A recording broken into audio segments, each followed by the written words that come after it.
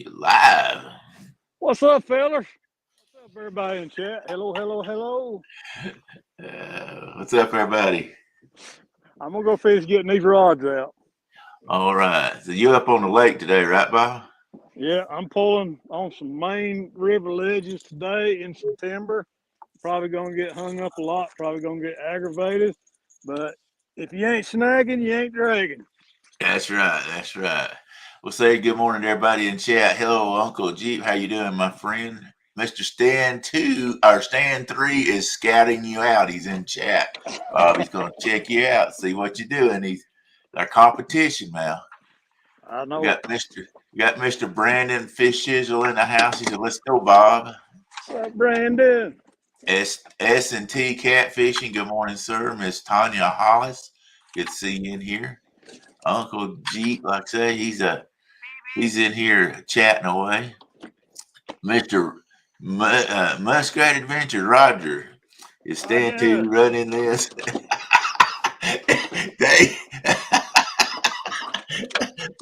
Roger, we're 2 minutes late. He's already calling you stand to, Bob. Oh Lord. Well, I was talking to you, so I didn't have a chance to get everything put out yet. That's funny. That's funny. I don't care who We got y'all 7 are. people already in the chat. That's awesome for this early in the morning, no doubt about it.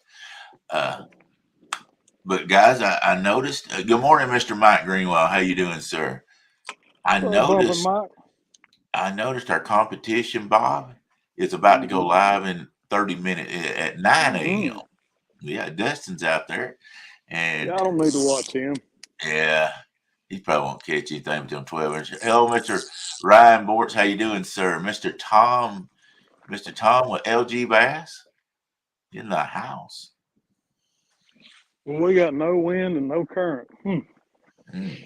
Well, The no wind's good. You want me to check and see let's see if they show. Let me check the current there. Guys, he's going to be drifting with planer boards and some rod straight behind the boat. And some, I guess you're going to do some straight down behind the boat too, right? Oh, yeah. All right, you got. Right now you're at right at 18K, so maybe they'll start bumping it up here in a little bit. Yeah, we can only hope.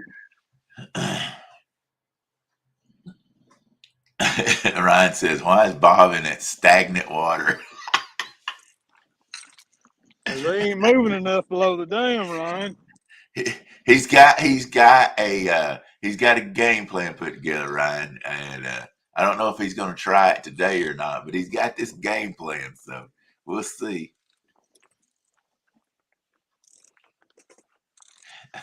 Roger said, "Let's go, Bob. I need some slime in my life."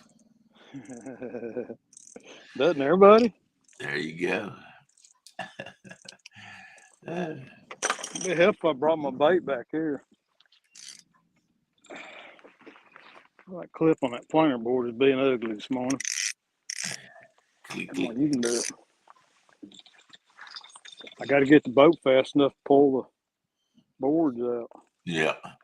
Hey, are you going to need my planer boards? Because I'll bring them to you if you do. Yeah, I might use them. All right, I'll get them to you when I pick up my stuff. I got 3 tracks I laid down this morning. 3 different tracks that I want to pull next Saturday. I'm gonna pull 2 of them today. All right. Just to experiment. I marked good. I marked fish on all 3 tracks this morning, so I think I know what depth of water they're hanging out in. Well, you got to time and see how long it takes you to pull those tracks too. Yeah, that's the thing too. Is when if you're pulling a track that's a mile long, and you're pulling it, at a half a mile an hour, you're what is that a 30 That's minute 2 per hours, track? brother. That's 2 hours. So, And we only got how many hours for the tournament? 5 hours. It's going to start next Saturday from 9 o'clock till 2 o'clock. So we're going to have 5 hours, guys. You're going to want to tune in for that for sure. May only be able to pull 2 tracks, so one of them shorter than the other. Exactly. If you're doing a mile long, Let me get back into I don't do math. mathematics. I don't do You know, mathematics. I'm so technical with the fishing stuff. I do all that. Like if I see how long it's gonna take to do this Now, or whatever. here's what's on the menu today. Awesome. Some delicious cuts, some head cuts, some body cuts. We got some body cuts here. These are all the bellies that I cut out. And what I do with them bellies is I chum as I'm going along. I'm pulling baits. I'll just drop a belly piece overboard, chum it up a little bit. That's sushi, right? Yeah. Tennessee tarpon sushi, guys. Delicious.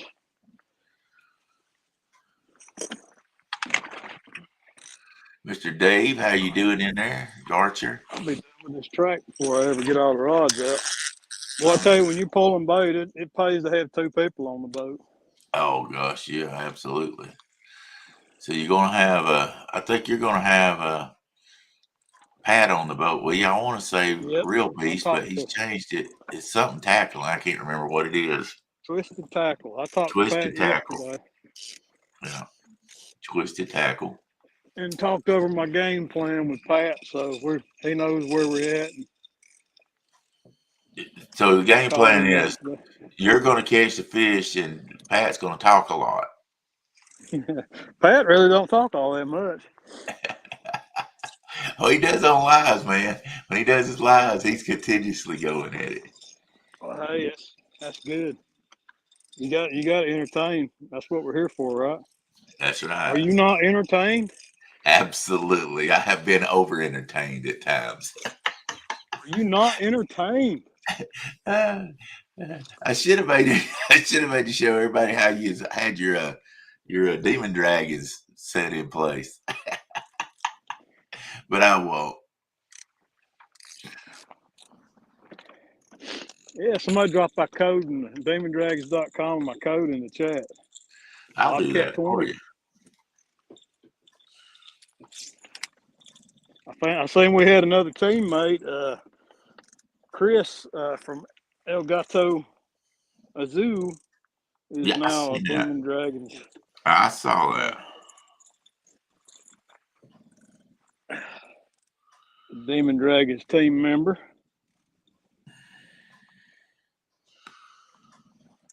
Chris beat me last weekend on a tournament. He won the battle. War still rages on though. Where am I gonna put this one at?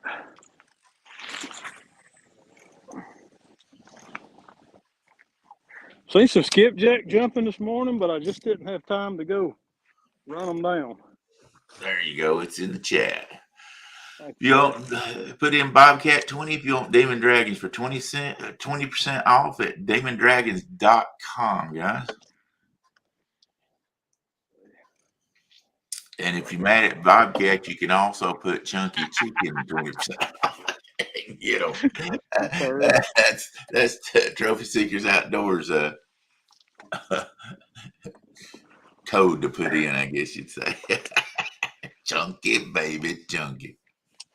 Yeah, you only get 10% off with those other codes from that other company. Yeah, they only give you 10% off. We like you folks. We'll give you 20.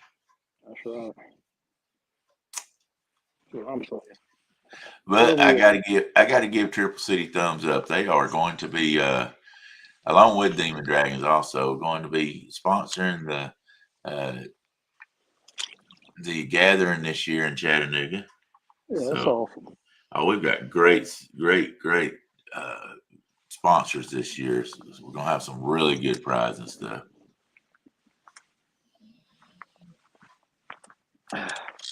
Bobcat said the third and final day of the show You Think You Can Fish challenge will be December the 3rd. Who will reign victorious? And I think there's 6 boats in that. And Bob, I think you're a little bit ahead right now, right? Yeah, just a little bit. Yeah. So guys, you guys want to tune into that? Well, Bumpin' Bob, he got an early lead in the first tournament there, the first day. And then Chris came back and beat Bob the second day. So the third day's on the December the 3rd. I think that's at. Does it start at 9 or 8? I believe 9. Ask Roger. I think it's 9 Central, maybe, or something. Yeah. What's up, Mr. Mike Murillo? How you doing? So, what is you all opinion of the Demon Dragon Brute? The latest and greatest hype fade, or the? Go ahead, Bob. I'll let you talk about it, and then I'll give my thought. I love them because they help me keep my bait off the ground. For bumping, help me keep my bait out of the rocks. They're louder. Plus, they make a good handle for picking fish up. You're not supposed to do that, but I do it. Yeah, I agree with. I think they're a lot better when you're fishing current. If you're pulling small baits, you might want to use the 3.0. But if you're throwing big chunks, the Brute's where you want to be. Yeah, big chunks and in current, I really think that that they make a difference. Always remember though, if you're throwing these bigger, Bob looked like you thought he had a bite. If you're throwing these bigger Demon Dragon Brutes, you might need a little more weight on there because these things pick up double or even more than what the old ones did, and they are super loud. That's the one thing. There's nobody out there can say they have a, as they call them, spook or whatever you want to call them, that's as loud as a Demon Dragon. Those I've had them both, and those things are really a lot louder than the others. I will give it that. I'm not here trying to, down anybody else, but that is my thought. I've never, hadn't seen one that's as loud as the Demon Dragons are.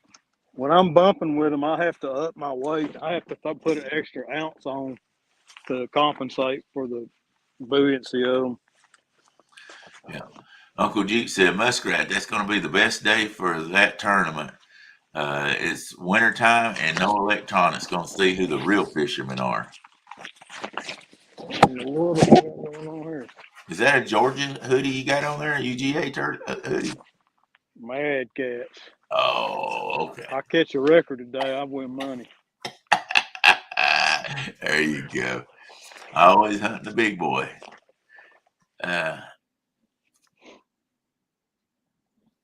I got a smorgasbord of rods out today. I got Mad Cat, 2 Mad Cats, 2 Slime Cats, and Uncle Lou. Right. Well, Brandon, Fitzgerald will ask a question, and I thought I had some up here, but I don't see them. He wants to know how they compare to a 2.5 oval float as far as the Brutes.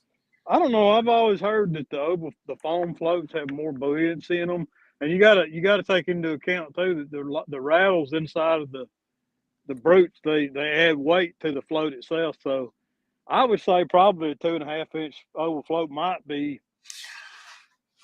less buoyant than or I don't know. Somebody needs to compare that. Right. We need to compare that because I know in the past when they compared the smaller Demon Dragons, yes, the 2.5 oval would beat it. But now then you got to remember you've got double the buoyancy now from what you did with the old one. So we'd have to check and see. But like I say, you're putting those online rattles when you're using the 2.5 oval peg float also. So you really got to do fair. You're going to have to put the same, you got to put your rattles in with that too, because you're going to have them on your line. Nobody wants to look at you, Daryl. There you go. That's good. So can you see all my rods now? Yeah. Oh yeah. They're looking at the one on the left's not quite showing up. You can turn just a chigger hair to the other way. There you go. That's good enough. That works. Okay. Yeah. Yeah, I don't know if anybody checked me out on Facebook this morning, but when it started raining, I had to devise some contraption to keep my phone dry, because if water gets in the connector, it'll stop charging, and you can't stay live for hours with the iPhone without plugging it in. So I had an old 2-stroke gallon jug in the boat, and I cut it and made myself a rain shield out of it and put it over my camera. Needless to say, I got a slime rag in the boat that's covered in 2-stroke oil. Wow. So Stand 3 has just took a huge slap. What's that? All the spooks basically do the same thing. I like to support people I actually know. I never met anyone from Demon Dragons. I I guess he have. said. I guess he said that since he ain't met us, he don't like us. Yes, so. Stand 3 will like you again after the 19th, but until the 19th, you're nothing but toe jam between our toes.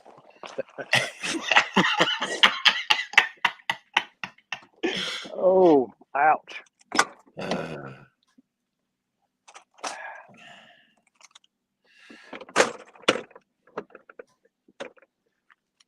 Much better. there we go. I guess Roger's calling you ugly, Daryl. I think he just did. I'm fairly sure he just got called me ugly. ugly. That's all right. Hey, I had the American flag hanging behind my head to try to help things out just a touch. Fishing with a squirrel, my other brother, Bobcat, my other brother, Daryl. What's up, Mr. Squirrel? How are you doing? Hope you're having a great Saturday morning. Hey, I can actually sit and read comments now. I figured out how to take an old iPhone and link it to my thing, and I can read comments while I'm sitting here waiting on fish. Heck, you don't even need me, but you better plug that phone up or it'll be dead too. Yeah, I will. Yeah, I will. I did. I've had it plugged up all morning. Mid Tennessee hog catcher. What's up, brother? I just need a fish. The waiting always sucks. Catfish Regulator said the nice to see the best Tennessee River fisherman is fishing today. Man, he just hurt my feeler.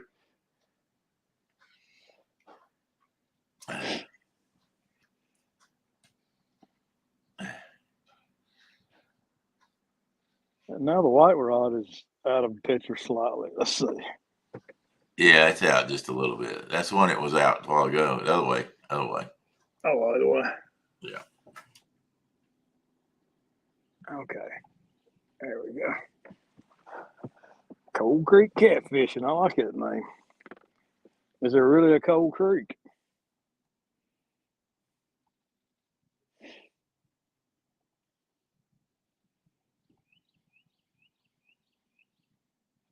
If this is a work or a shoot. I don't know what you're talking about, Morella.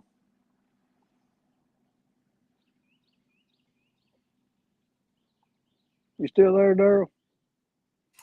Yeah, I'm here. I don't know what he's talking about either. A worker, she. Well, that's a wrestling term.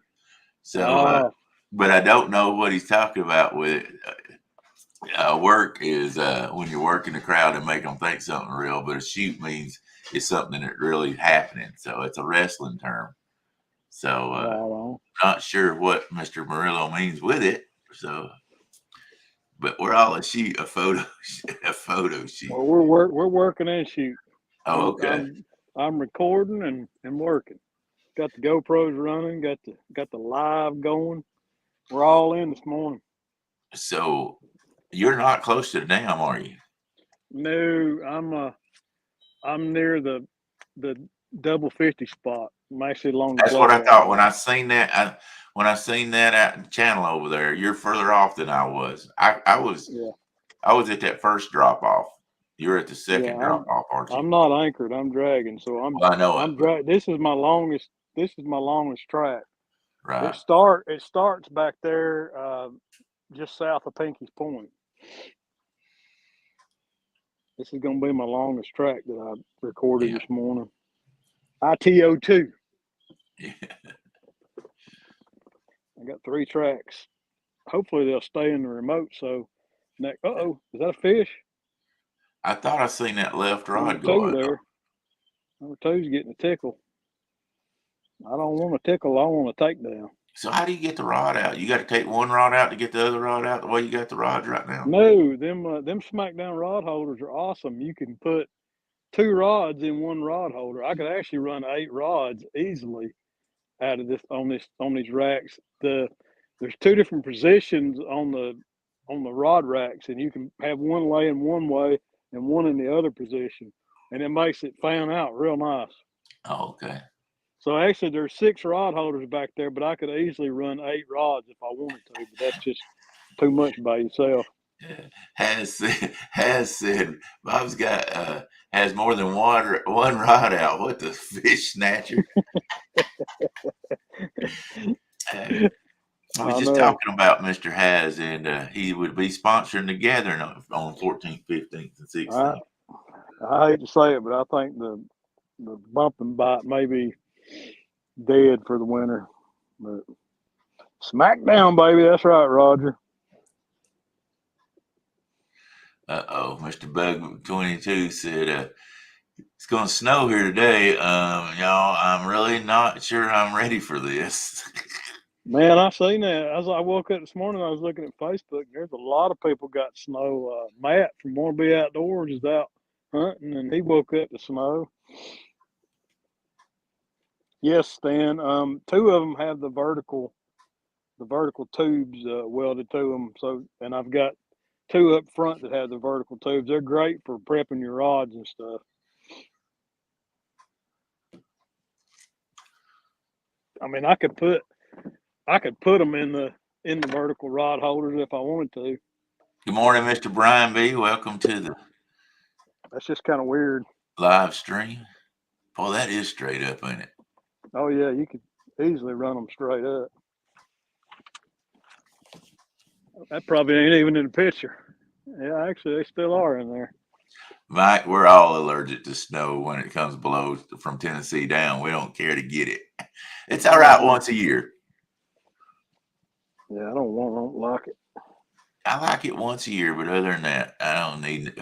We don't have the snow plows and stuff around my area to put up with snow. Nope. I wonder if Jody's out fishing this morning. I don't know.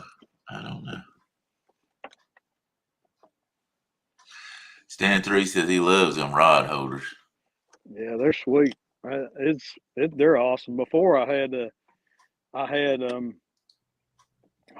this Carolina rod holders made in North Carolina. I can't remember the name of fish bite rod holders, and they weren't bad rod holders. I still got a couple on this boat, but they snag the net all the time, man. Yeah, getting the net in and out of the boat. I will say that's the one thing I don't like about the Munster rod holders too.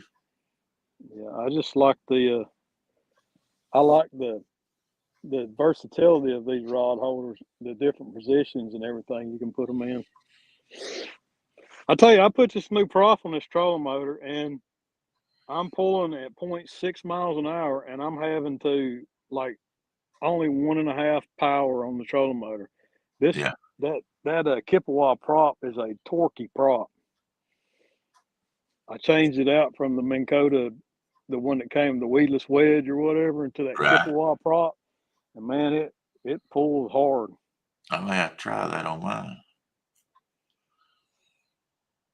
It definitely adds a torque. Yeah. Now you're moving.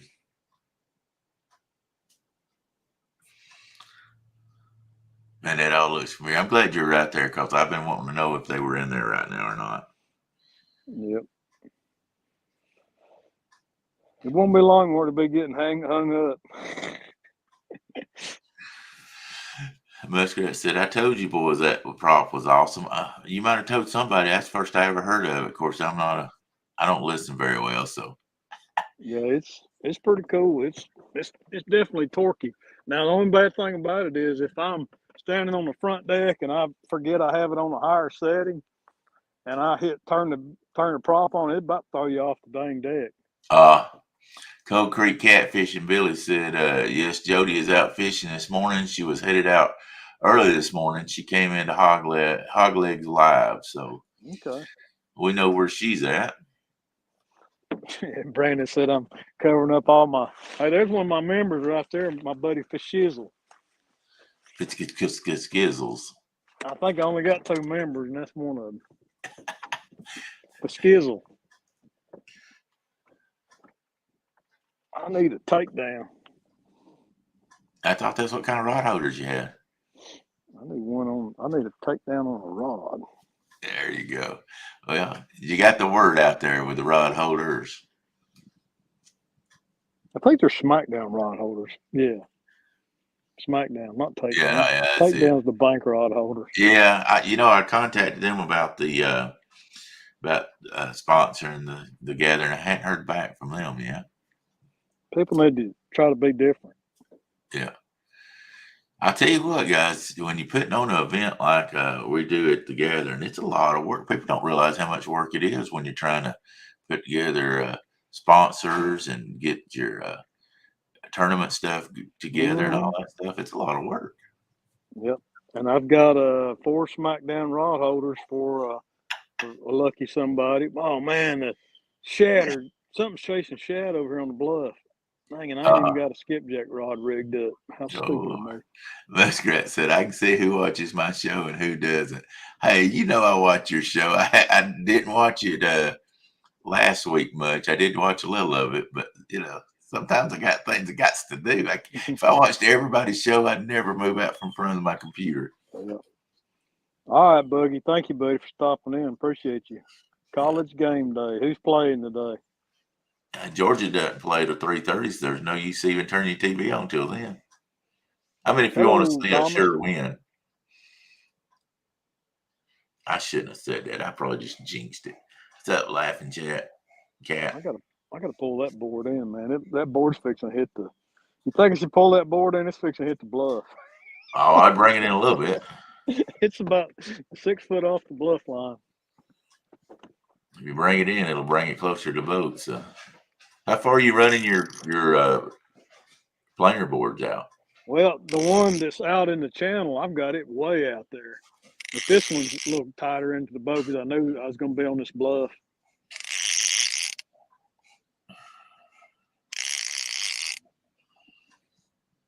But I've got that one.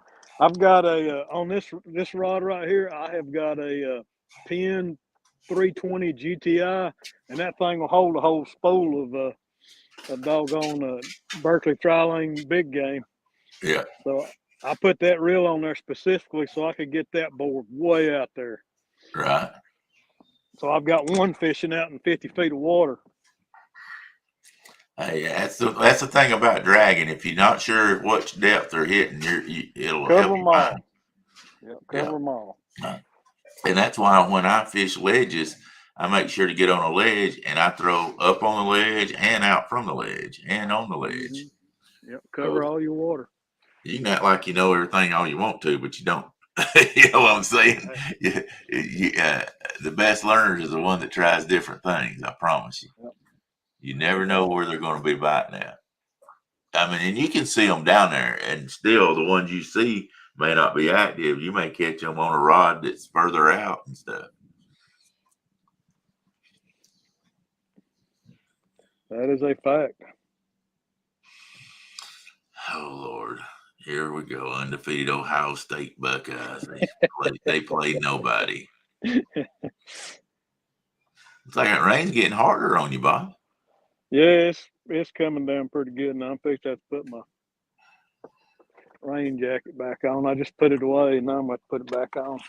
Yeah, because I couldn't see it in the video a while ago, but now I can see it pretty dang good. Yeah. Luckily, I got my phone covered up, so hopefully, as long as it don't coming in sideways, my phone won't get too wet. Yeah, what kind of high-dollar rain coat did you have on that phone? It's a two-stroke oil bucket. I cut it up and stuck it on there. Brandon wants to know why you chose to drag down the river. Downstream, because that's the way fish turn. If there's any current at all, they're going to be facing up current. So I think it's a more natural presentation to me. Yeah, that and plus when the river's flowing and you have flow in that lake, it washes all the trees and stuff down, so you won't get as hung as bad if you're dragging up. Yeah, that's true too. Yeah. If you got a big tree down in the current, the current will turn it around. It's just a more natural presentation for a bait to be coming to. Now I have pulled upstream, up current because of the wind or something.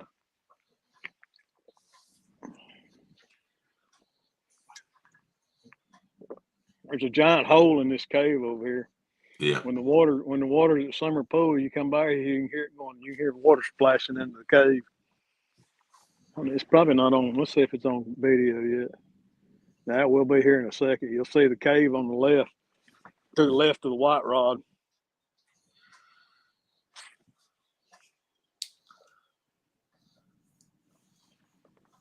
Laughing Cat said it's snowing here. Oh my goodness. Yeah. That's not a good thing. Well, it's supposed to get colder throughout the day here. I got the heater in the boat. Somebody, Facial said he thought the Patriot got hit. It might. I'm dragging through a lot of crap right here too, so Yeah, there's wouldn't lots. surprise me. Which I figured the ones on the left to be hung up before the right, because there's a lot of brush right down through there. Well, I'm not even to the good spot yet. I'm still Yeah. probably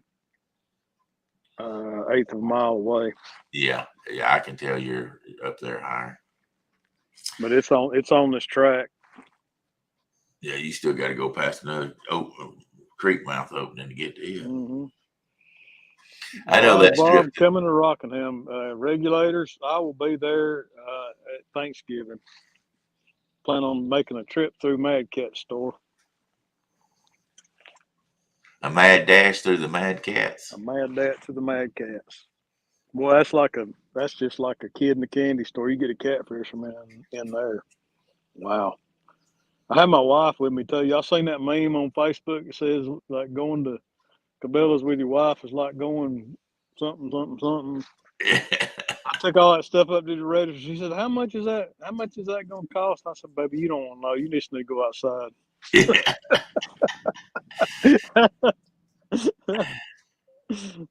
Thank you, Patrick. There's Patrick, Twisted Tackle Fishing. Hey, somebody drop his link in the chat. Everybody needs to go hook set Patrick if you. What's up, Pat? Good morning, sir.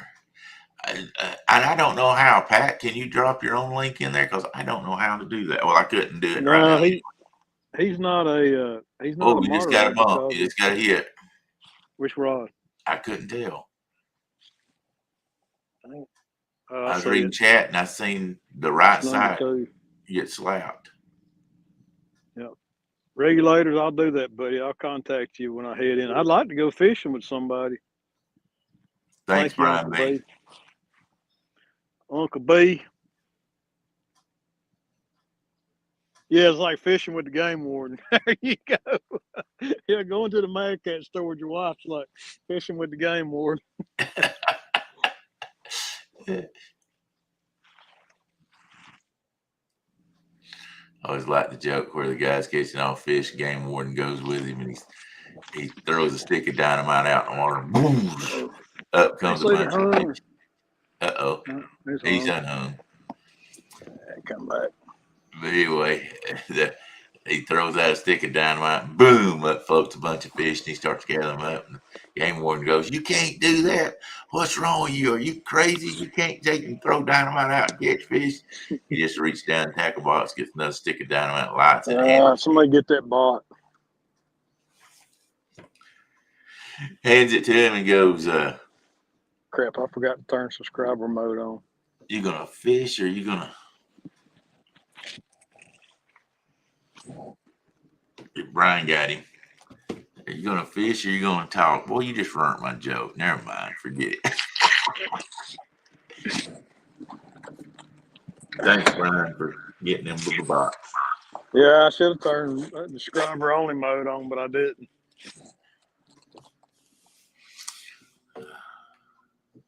What's up, Cody? 3+1. I'm waiting to see that boat go out on the lake. Hey, there's no way I could own a boat and wait that long to fish out of it. That's just sickening. Oh, Mike, ain't that bad? I'm telling a joke and they interrupt me 3 times, and I just felt like forget it. Yeah.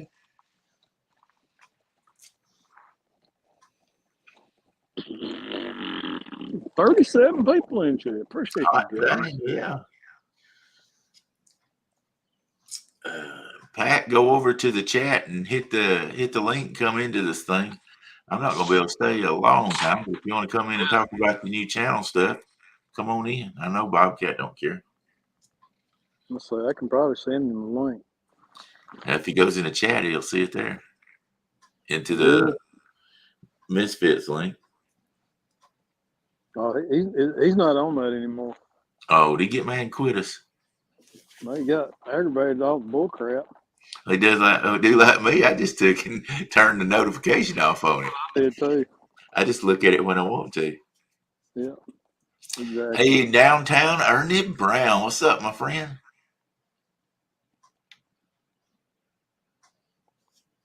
Try to copy it. Let's see more. Copy. There you go. I can post it in chat. I'll keep on Mike says he never does that because I don't have many subs, and the mods love squash boys. I think he meant bots and trolls. Y'all squash away. But I'll tell you something like this, Mike. Let's see. Dad and Cannon are hunting right now. They should be home in the next few hours and going to throw the rod racks on it and hit the water today. Hope that's cool. That's awesome. Maybe it will. Is that a fish? I got this inner board just got pulled on. Maybe you'll get one. But anyway, I always put mine in subscriber only mode. That doesn't mean people that's not subscribed to you can't see it. It just means they can only chat with you. And it'll actually help you get subs because people that want to put something in chat will subscribe to you. Then they'll be able to chat. So it actually helps you. There we go. He's hung. Yeah, I think I'm hung. She's hung. Definitely hung. Might have more than one hung. Oh. Maybe it'll pop loose. That is the problem with dragging right there. If you ain't snagging, you ain't dragging. Yeah. Oh crap, that board's hung too. I'm hung all over the place. Oh, that one popped loose. This one ain't going to though.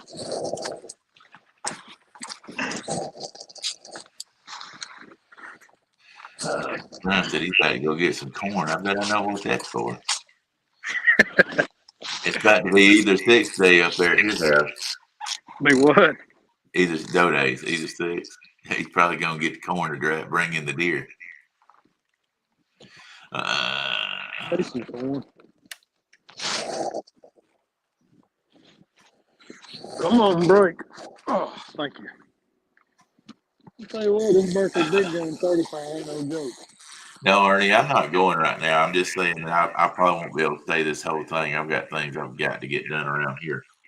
I'm not leaving because he came in for sure. What'd you do to Ernie? Man, I should tie some laters up. Wow. I thought you had 40 fouls on them in that folder. Nope. You're slacking. I'm going 1 mile an hour. I don't know.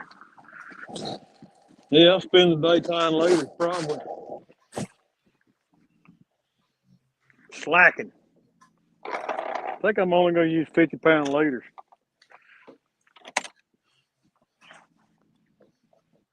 Tough to break them. What are you running? 40-pound line? 30-pound. Oh, okay. And the 80-pound later. I tell you what, it's tough to break that 80-pound later when you get snagged. Hey, Daryl, have you seen that video on Vote? No, I don't think I have. So. Video on what? On Vote? I don't know what that is. Oh, That's right. Thanks, Cody. Yep. Cody said, everybody hit the thumbs up. And if you hadn't subscribed, hey, that button right next to it, just right there close to it, is the subscribe button, too. Slap that sucker. Slap far out of it. Good morning, Mr. Marky Mark is in the house. Catfish and crappie. He said, good morning, Bobcat and Daryl. Somebody give that man a piece of bacon.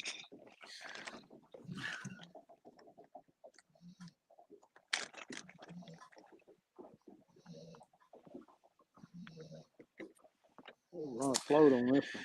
Catfish Regulator said, I had a 30 break a 50-pound later at the dock. I think he's saying Thursday. I don't doubt it. That 30-pound big game is serious stuff. I can't imagine. A lot of people run 40 and 50 mainline. I can't imagine trying to break 50-pound Berkeley big game. I just don't even want to pull I back. run I run 40, but if I break it, I just wrap it around my reel. Yeah. I don't want to run. I don't want to run anything that big. That's because you catch them little fish. Yeah. I'm just messing with you, my friend. Oh, I Mark have said had a spectacular summer. I had pork belly, shrimp, and grits for dinner Ooh, last wait. night. Redneck stuff and turf. Oh, redneck surf and turf. Wow.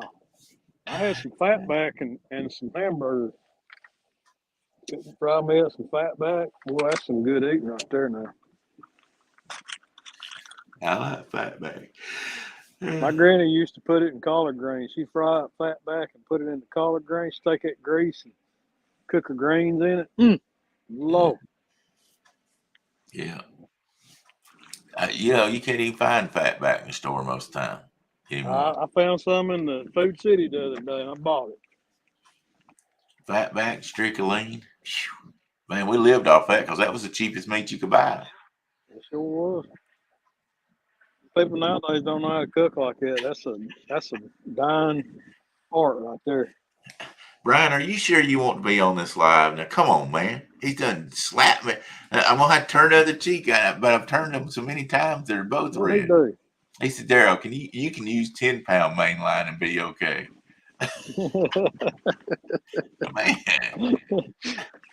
Matt talking. And we ain't even going up against him yet. I know it. We got to get to him first. Hey, I'm going to give him boys some. I gave it to him yesterday, and I'm going to give it to him again. I never thought that they would have a 17-pound average.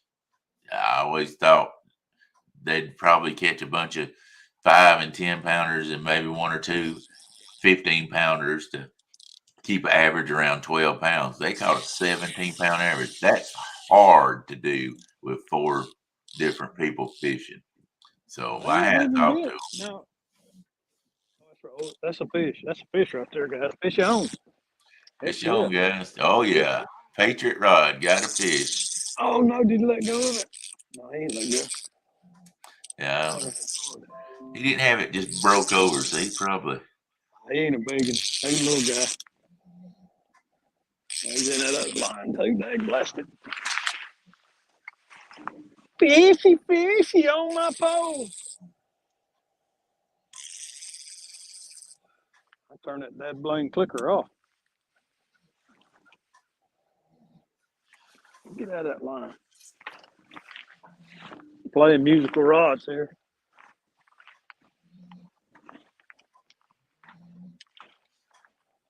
Net would be on the other side of the boat. Mike, I didn't read that because I didn't understand it when he said Polish belly here in town. He said he gets his. Mark said he got his fat back from Polish belly here in Farm. Spell check got him.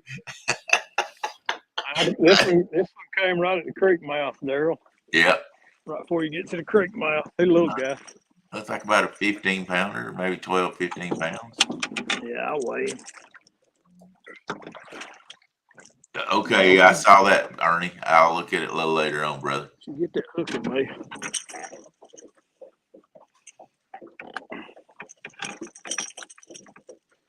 You get that hook in me, boy.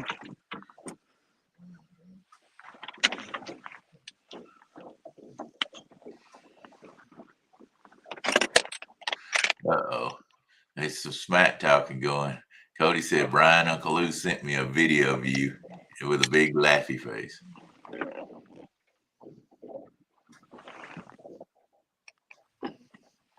8.1. He wasn't as big as I thought he was. Little Hey, guy. that's one of them Potomac fish. I said I ain't gonna hate on them boys. They did good over there. Not a Potato River fish. Yeah.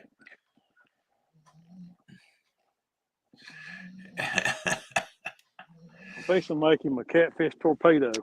Boy, if that was a chow catch, you'd have really been proud of him, wouldn't you? Heck yeah. Be Catfish torpedo.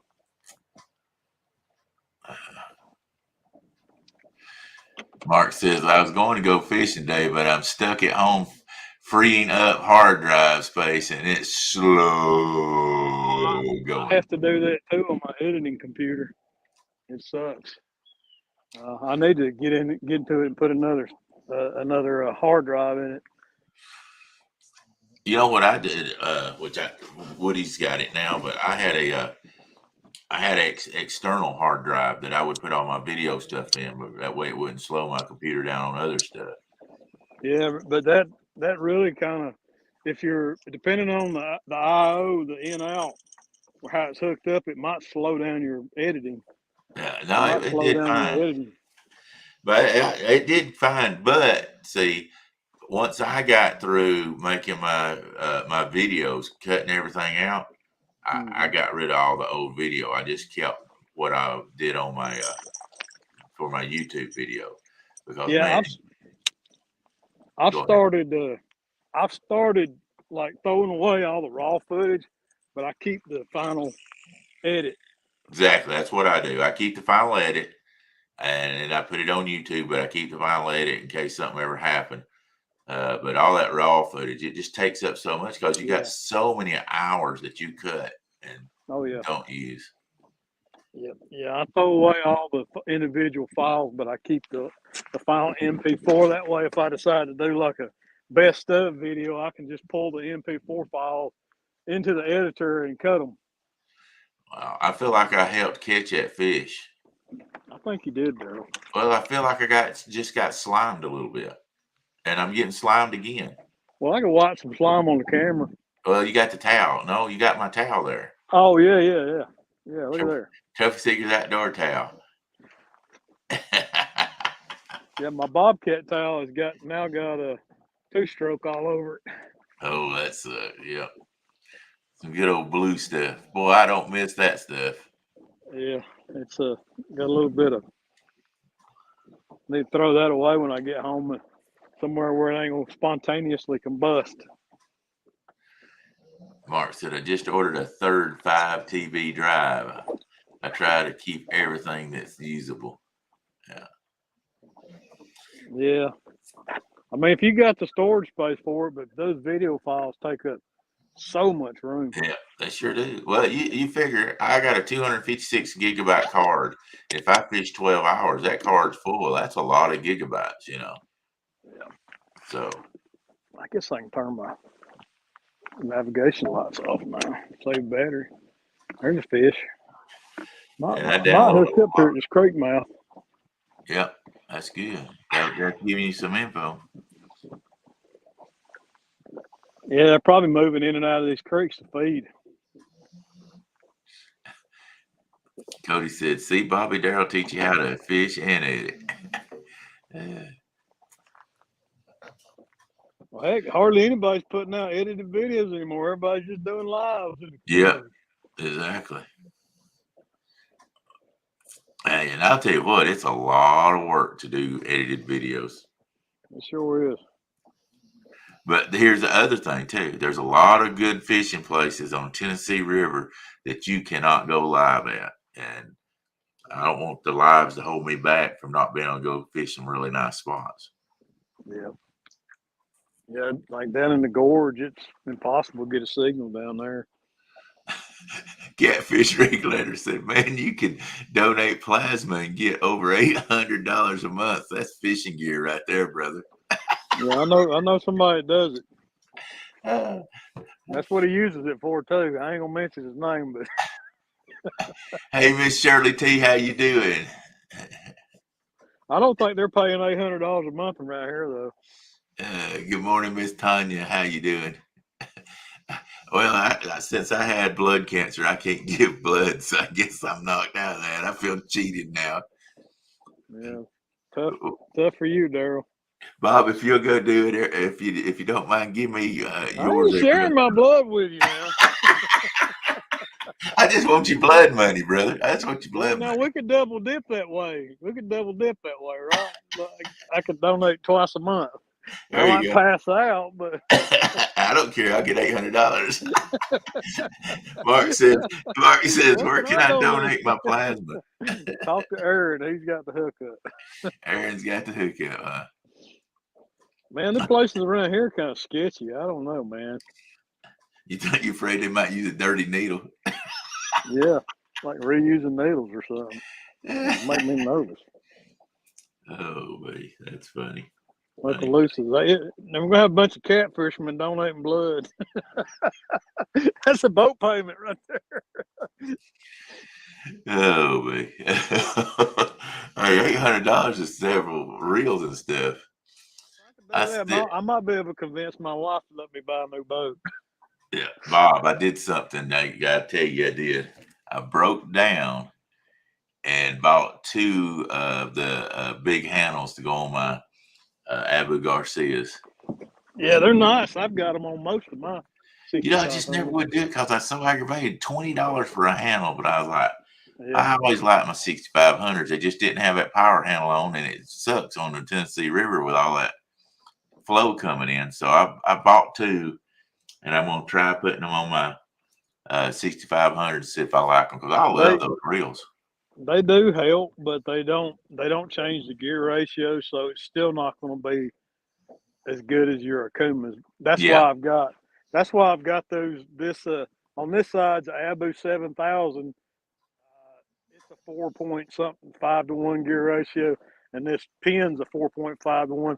I got the low gear ratio reels on the ones that I'm going to send out on planer boards to help pulling the weight in. right. Yeah. That's what I like about the Okuma. It's a 4.1. But I will tell you this, the catfish models now, which I mean they're freaking $150. But the Abu Garcia catfish models, you can get them in two different gear ratios. Can you now? Yep, you sure can. You get them in a 4 point something and a 5 point something. I can't remember what it is, but yeah. My only concern about using the low ratio geared reels is when you get a fish running at you like they do sometimes. Yeah. I hadn't lost one doing that yet, but I see what you're saying. But They'll sure do it when you're bumping. yeah. They'll run Well, dead we use upstream. bumping reels then, though. Yeah.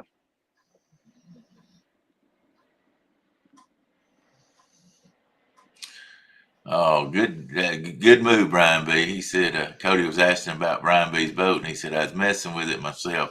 I dropped it off at the shop Tuesday. Working every day won't allow me to do stuff as fast. Yeah. Hey, sometimes man, just gotta go. It's a little further than I can get, and take it somewhere else. Yeah. He's got to get it fixed by the time his next tournament comes up. Who are they facing next? The Cooper? Well, we don't know till everybody fishes. Oh, okay. Cooper and Ohio's facing each other the day after Thanksgiving, I think it is, or the Saturday after Thanksgiving. I can't remember which. Here comes the rain again. Yep. Well, them clouds is dark. Yeah. As long as it don't get real windy, I'm all right. You can't even see the mountains in front of the marina. That means it's getting heavy. Can't even see the marina from where I'm at. Uh-oh, Patriots getting hit. Again, there she goes. There she goes. Come on, baby. Well, is that stuck or is that a hit? That looks like a snag there. Yeah, that looks like that one's hung, brother. I'm sorry. I wished it wasn't bite, but I don't think so. Yeah, it's a snag. Yeah. She went down too smoothly. Too smooth to be a fish. Well, if it had been a flathead, if you was anchor fishing and fishing for flatheads, I'd say that's a flathead.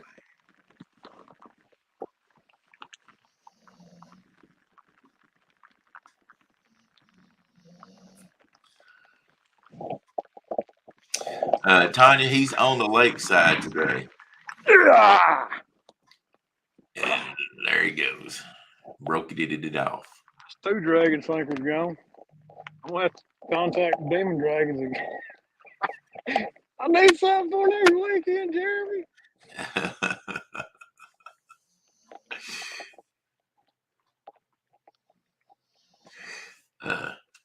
I've got to get. I'm gonna get those today. I've got the light up demon dragon. That's a game changer, baby. The light up demon dragons. I haven't seen them yet.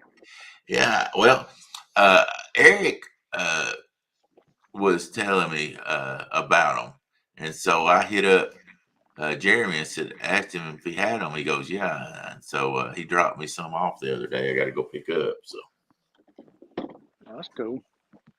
What are they use a battery in them or what? I don't know. When I actually, Woody goes up Tennessee because he picks his son up from up there, and he has them every weekend. So he grabbed them for me. Jeremy dropped them off at Jack's Bait and Tackle, and so when I get them today, I'll look at them and I'll send you a picture of them or something later on. Yeah, I can't believe Jeremy come in town and didn't even let nobody know. Because they're fishing together. He was up on business. He went to Jack's Bait and Tackle. He had actually been fishing the tournament on Wilson and came across. Coming up from Alabama. Yeah.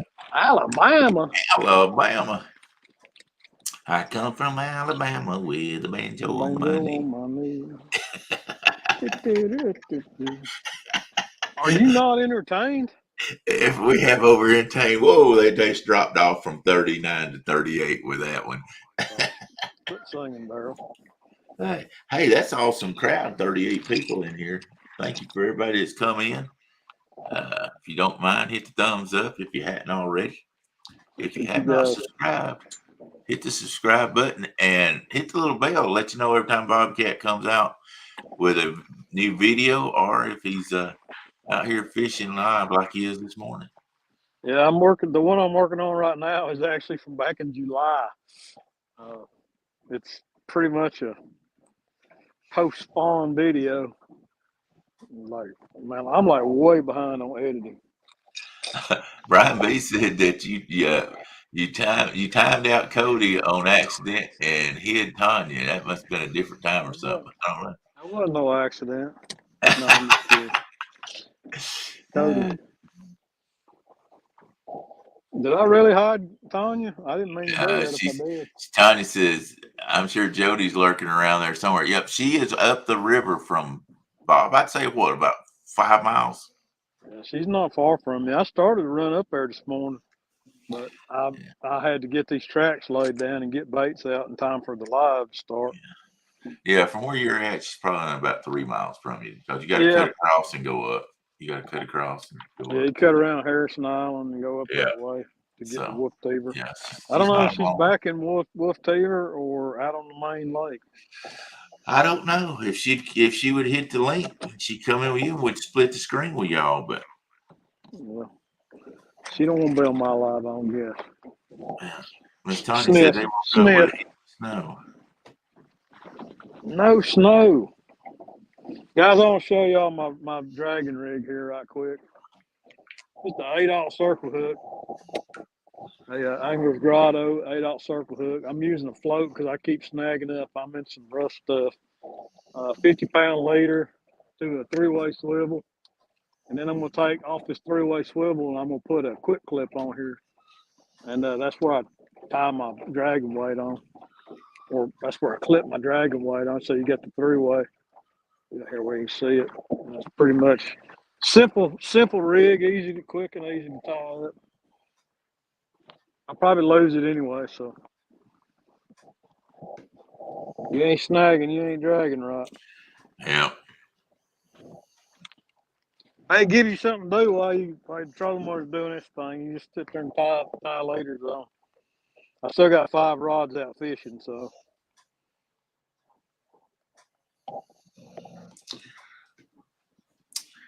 Well, looks like I pulled up the Dustin and looks like they're laid back just waiting on something. They look bored, Sean and Dustin.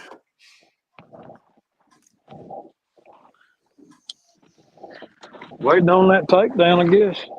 Yeah.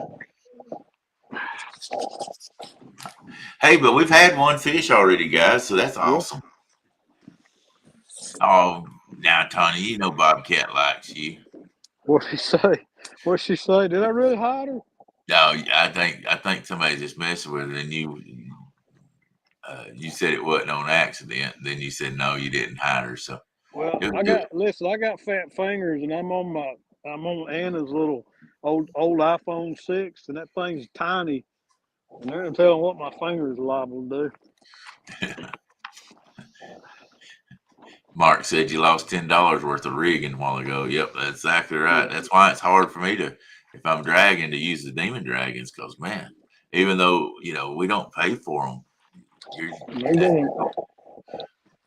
a You're gonna lot of lose some. money to lose out there.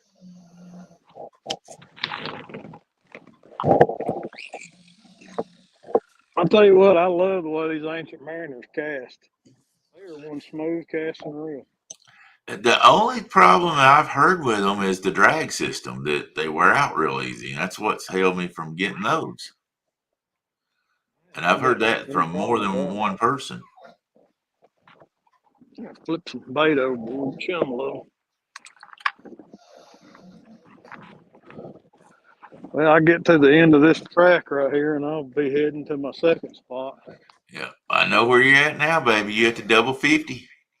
Yep, that's where I'm in that zone. Yeah, we caught two It's 50-pounders. this little stretch right here I always produce. And by the way, this is not the sailboat marina. The sailboat marina is actually about a half mile down from this marina. This is a Hickson Marina. Yeah, I was thinking it was a sailboat one. That No, it's further downstream. okay. Anyway, it's a good stretch right through there. Yeah. Well, I'm at 0.9. Why am I pulling so fast? Just slow my roll. Cause you're going downstream, my friend. Yeah, that's the thing too. Is when you get your bait, when you get your weights just right and everything. If you're pulling too fast, you'll pull your sinker clean off the ground. So you got to be Mark careful how fast you're pulling.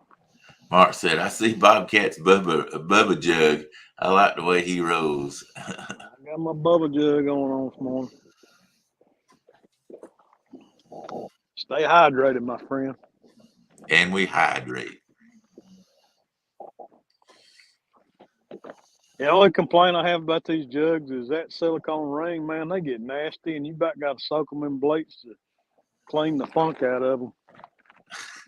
That seals the lid on. So you think you'd rather it be a plastic one? You know, it's just bacteria and crap has a chance to. Oh crap! I did report somebody. See, fat fingers. I'm sorry. I reported somebody on chat. I don't know what they did. Golly, you're gonna have them kicked off YouTube. Whoever it was, I Dang it, Woody. apologize. Dang it, Bob. I started to call you Woody.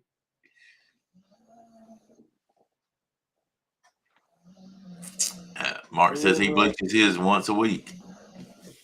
Yeah, I'm not that. I'm not that clean.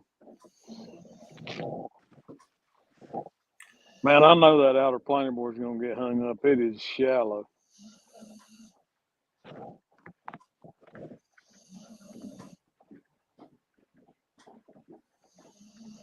Yeah, let it go shallow.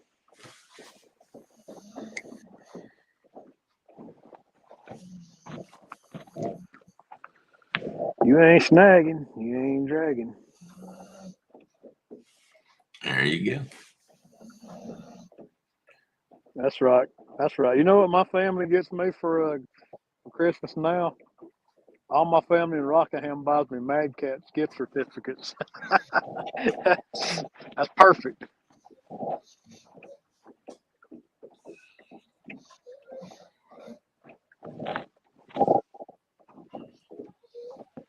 Yeah, I'm fixing to get snagged big time over there. I see the tree in the water. Oh yeah, Better reel that one up.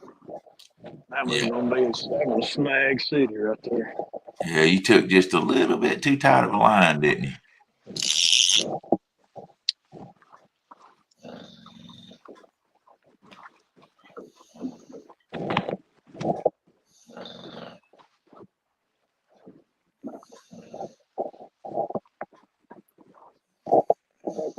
Maybe that'll keep it from getting snagged. I don't know. There's fish. I'll be disappointed if I don't pick up at least one here. Yeah. They may just like anchor fishing.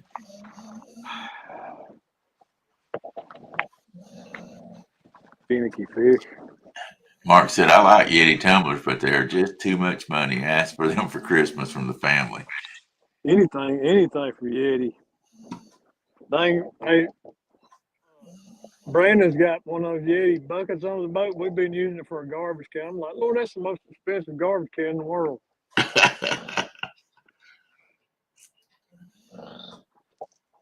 It had empty Vienna cans in it and braid.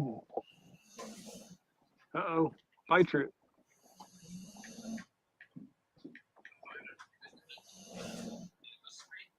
Is that your bulldog snoring?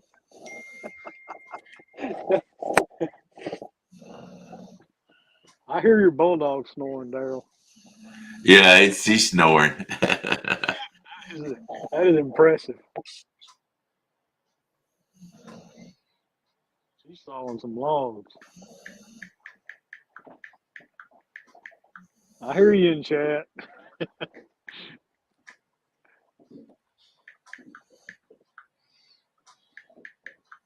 You ever messing with Dustin?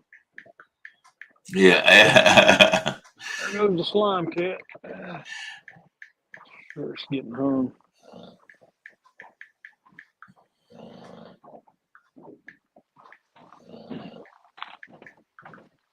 Sorry, Tanya.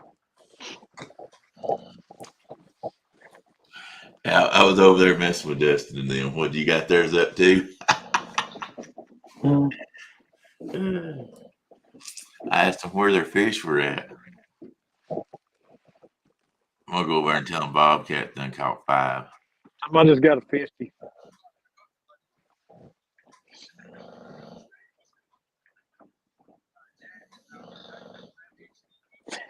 Bulldog. There, last night was the first night we let our French bulldog sleep. All I got was snores last cookies. Sounds like Mark's got a couple snores too.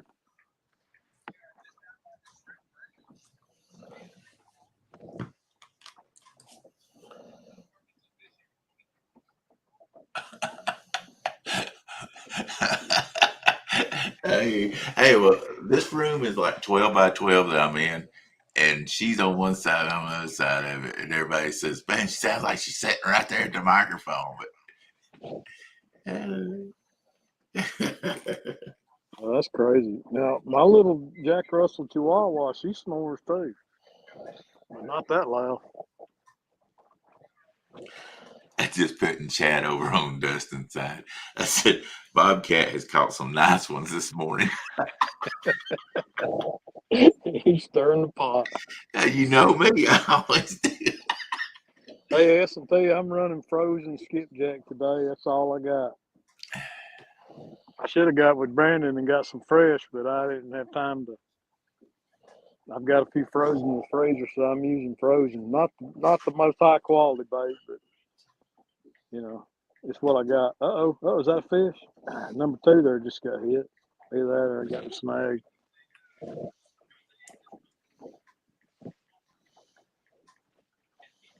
I'm pulling at 0.5. Trying to anyways.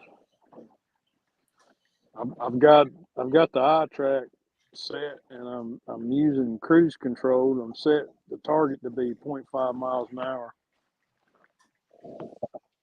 Now what happens is when I get hung up, I'll have to speed the trolling motor up to break the line, and then I forget to turn it back down, and I'll be pulling 0.9, 1 mile an hour.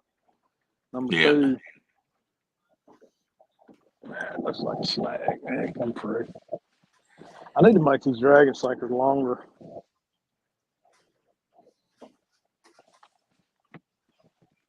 There's Patriots going down. There's a bunch of crap right here. Yeah. Dang it, now, daggum, retied that one.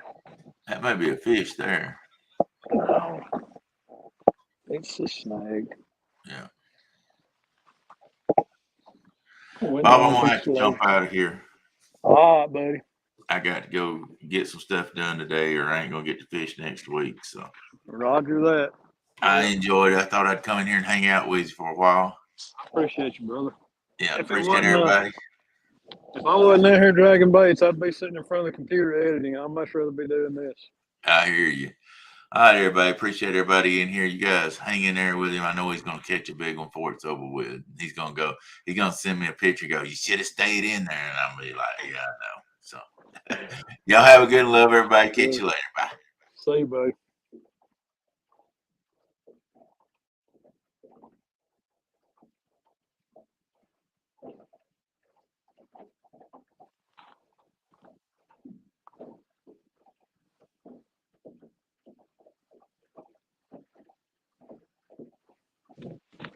Yeah, I thought he'd never leave. Just kidding, Daryl. Oh crap, my battery's running low. More. Copy. Go back here.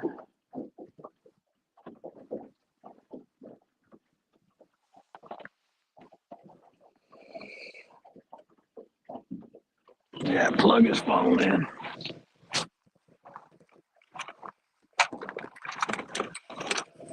Pretty sure that don't need to be wet, but it is. My battery pack.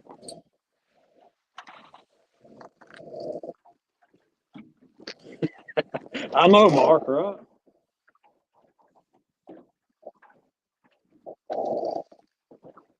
Set that right there. I got another one snag. I'm tired of this snagging stuff. We need some takedown. I'm about at the end of this track. About ready to turn the heater on in here, I can tell you that. I think I fired up. Must be getting colder throughout the day, so yeah, I'm gonna fire the heater up.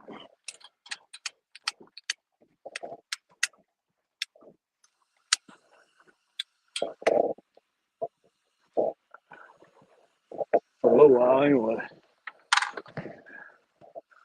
Get some wood up in here.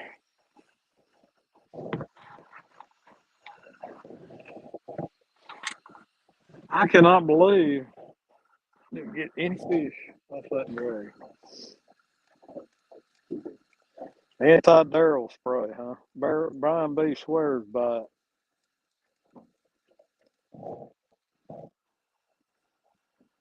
Uncle B. Uh-oh, somebody's in the basement.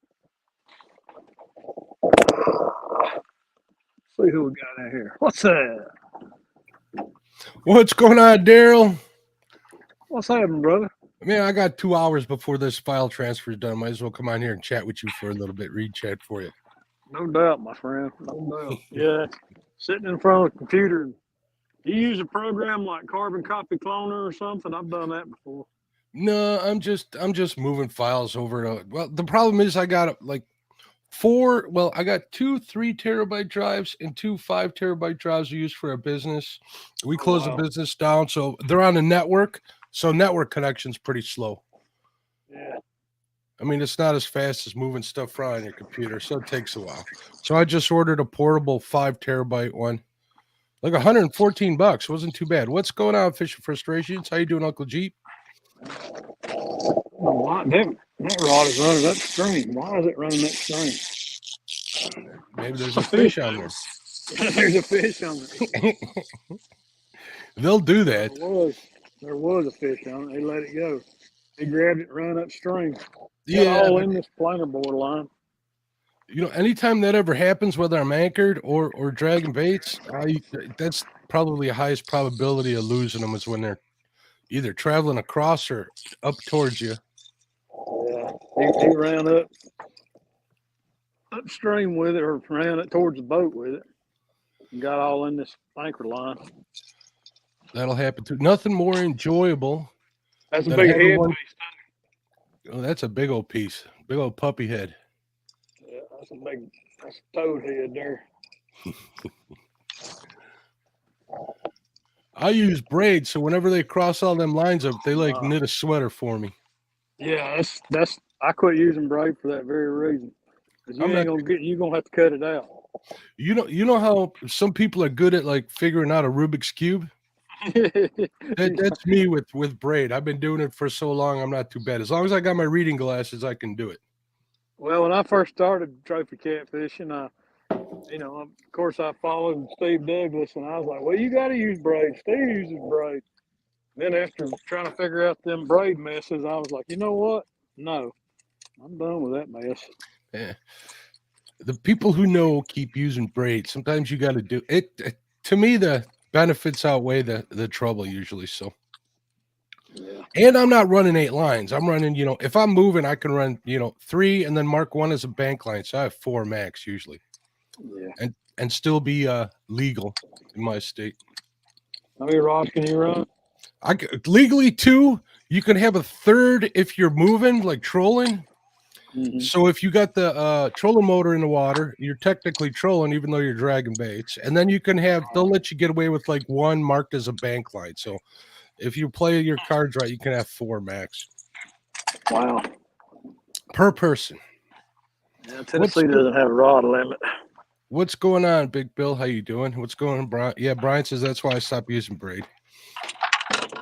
I just like the fact when I break off at the leader. I run a 50-pound, 60-pound leader and 65-pound braid, and it's good there. And in the shallow water, when you're pulling them fish up and they go under the boat, you can control you. Getting rid of that stretch is important to me too. So Yeah. I'm not even gonna put that back out because I'm about to the end of this track. I'm just gonna keep the 4 out that are out. are you just on a straight track or you got one pre-recorded? I've got some pre-recorded. I recorded 3 eye tracks this morning, and I'm probably gonna fish 2 of the 3 today. I may move back. Oh man, the skipjacker's just tearing it up over there in that eddy in the marina. Well, if you're on it, how you got a bunch of skipjack or do you need more? Oh, I ain't got a bunch. That's a silly question. You always need more bait. Yeah. Especially when you're running that many rods. That's the biggest reason why I don't run a lot of rods too, because I'm never that bait rich. Yeah. Fact. And I can't really run frozen stuff as much as I'd like to, but I got to keep that stuff alive. Yeah, I've got a few frozen in the freezer, but I've been plucking at them all in the fall here and pulling baits out. So we're still catching skipjack, but usually, at night on live bait, which is fun and interesting. I've got a video coming out about that soon. Cool. What do you use to edit? Do you use Adobe or no? No, I use a program called Movavi. That's what I use. Video editor, and I like it a lot. It's pretty easy. It aggravates me because they're all the time trying to get you to upgrade, and I don't want to upgrade. Yeah, me too. I mean, every time you curmudgeon. start it up, I paid for it. I got what 2020 version or something, 2021, and I paid for it and it's done. Anything after that's a subscription, and I'm not paying every month. Nope, that's exactly. I'm running 2020 also, and I'm not upgrading to the subscription version. I just refuse.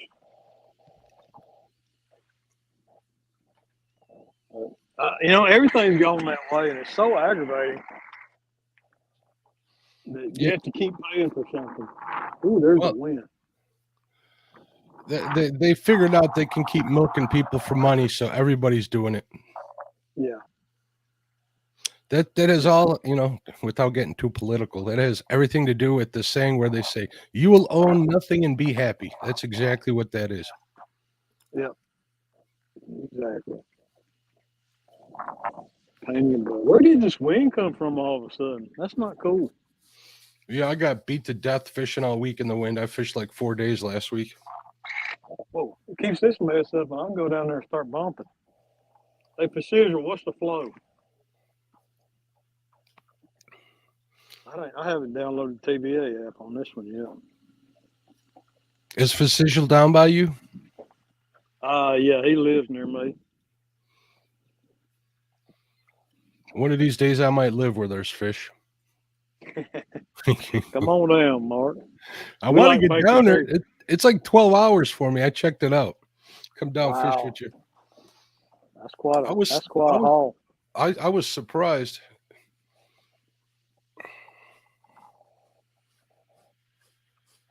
That's quite a haul.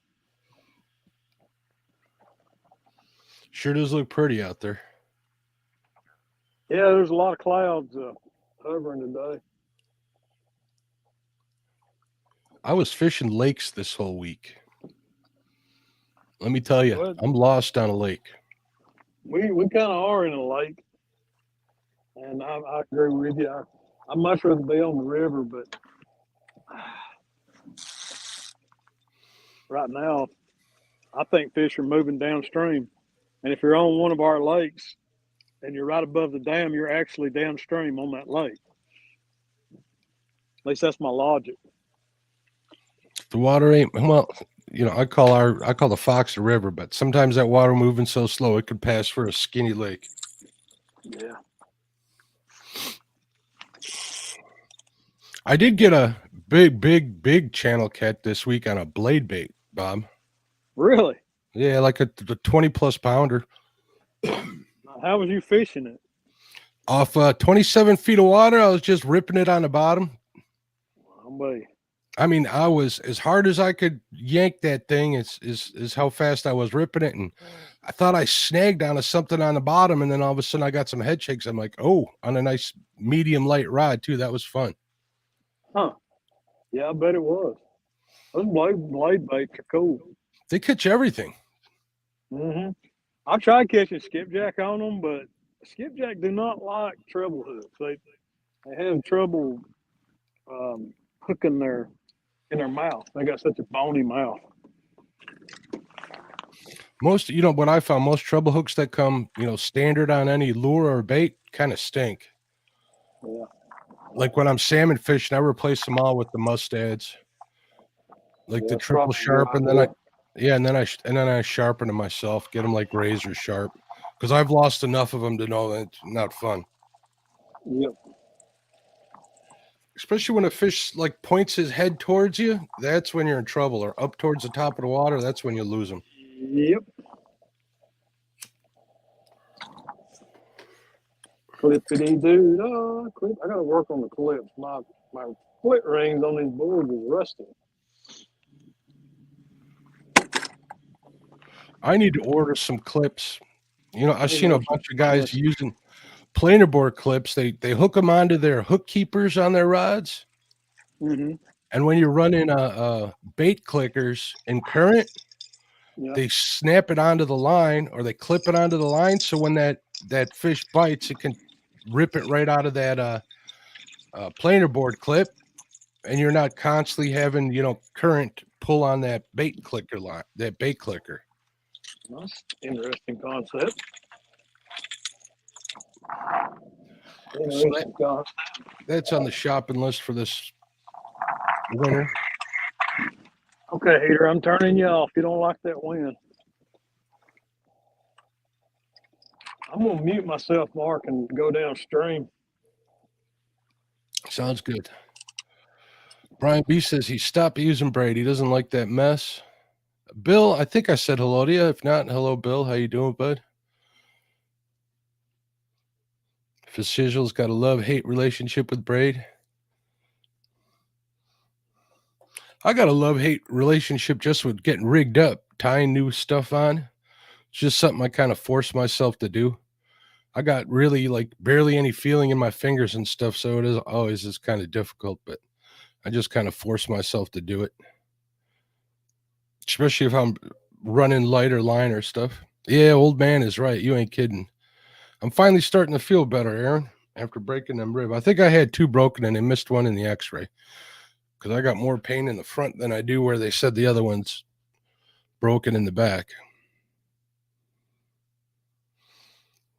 Physician says, I just changed over to crimping. I don't mind crimping. I tried that for a little while. I just don't like the way the crimp works on circle hooks. I like to have that snell on there. use that trigger effect. I've been using a lot of J hooks this year, though. I know people don't poo-poo J hooks, but they work. Flathead got that cylinder mouth shape rather than, you know, a pointed V like Blue Cats or Channel Cats. So J hooks work a lot better. Just got to keep your line, got to keep watching on your line so you don't gut hook them.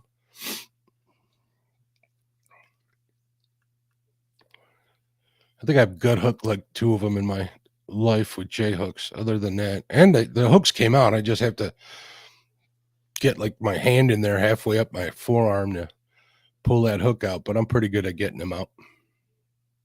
Shoot, I've had some YouTubers call me, hey, I got a fish that's gut hook. How do I get it out? And I'll walk them through it.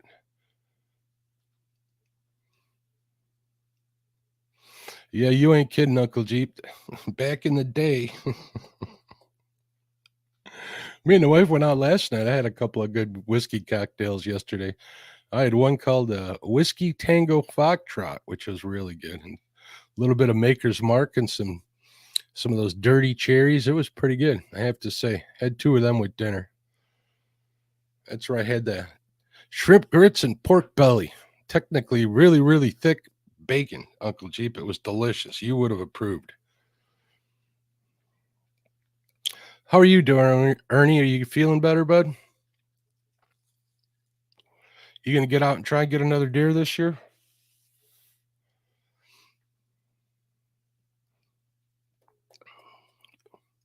One of our friends is out deer hunting today. I'm not going to say his name, but everybody knows him. Sent me a message earlier saying he's getting free rain down with freezing rain. It was really good, Uncle Jeep. I have to say, probably one of the better dinners I've had in a while, at least eating out. We went out for the wife's birthday weekend this weekend. She had a birthday this week, made her some biscuits and not biscuits, I'm sorry, some chicken and dumplings, which is her favorite meal. I make a pretty good batch of that stuff.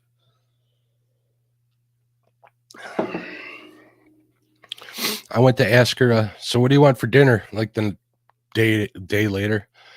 She's like, I don't know. I'm like, why don't you just have some of those leftover chicken and dumplings? She said, because I ate all the dumplings out of it. So I guess she approves of them. Not bad for a Yankee, I guess. Spring Mountain Catfishing. What's up, Lisa? How you doing? And I'll let her know. She's actually standing over here. Hey, Mrs. Catfishing Crappie. Lisa says happy birthday. She says thank you. He's moving pretty good in that boat. I wonder what motor he's running in that thing. Let's take a guess at how fast he's going. Don't wait. Oh, he's running a 50. All right. Don't tell us. Remember what speed you're running, Bobcat. What speed do you guys think he's running? Take a guess. Guesses in chat. Muskrat said, what happened? Did we get some flow? I don't know. We'll ask him. I know he asked for Sigil to check the flow. I haven't seen it in chat, so maybe he'll check the flow for Bobcat and he'll tell us. Aaron says, we had Red Lobster biscuits last night with chicken cash. Well, that sounds good. I know a lot of people use that for a topping, which sounds pretty good on some stuff. He says it was like 18K. I don't know if that's a lot over there or not, but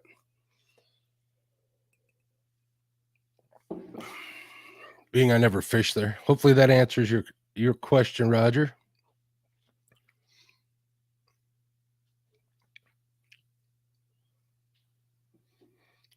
We got any guesses as to how fast Bobcat's going?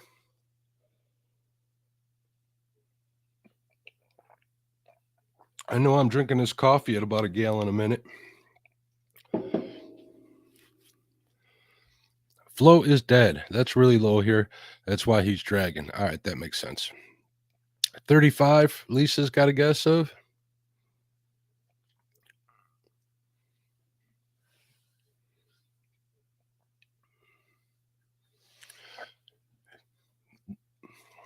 Gene, how you doing? Good morning, bud. He's saying 24. LG says 28. I put a new prop on my boat, and I gained 2 miles per hour on that sucker. I was pretty happy about that. Went from 25 to 27 mile an hour top end. Visual says 32.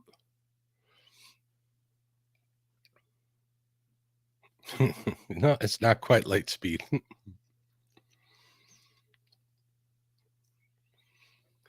I have a buddy of mine who's got a big old Sea Arc. Middle of the night, he'll come buzzing by at like 52 miles an hour. It's insane.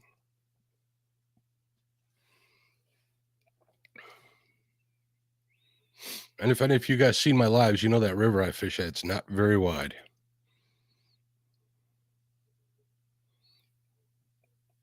He's going to the beginning of a track, I imagine. Said there was skipjack busting near him. So he skipped on that. He wants to go get some catfish. I'd have stopped and got bait. Usually, if there's skipjack there, I would think there'd be catfish there. So I'd anchor up and fish right outside of that. But that's just me. A lot of times I can catch bait where I'm fishing, so that's always a good sign. If I'm not catching bait, then I'm not catching catfish usually. And I do a lot of night fishing. At least this year I did a lot more night fishing on the boat. That's a disclaimer. I use floats because the little bit of current, and it's good to float them by some of the docks and some of the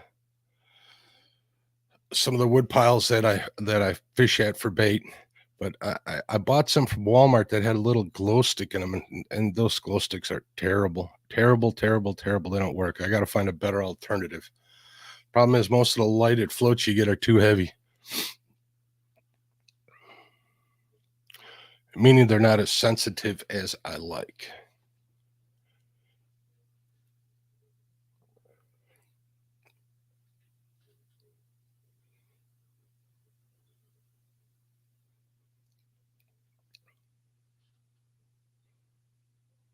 Uncle G, it's not so fast that Miami Vice music hasn't kicked in yet.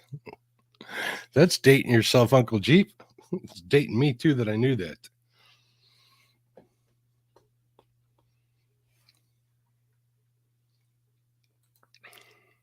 Let's see, we got 31 watching. If you guys haven't hit the thumbs up for Bob. It's pretty important to us as content creators.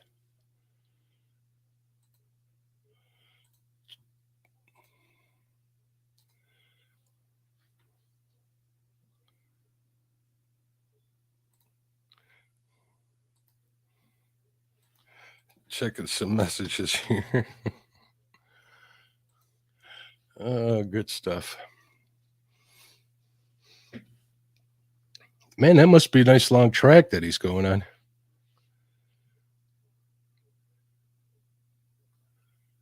Would take a guess it's 3.5, maybe 4 miles long.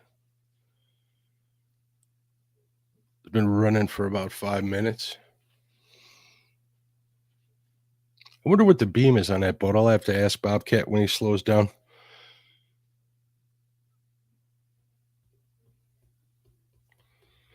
I do like that center console.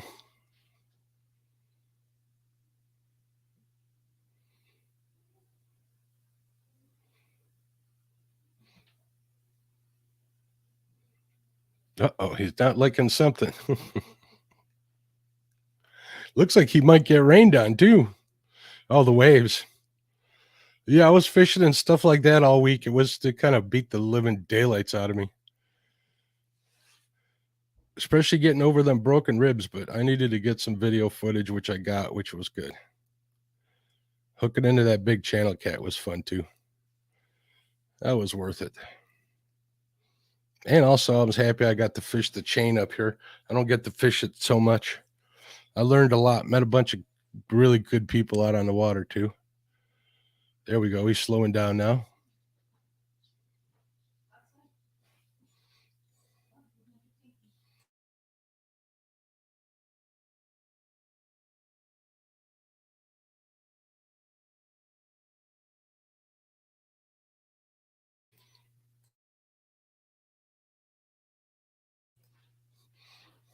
There we go. He's back.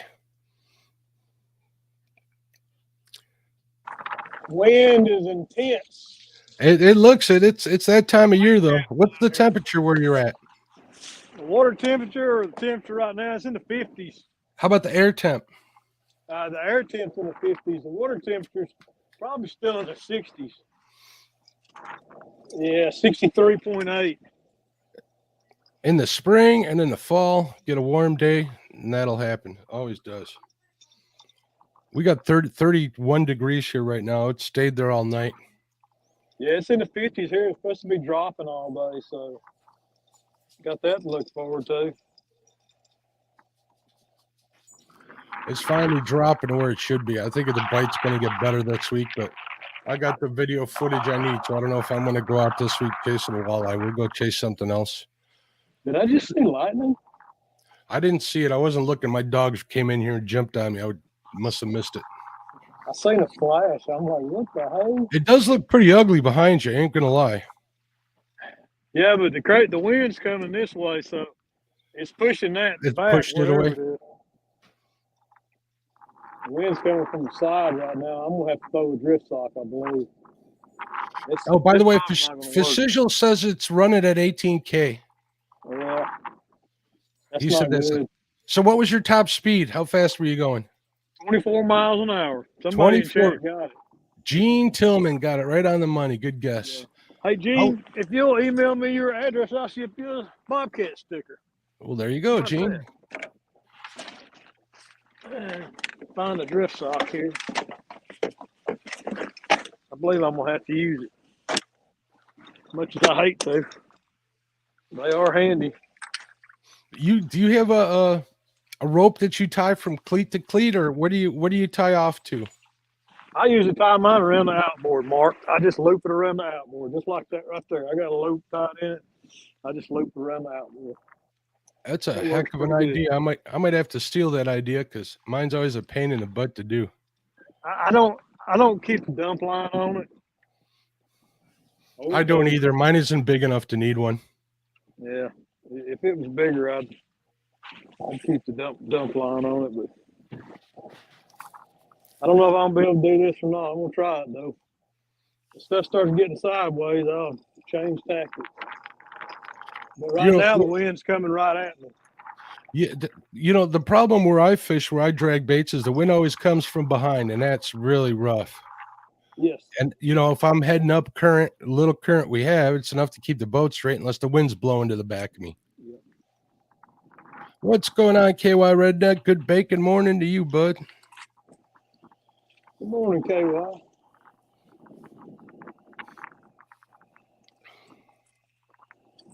I hear that wind whistling through the line.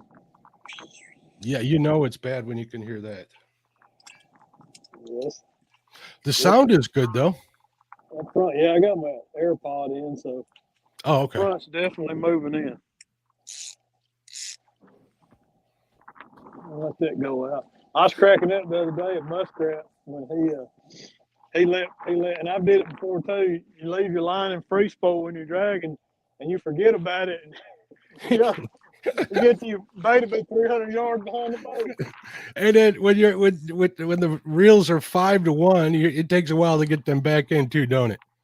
Sure does. I was watching Blue Gabe last night while I was up in bed getting ready to go to sleep on my iPad, and he was on a $6 million yacht, Bobcat. Great. And he was talking about the electric reels they were using for Wahoo. They run $8,000 just for the reel. Wow. And then I can only imagine what the wire or the braid that they use to spool those things up costs. It's got to be $400, $500 in line. Yeah, I started watching his brothers where I found him. Hey, Bobcat, hold on one second. Something's going on in the other room. I'll be right back. All right, buddy.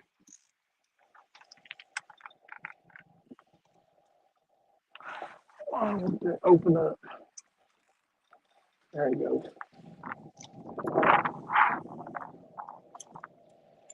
Yeah. Hopefully I'll get some flow below the dam. If flow picks up, I'll go down there and start bumping and try to get out of this wind. That's kind of what I was afraid was going to happen today. I hope that don't happen next Saturday.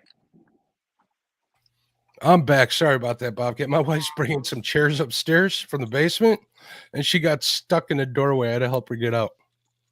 Yeah, she probably wanted you to come help her anyway. Uh, she does and she doesn't.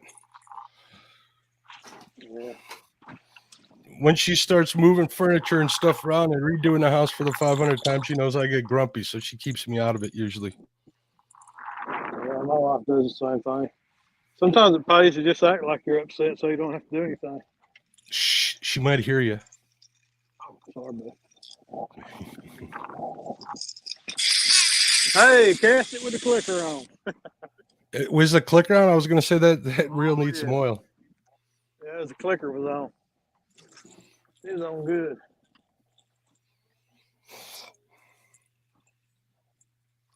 I probably should only put 4 rods out. How many planer boards were you running? Just 2. Just 2. My boat really is not big enough to run 4. I could, but Yeah, what size is your boat? I was going to ask you that. it's a 1756. One of these days I'll have me my lifelong dream is to own a 2072. Like a G3. I don't care what brand it is particularly, but I just want a 20-foot center console. Something you can walk around in. I got a chance to look at Luke Henge's G3. He's got a jet. I think his is like a 27. I think his is the 2072. And man, it's like a dance floor up there with that center console pushed up. There's all sorts of room. Is that the one where the center console is in the front of the boat? Yeah, pretty much. That idea. It leaves the whole the back of the boat open, the whole center of the boat open. I like that a lot. It sure does. If I remember right, maybe it is, maybe it isn't. I don't know, but that boat still had plenty of room on it. And plus, these boats they're always stern heavy, so getting things forward is not a bad thing. Yep, you ain't kidding. It really helped this boat when I put 2 trolling motor batteries up front, way up front under the front deck, and it really improved the ride on this boat, getting that weight forward. I got a 30-pound anchor with a winch up front. I got my Altera up front, 2 big old 29 series batteries. Mine's almost a little front heavy, but I managed to do all right. Yeah, they ride better in the waves and wind when you got weight up front. G3s especially, they ride bow light, because mine they changed it, but mine's got the fuel tank in the back. Later on, they moved the fuel tank to the front, which helped out a lot. I'd imagine, because mine's got a 23 or 27 gallon fuel tank in it. I want to say 23, but having 2 batteries and a fuel tank in the back under this back deck, man, that really slows you down. And you say you're running a 50, right? 60. A 60? How's that thing on fuel? It sucks. Really? Sucks fuel. Yeah. It's a 2-stroke though, Oh, it's okay.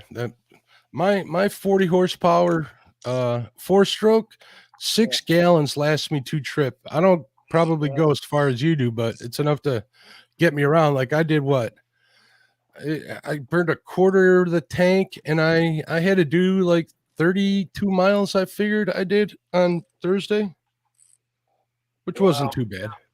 Yeah, I mean, there's so much more fuel efficient than 4-stroke, without a doubt. I'm looking at my dream boat. Hopefully not dream boat, but what I keep telling my wife, my final boat. And I don't know, I'm kind of torn about going up to 200, 225, what the fuel is going to be like. Yeah. Crazy. Hey, Greenwell definitely keep those women out in a prayer study. Oh, you broke up there a little bit, facing into the wind. It's kind of muffling you. Sorry, I was talking about Greenwell's comment in the thing. Some Alabama guys got hit by a bass boat. Oh my goodness, prayers definitely. Yeah, matter of fact, I want to say a prayer for them right now. Dear Heavenly Father, God, we ask that you would look out for these guys that are involved in this accident, Lord God, or whatever they need right at this moment, Lord God. Come to their side, Lord God, and touch them, Lord God. Lay a healing and a peace upon them, Lord God, and give their family peace in this difficult time, Lord God. Lord, in Jesus' name we pray. Amen. Amen. That's tough, man. These bass guys need to slow down. I mean, I hate to say it, but, running 70 on the water, crazy. Yeah, if you're not in a tournament or something, there's no reason to be going that fast. I mean, there really isn't. You're going to get there eventually. They're in a big hurry. That whole bass mentality is put your bait in front of as many fish as you can, but you got to remember they're just fish, let alone bass. So Yeah. Just watch out, don't be distracted. If you're staring down at your graph when you're driving, you ought not to be. Let's just put it that way. well, that's exactly what happened to Cody, ain't it? Yeah, pretty sure it was.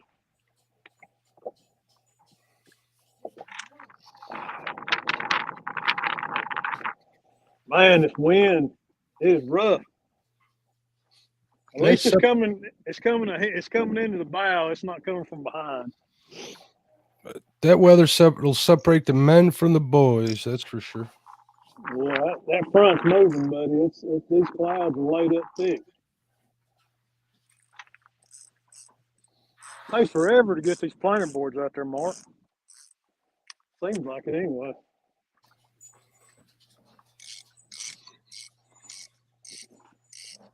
I don't know. When you're pulling planer boards, do you speed your trolling motor up to get them out quicker? Or? You know what I do. The way I look at it is, if I got the bails open or it free spooling, them baits ain't moving. It's not like you're missing ground. So once I get up there, I'll slow it down and. Right. Yeah, that's a good point. That's what I'm gonna do.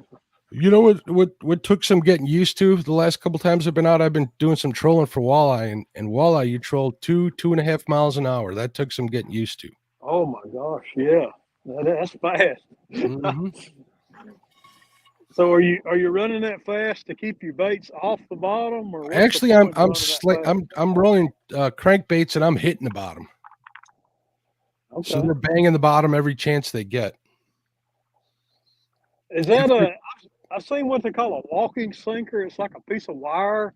Yeah, those Lindy, those bottom bouncers. It's pretty much it. That's where the catfish guys got the idea to drag baits, is from those walleye guys that use bottom bouncers. It's like a wire that's in a V shape with lead on one part of it, and then just like a swivel up at the top, and those bounce along the bottom.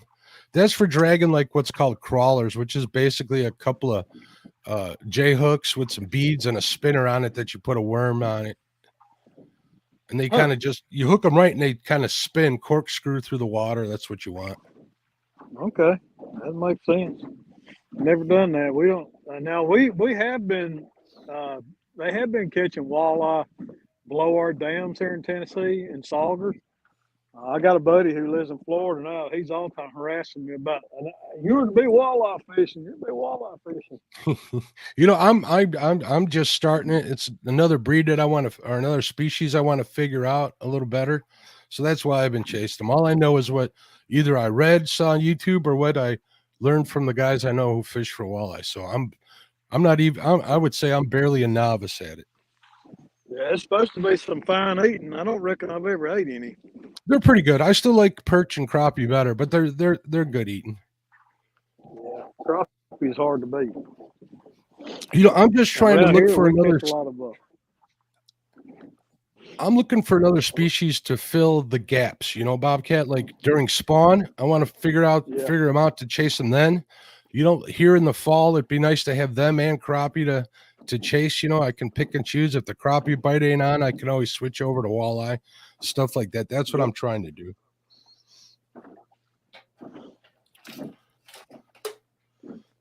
Dustin just got a 51-pounder on James. That turd. Nice. That James River is no joke either. The James, the Tennessee, the Potomac. Yep. You guys are in good business. You got the Mississippi and stuff. If those river rats would all get out on boats, I'm sure they'd be killing it too.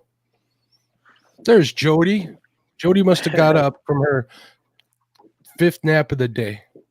She's supposed to be on my body of water. I don't know where she's at though. I invited her into the feed.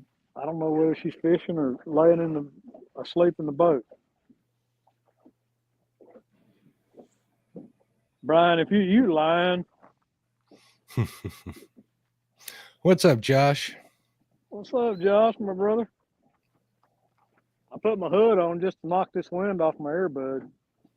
Hey, Joe, Brian, or Joe, or Brian, do me a favor, or Jody. Somebody text me a link to Dustin's channel. I don't think I'm subbed because I didn't see that he was live. Not that I'm going over there, but it'd be good to sub to him. I like Dustin. He's a good dude. Yeah, he is. She said she's just now leaving. Golly, total wind. She better, if she's going where she said she was going, that's better where she go because she'll be out of wind there. Good thing that wind's your back because that does look ominous. Yeah. I've been looking for lightning too. I ain't seen any in the distance, which is Oh, odd. I swore I saw a flash, and I'm like, no. No lightning, please. I'm sitting on a giant aluminum boat in the middle of the water.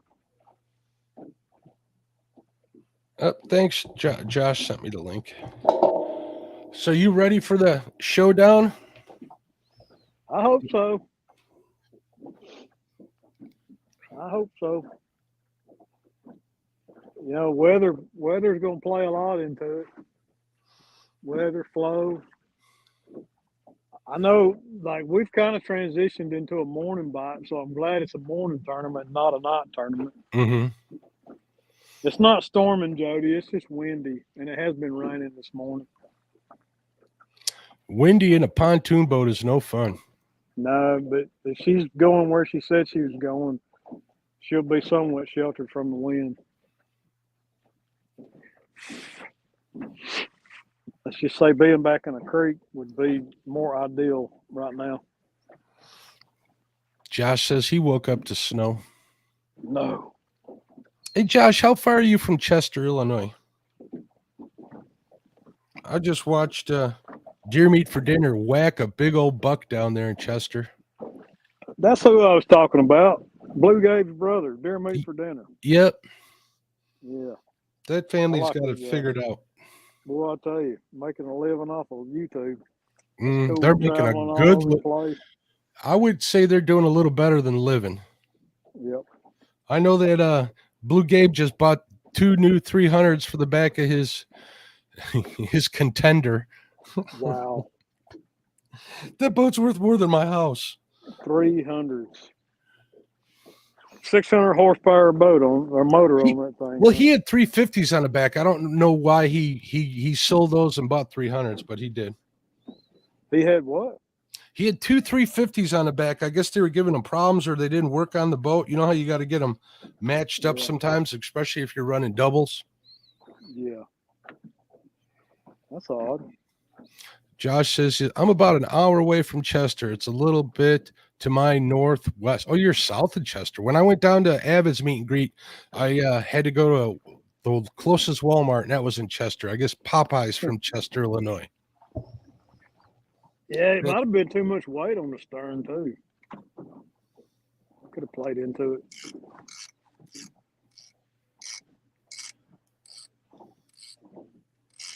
There's some line out there. I'd like for that board to be a little further out.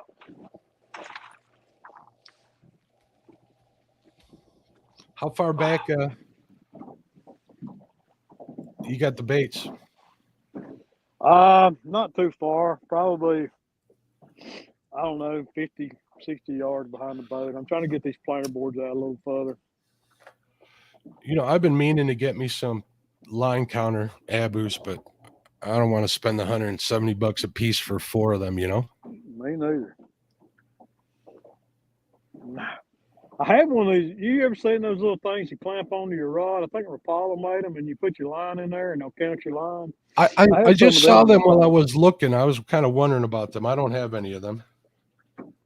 It's an interesting, inexpensive idea.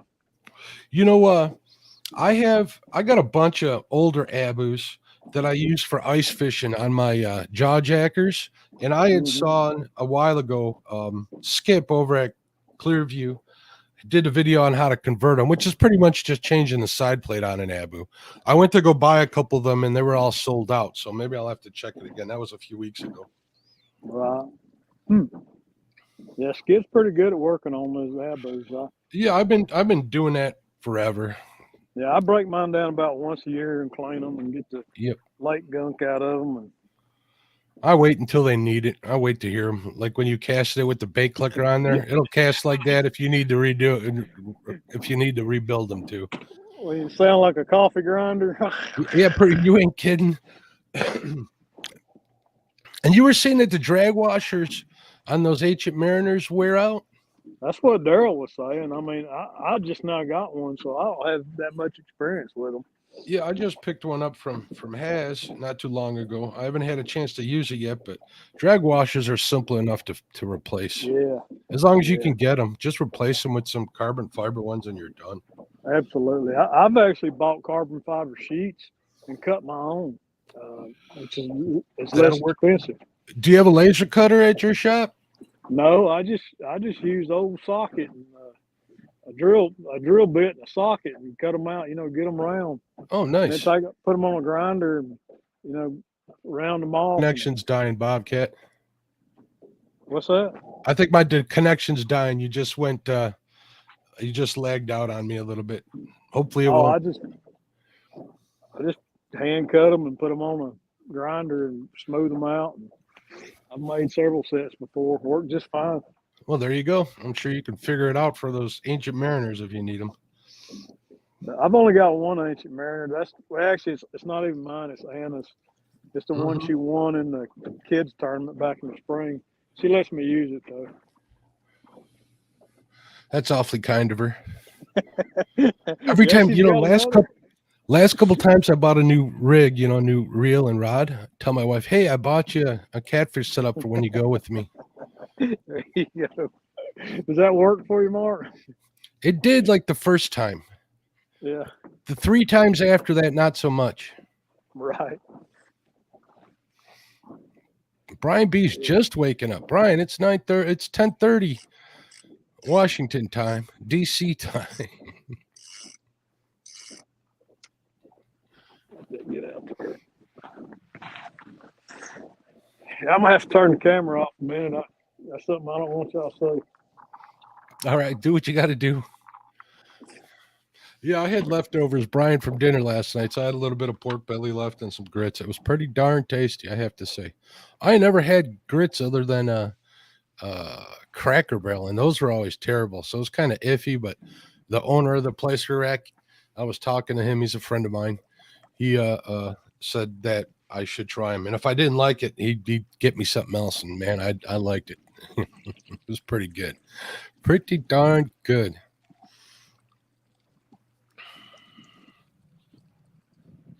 This wind needs to stop. Yeah, it'll stop when you get home. It will when I get the boat on the trailer. Yep, that's usually the way it goes. That's the part of the wind that I hate is putting that boat back up on the trailer. It always makes life difficult when you're doing it solo. Yes. Yes, I should, Aaron. Actually, Aaron, I just went to my butcher and bought a bunch of stuff that was on sale. I vacuum sealed it up and stuck it in the freezer for the winter. So I got to get I got a Yoder smoker, which really grills pretty good too at like 700 degrees. I moved that into my garage for the winter so I can smoke fish and stuff and make make ribs over the winter. While there's a foot of snow in the garage, I got a thermal blanket that I bought for the thing. Keeps temp up pretty good. So I'll reverse smoke them rib eyes and then take them off and crank that thing up to about 700 degrees, get a nice crust on them. Oh, let me tell you what I'm fixing to do. I've never done it. I'm gonna get me a chuck roast and I'm gonna reverse sear it on my pit balls. You'll be happy you did, because there's beefy a taste in a cut of meat as it gets. And if you like it, you'll be happy. I Hey, never reverse seared anything. Reverse, is that what it's called? Reverse sear? I never did that to anything. yeah, you know it. I like my steaks medium, like a solid Oh medium, yeah. not medium rare, not medium well. I like it medium, right in the middle. And when you don't have that gray on the top or the bottom, and you got it medium from the top to the bottom, you're a pretty happy person. Trust me, you'll What like it- it. Are you shooting for an internal temperature? Are you using a probe? Yeah, I always use a probe. It's pretty full. I try to take it off at like 125 before I sear it. Okay. That's good to know. But you got to remember, 125. like I said, I can get that. Most grills only get up to like 500 degrees, so keep that in mind. Mine will get up to 700, so that sear happens real quick without burning into the meat. You know what I mean? Well, mine only goes to 450, I think, on my pit boss. But I could always sear in an iron skillet. There you go. Or you know what? Put an iron skillet on there on your Mhm. smoker while it's reverse searing. It'll get warmed up, and when you crank it up, it's only got a few degrees to go. And just drop a little butter, some garlic on there. You'll be in business. That sounds delish. Hey, How long do Sharita. you let yours rest? Do you let it rest any? Yeah, I always let it rest like 5 minutes at the most. Okay. It makes a difference, you know. Look at Josh's comment. Gross, Mark. A good veterinarian would be able to bring a properly cooked steak back to life. I don't like that. You know, people eat them steaks blue, they call it. Nah, I'm not a big fan. I'll eat steak tartare, which is raw, chopped up filet usually, but I'll even eat raw hamburger meat. I don't care. I remember when I was a kid, my mom make a meatloaf. I always watch her taste it to make sure it was spiced right, and I had no problem doing that too. Yeah. Yeah, I've got to where I like my meat pretty bloody now. I have to say, I mean, I like it. I'm probably more on the medium rare side Yeah. now. Well, hey, get it like you like it. Pittsburgh rare blue is good. There you go. I know people who say put a bandage on it and bring it to me when it stops mooing. Yeah. I had a buddy who used to say, wipe its butt, knock its horns off, throw it on a grill, flip it over, and put it on a plate. There you go. Actually, Brian, it's not blood. It's actually hemoglobin. Yep. Or is that the word I'm looking for? I forget what it's called. But you're on the right track. Yeah, it's actually just it's just the meat being hydrated, and it just has that pink color to it. It's not really blood. They bleed them animals out before you get them. Yeah. Muscle doesn't really hold blood. It extracts what it needs from the myoglobin. Myoglobin. There you go. Myoglobin is the term. Myoglobin. But I'm pretty much a meat only diet these days. I do eat a few vegetables, and I'll saute some mushrooms with some garlic and butter. But I'm mostly eating meat these days. A lot of people have been switching over to that all meat diet that have like food issues and stuff. Sharina says, ew, all this meat talk. Are you a vegetarian, Sharina? Oh, I hope not. Poor vegetables. Vegetables have feelings too. They do. Yep. Myoglobin is a red protein you see. I think I got a planter board that's popped loose. I hate that. It's kind of back there behind the boat. I hate when I got certain spots that I'll drag baits over that I know there's always fish in. And for some reason, if something goes wrong, it's right before I get there and I can't get it figured out. Yep. That sweet spot where you know you're probably going to pick a fish up. End up having to turn around, reset, and get it all set up. Always get snagged up or something prior to it. Sharina says, no meat for me. I'm sorry. My condolences, Sharina. Yes. Moment of silence for Sharina.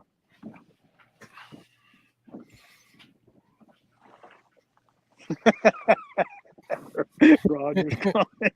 I saw that. He says, I used to wear a t-shirt that had a deer on it that said, my food poops on your food. That's what I tell bass fishermen all the time. I said, my fish eat your fish. When I lost a ton of weight back a few years ago, and I was shooting my macros. I was shooting for like at least 120 grams of protein a day. I don't know how I would do that if I was a vegetarian. I'd have to eat like 2 pounds of beans a day. Yeah, I was a vegetarian back in the 90s. I'm for sorry. Like 2 years, yeah, and I lost a lot of weight, but man, I had a whole lot of health problems because of it. I know people that were in the same boat. And I mean, I lost weight, which was a good thing, but it took a toll on my health over 2 years. I actually tore an ACL and meniscus, and I'm pretty sure that was I had some bone damage and joint issues because of not eating the proper diet. Mm-hmm. No offense to anyone.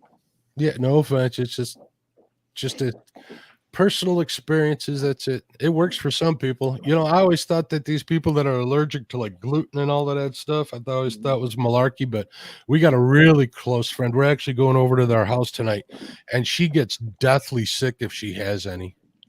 Yeah. Yeah, I mean it's amazing since I stopped eating sugar and bread and pasta and pretty much a very, very low carb diet, how much I've quit hurting. Like my whole body quit hurting. Up, Is are you that hooked up? fish? Fish on. No, it's snag. I was gonna say fish off.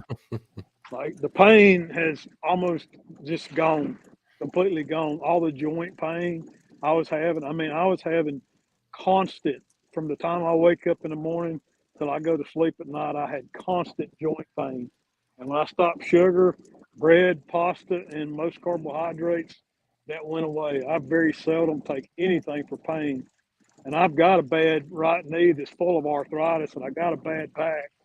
But like eliminating those things from my diet just pretty much Really? knocked all that pain out, that constant pain. Yeah, I've had the same experience. I got to get back on that train too. Cut them If I carbs ever and go sugar back out. to if I ever go back to that again, I hope I kick my own butt, because like living in pain is no fun. Nope. Oh yeah, I have. I deal with quite a bit, and I hate taking any medication at all. So I'll try to muster through the pain usually. But like since I broke this rib, it was. I ain't gonna lie, it's been pretty painful. I think it was more the rest of them that I bruised really bad, that hurt more than you the do broke. that. You failed All or right. something? Sunday morning, right? I had been out the night before, so I get up in the morning. I'm out of smokes. I got a pack of smokes in my boat. I know I got a pack of cigarettes in my boat. So I get my little giant ladder out, put it in an A formation next to the boat so I can climb in there. My wheel wells on my boat are made of plastic, so I can't really step on them. So Yeah. I have to use a ladder to get in and out of there in the garage. So I go in there, I grab the smokes. I'm in my slippers and my shorts, and I go to get out. I step on the ladder. The ladder falls over, and I fell on the ladder. Oh my. Yeah, I've never liked those boats with those plastic fenders, those trailers. No, that's stupid. Yeah, it's cheap. I mean, my trailer's horrible. I don't even drive my boat up on my trailer because that front end is so heavy. It makes it almost impossible to load up. So I just wench it up there. No wonder it's more of a top mark. There's a fish on it. Oh, there you go. Fish on. I've been dragging this sucker a half mile now. I've done that too. It's a little guy when you can drag him around and hardly move the board. What's going on, Jacob? How you doing, Mr. Hagney? He says it snowed down by him too. He's down by near Josh. Heck, it feels like it's fixing to start snowing here. You said it was 50 degrees. It ain't going to snow. It don't work that way. It's on 50 now. And the wind at least makes it feel like it's colder than 50. Probably 48 here now. I don't know. Yeah, I'm looking right now. 32 degrees. We got the warmest day in the next week is 39 degrees. Look at this little guy. You can use him for bait. I don't know about that. You can use him for a fish fry. You can use this little guy for bait. It looks pretty big when you're sticking it way out in front of you into the camera. That's too funny. Mm. Well, that's 2 fish for today, anyways. Heck, if that was a channel cat, that'd be a decent sized fish. Yeah, it would. I thought that planer board was like, I was like, oh man, that planer board's done popped loose. I was dragging a fish behind the boat. There you go. What's that? 3-4 pounds, maybe? Probably. Perfect. might- That's 3 pounds. just like all us YouTubers say. Oh, pretty fish, good eating size. Yeah, he's a beautiful little fish, though. He don't have any mud on him, so they're not buried up in mud. Hey, let me ask you this, Bobcat. Do they get them bumps like channel cats do? Yeah, sometimes they do, little blisters on their skin. Yeah, well, they're parasites, I believe. I don't know exactly Yeah. what they're called. Oh, he's a clean little guy. I might have drug him off though. And he gone. He Yeah, gone? you might have cleaned him off, dragging him through the water. Drug all the parasites off of him. Honestly. Roger says that's what happened to us on Hoover. We caught more fish on accident than we did intentionally. Yep. Why is I- this I big would- boat coming right at me? You know, I was dragging bait. Oh, hopefully he sees you. I was dragging baits once, and I literally had like a 10-inch channel cat on there. Who knows how long I was dragging him? Well, I should have checked the planer board when I seen it was popped off. But try to stay warm. Now, which clips do you use on those? These are Uncle Lou boards, so I don't know. The only thing I did is I added some barrel swivels to the clip. Uh huh. Some inline swivels to the clips to make them spin a little more. You know what? I might have to do that with mine. Yeah, and they seem to really help keep them from getting tangled up. It's just a bumping swivel, a little inline swivel is what it is. Those cranes. I got a whole bunch of Yep. them from Dale's. Wind's wicked. But I just added those to help give it a little bit of room to move. Sharina says it snowed by her too. Yeesh. The whole country at that latitude is. Which is it? Which one's the horizontal? Is it longitude or latitude, Bobcat? Horizontal. You know, from left to right on the map, not north to south. I don't know, man. Latitude, longitude. Ain't that Ain't- smart. I used to know. Latitude, there you go. Latitude. That's a big old boat right there. That must be Yeah, Chad. he ain't giving me no room. He's coming right at me. Turd. I don't understand that. When you see a guy out here with fishing rods, why do you want to just drive right beside him? You know what? The people, especially in them big boats, they think they got to be right in the darn channel you're dragging. They get antsy. They get worried they're going to hit bottom with that IO. You know, or they're curious to see what you're doing. I don't. I honestly like to think people aren't jerks like that. They're just, you know, I think Either- they wouldn't be, but that's a 60-foot yacht, you know. you figure they'd know. I'm fixing to get waked out too. That's what'll get you. What's the beam on that boat? This boat, 6 feet. I'm not sure exactly, but it's not very. It's probably 6 feet. Yeah. Mid Tennessee hog catcher. What's going on, bud? How you doing? What's up, buddy? We got snow on the. Yeah, here comes the waves now. Snowing in Ohio as well.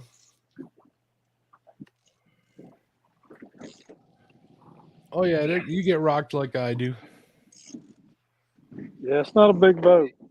Oh, I'm looking for a 102-inch beam on my next one, man. That would be Yeah. sweet. Well, yeah, I want at least an 8-foot beam on my next boat. But yeah, I mean, I don't want, like, I know a lot of catfishing guys. They all want deep V's. I don't want a deep V. I want Oh, to I still be able to crappie fish out of mine. I want to be able to reach the water. I don't want a deep V. You know, deep V's are great in bad weather and waves and wind and stuff. But mod V with a good beam is going to be more stable to walk around in. It's not going to teeter Not totter. gonna tell. Yeah, I'm going with a V so I can get out on the big lake on Lake Michigan if I want to. Well, if I was fish in that kind of weather a lot. I'd be more inclined to want a deep V. And I ain't even going to kid myself, Bobcat. Any chance I got to sit, I'm gonna while fishing. Oh, absolutely. That fish, no, it's snag. Michelle says, when our fishing friends visit, I always ask about food preferences, allergies. I'm very aware of the seriousness about that. Yeah, Michelle loves to feed everyone. I like that about her. She's a sweetheart. She definitely is. I'm like that too. I got some friends coming to visit here in the spring from out of town, and I'm already trying to figure out where I'm taking them, and it's only November. Yeah, you come to my house, you're gonna get something smoked. Probably. That'll work. Me too. Barbecue. Usually, I like grilling, smoking and grilling. can't beat a good pork butt. Mm-mm. That's probably my favorite thing. You know what I just ordered some online because I saw it on. Do you ever watch Chud's Barbecue? No, I never have watched that. He made some ham hocks. He smoked them. Oh my God, Bob, did they look good? That's my next thing. I ordered 4 of them bad boys. I bet that was good. That sounds good. Definitely sounds good. They're like pounded. They're not cheap from the place I ordered. They were like $11 for a pound and a half of them, but I figure I'd try it, you know? Yeah, Tom said she is spouse of the year material. Somebody Nice. should nominate her. I think somebody did, if I'm not mistaken. It's on mine. Says, thank you guys. I think you're both pretty nifty too. Oh, I don't think I've ever been called nifty. I'll take that as a definite compliment. Yep, me too. Been called a lot of bad words, but Why is there a wakeboard boat out here? They're crazy. what kind of boat? Wakeboard. Oh, We're plagued with those things on the yes. Tennessee. So, on our river, so are we. There's too much money on that river. Plagued with them. I had a couple of guys come down the river leaving the bars at like 1 a.m. Almost killed me one time. Golly. Like 5 yards next to me. Yeah, they'll mess you up. Oh, My boat sits 6 inches from the water in the stern. Mine's the same way. Maybe good 10 or 12 at the most. It sits pretty low. I've had wakeboard boats come by me that flood over the front of my boat, over the bow. Oh, wow. And they're waving while they do it. I'm like, you jerks. Yeah. Hee.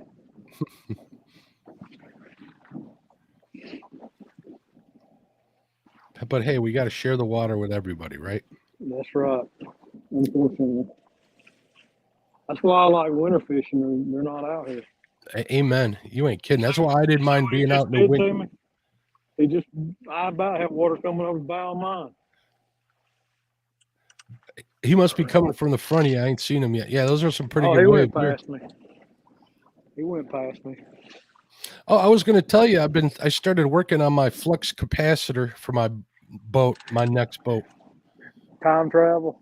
Yeah, you know that milk crate deal you got. Remember you told me it's a flux capacitor? Yeah. I started working on that. Yeah, man, you can't beat a good milk crate, multi-purpose milk crate.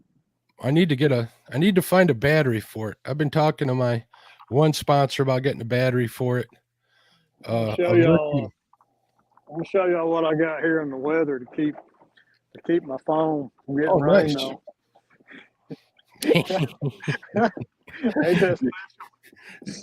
That's no joke. You know how many times I've used oil containers for stuff? Yeah, here's my flux capacitor, Mark. There you go. What's that, just a power pack? That's a 5 amp hour lithium ion battery with a couple of things attached to it, a little cigarette lighter plug. Oh, nice. Yeah, I'm always rigging up something. I got this on a ram mount. This is actually a fish finder mount. I was going to say, that's a fish finder mount from Amazon from Ram Mounts. Yeah. And then I got my GoPro up here on top of everything. So it's sitting there filming. Yeah, I got all kinds of rigging going on in this boat. You even got your propane tank, and the milk crates are so awesome. Oh, yeah. Yeah, I got the milk crate, the propane. You can take a 20-pound cylinder and it fits perfectly down in the milk crate. And then you got I've got room to put 4 pieces of PVC pipe in it. And you can stick things like your compact slot and stuff. You can stick things down in the PVC. Nice. You know, you can stick rods down in there. I mean, there's all kinds of uses. I got like a cigarette lighter stuck down in there. All kinds of things you can probably attach one of those little cheapo Amazon tool racks on the side of that too. Keep your pliers and all sorts of stuff handy. Oh, absolutely. Yeah, there's just so many things you can do. Why is this guy buzzing me, dude? Have you got to be a jerk? Wow. Oh man. It's 40-something degrees out here, and he's out here in a wakeboard and a jacket. Wakeboarders are done here. I'm grateful for that. I had one guy, I found a nice hole off to the side behind an island, and I'm thinking, oh, there's going to be flathead in there, definitely. So I post up, and this big old wakeboarder comes by, and he liked that section of river where he went up and down that 1 mile of river like all night long. What's up, Zach? How you doing, bud? What's up, Zach Attack? I'm about halfway through this pool. I can do that if you send it to me, Mike. Mike's going to send me a picture of the boat that got hit. Oh, wow.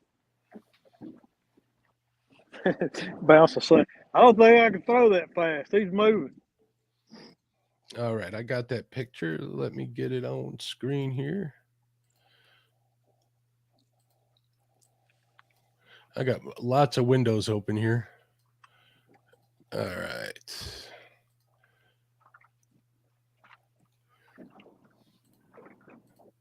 Let me share this out here. Bobcat, if you'll be able. Oh, there we go. Does that work, or do they put you on widescreen? No, we'll see right here. It should work. You need to add what I just added to the stream. Figure out how to do that.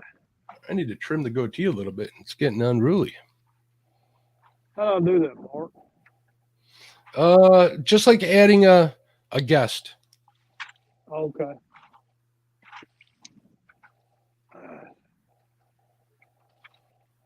Oh, there you go. Add the string. There you go. I would zoom in if I could. See, he's got a propane tank in a milk crate too. Look at that. It looks like he went right through the wheelhouse on that thing. Holy Toledo. That's crazy, man.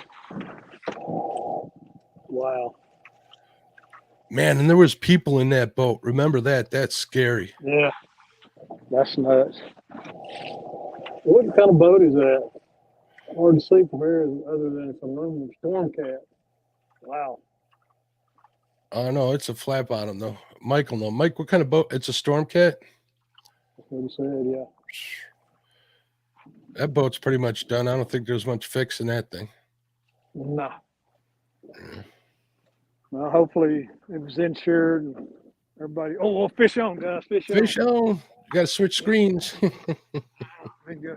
Give yourself solo, and I'll remove this from the stream. Stop sharing. I took care of that one. There we go. We're back. Did he let it go? Did he let it go? I think he let it go. See, that's why I like having my iPad on my boat when I'm streaming. Because if I'm messing with that phone, doing stuff like that, I always lose fish. He may still be there. If he is, he's another dink. Yeah, he's still there. He's a small guy, though. Well, we'll see. He'll be the guy. Zach says he's watching his buddy Bob. I do have an iPad on the boat, but the only problem is it's an old iPad. And, oh, gosh, this is a little tiny guy. This ain't going to beat the James now. Oh, Lord. About the same size as that last one, maybe a little fatter, and he's all wrapped up in another line.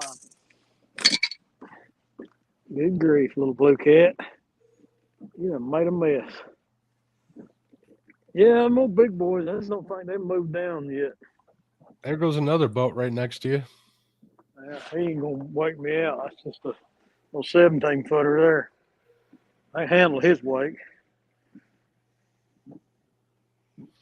You know, when I was on the Ohio with the crosses, what really like blew my mind is when a barge went by and that wake just kept bouncing off the shores for 5 minutes after he was gone. Oh yeah.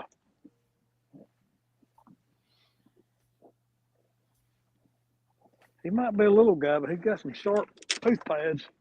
Tell you that. Yeah, they're still young and fresh. You ain't had time to wear him down yet. Yeah, He's a fatty too. yeah, he's been eating good now. See where I'm at. Open your mouth up, little third. You see how their heads are kind of almost in like a triangle shape? Mm-hmm. That's how come circle hooks don't work as well on flatheads, because theirs ain't. Really? So you use J hooks when you're fishing? I go back and forth. You know, I'll use J hooks until I start feeling guilty, and then I'll go back to circle hooks. Yeah, the only thing I don't like is they all, especially these little guys, they have a real tendency to get hooked in the eyeball, and that makes me feel bad. Yeah, that happens a lot. I catch a lot that I have one eye poked out of them, and you know exactly how that happened. Yep. Zach says, Look Mark, to the Mississippi eyeball. has some really big barge traffic.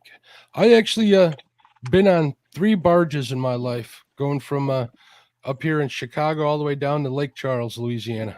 Pretty He cool. looking fish. absolutely refuses to open his mouth up, so we're just going. Let go of his side fins, and maybe he'll do it. Sometimes that'll get him to talk, and then they'll open up. See how they're wiggling up and down? There you go. Yeah. Tickle them. Tickle his belly. There you go. Yeah, Josh, I know what you mean. Josh is messaging me stuff that I can't repeat on the air. Well, the water's warmer than the air, I can tell you that. Water actually feels good. I've been there many times. Is that a fish or am I hunting? I don't know. I've got another rod down. I don't know if it's fish or. What we got?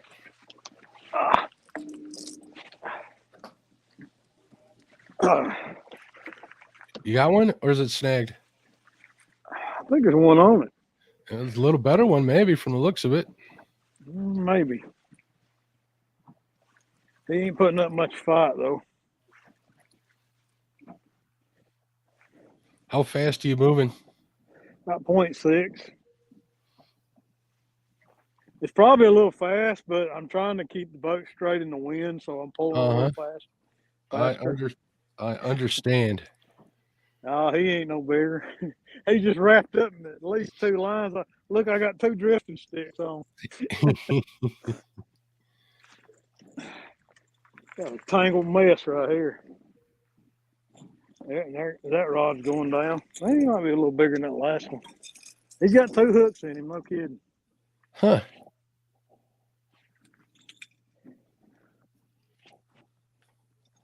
Is that fish or is that hung? I don't know. That looks like it might be hung. I could be wrong. There you go. A little better. Floor. All right, get this other rod. Yeah, it's definitely hung. Ah.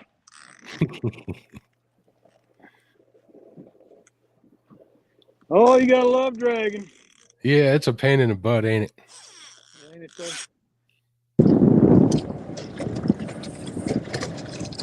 Zach asks Bob to send us info on the microphone he's using. He's using Apple earbuds, Zach. He's using earpieces. We had that talk already. I told him he sounded good, and then he pointed out that he had an earpiece in there, which are pretty nice because you can be anywhere on the boat and it'll still hear you. But if you got multiple people in the boat, it doesn't work so well. If you're solo, you can use them.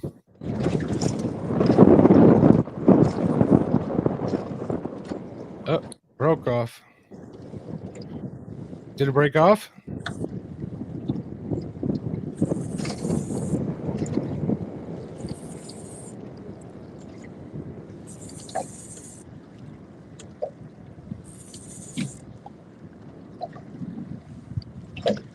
I'm smacked it.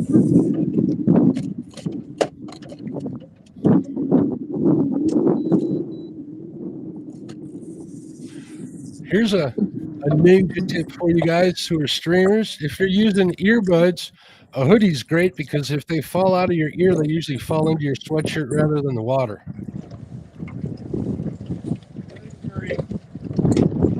Is that the wind turning you, or is that you going on that snag? I'm gonna put this fish back. I'm gonna have to break that one off.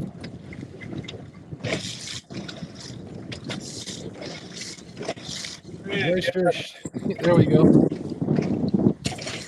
Maybe 6 or 8 pounder. That would be my guess, but I'm terrible at guessing.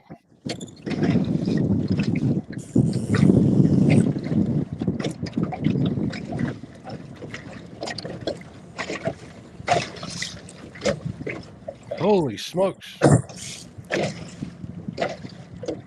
Did you get it a break?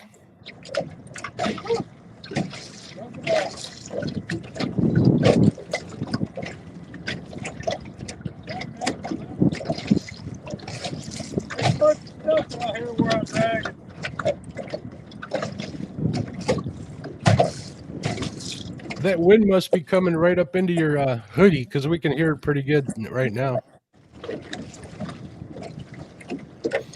Zach says, I've learned something from this live. Life is good. Yeah, life is good. It's as good as you make it.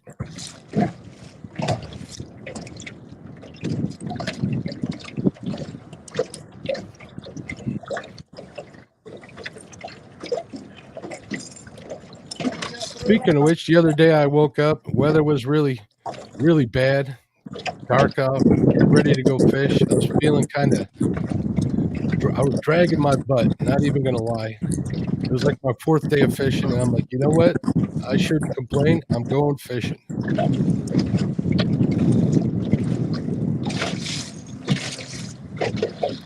That kind of frame of mind helps me get stuff done. So I try to tell myself every morning, life is good.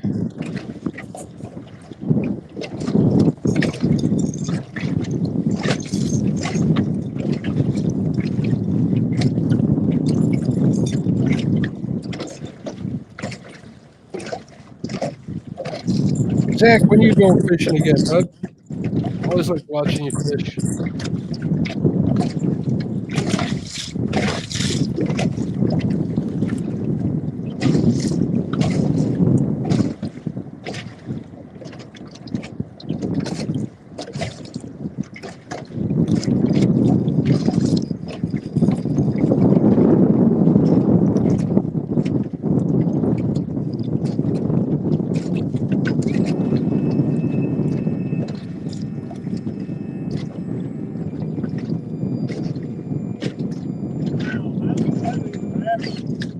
If you guys are watching or going back and forth between streams or doing stuff around the house, Bob got snagged up here. He's trying to get that mess straightened out.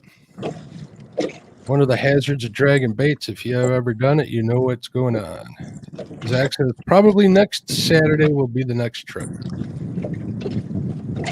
You know, I am spoiled, guys. I get to fish during the week when the traffic's not so bad. So the thought of fishing on a weekend is not really that appealing to me. I'll do it this time of year, but during the summer, if it isn't dark out, I ain't hitting the water on the weekends. There you go. Oh, you got everything back, huh? Yeah, but it was wrapped around the outboard. Oh no, that always makes it. And you had your drift sock on there. That had to be a mess. Crazy, man. What a move.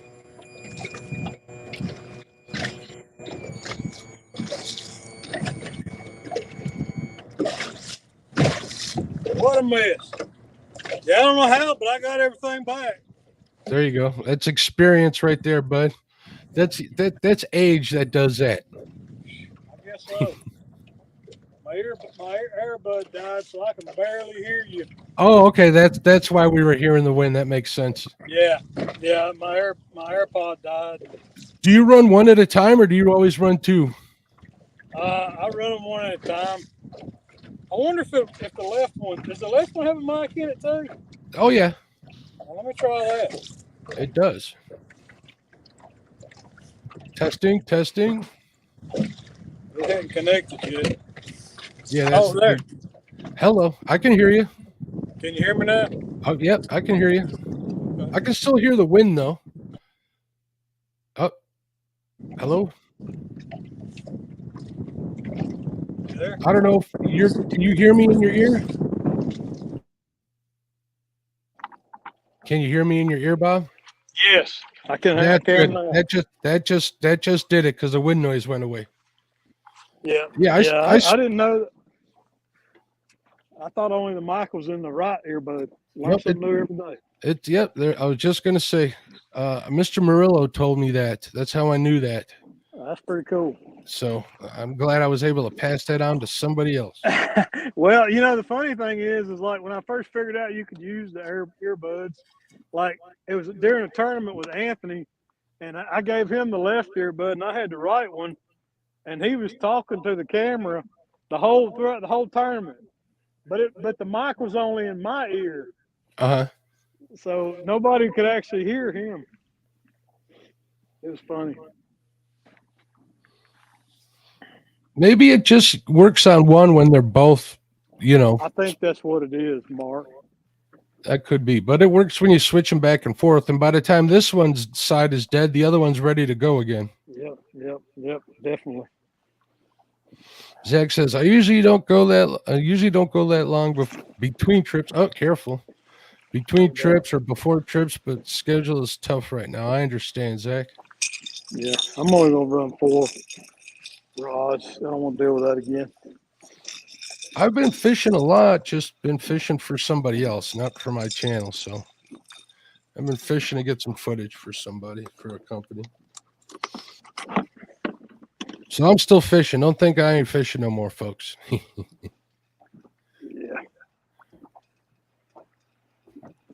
Nothing but dinks all day. Hey, it's better than skunks. True that. See, I got one out over here. I'm gonna put one out. Is that a slime cat rod? Yeah, I've got 3 slime cats on here. I just got these from my buddy for Shizzle. Ah. But I like the long handles on them. Brian B says, I thought you retired like me. Talking to me. Yeah, I'm just gonna run 4 rods. Heck, I fished 2 to 3 times a week for the past month. Yeah, your flathead bite's kind of done with now. Yeah, it's been done for a month. I've been chasing everything else. I've been trying to put like 10 pounds of crappie fillets in the freezer for winter. Now I'm chasing some walleyes around. I'm gonna go next month. I'm gonna go up to Milwaukee and fish with Lance. Go after some burbot up there because they're darn good eating. What'd you call them? What'd you say? Burbot, freshwater cod. Oh wow, I've never heard of that. I got a bucket list fish video on my channel. If you want to check that out, you get a good idea of what it's like. It was funny because I went 2 days last year, and the first day I caught one. It was cold out, but not that cold. It was like, I don't know, 25 degrees, right? We went out like 2 days later. It was 30 degrees below zero. All of my GoPros froze up. I didn't get an ounce of footage that day, and I caught 5 fish. Oh wow! How do they? I know they'll overheat, but I didn't know they freeze up. Oh, they'll freeze up in that cold. It was 20 below, 30 below with the wind chill on the lakefront. I got to where in the summertime I actually run my GoPros with no batteries in them. Just to keep this was bank. Overheat. This was bank. Yeah, this was bank fishing. Maybe that'll do it. I don't know how good the. Either way, live and learn. I'll have to try that. Maybe I'll set one up on a really cool day here outside the house and see if I can get some video out of it. Just do a test run. Yeah. Zach says I will probably fish a little on the way to work. And Josh says he thought I said bourbon. I did say bourbon earlier, but that was last night. Yeah, living in your cold environment, bourbon's probably plus.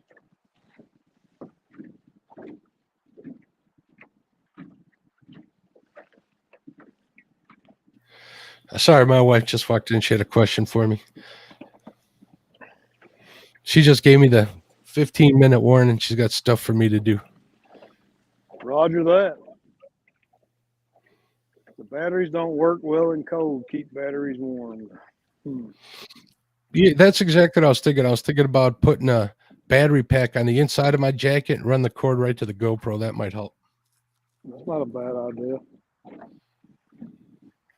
Hand warmers help. There's an idea. Yep. Rubber band, one of them little hand warmers to the back. That might work really good. I rarely have problems with my GoPros in the wintertime, but you know, the coldest I ever fish is probably in the mid-20s. So Yeah, that ain't too bad. That's fishable weather to me. If yeah. you know, if I drove 2 hours and 15 minutes all the way up to Milwaukee just to figure just for it to drop like a rock, I'm like, I ain't going home. You know, when I'm up there fishing, usually the bite's good, so I'm only up there, I don't know, 2 hours, 3 hours at the max. Yeah. Fill that cooler up and come home. Absolutely. I'd like to get out there at the summer grounds in Milwaukee. They have big like Summerfest up there right on Lake Michigan, and there's a big like bay or right out in front, and that usually fills up with brown trout all winter long. So if there's ice out there, it's always packed with people going after like 10 to 20 pound browns out there.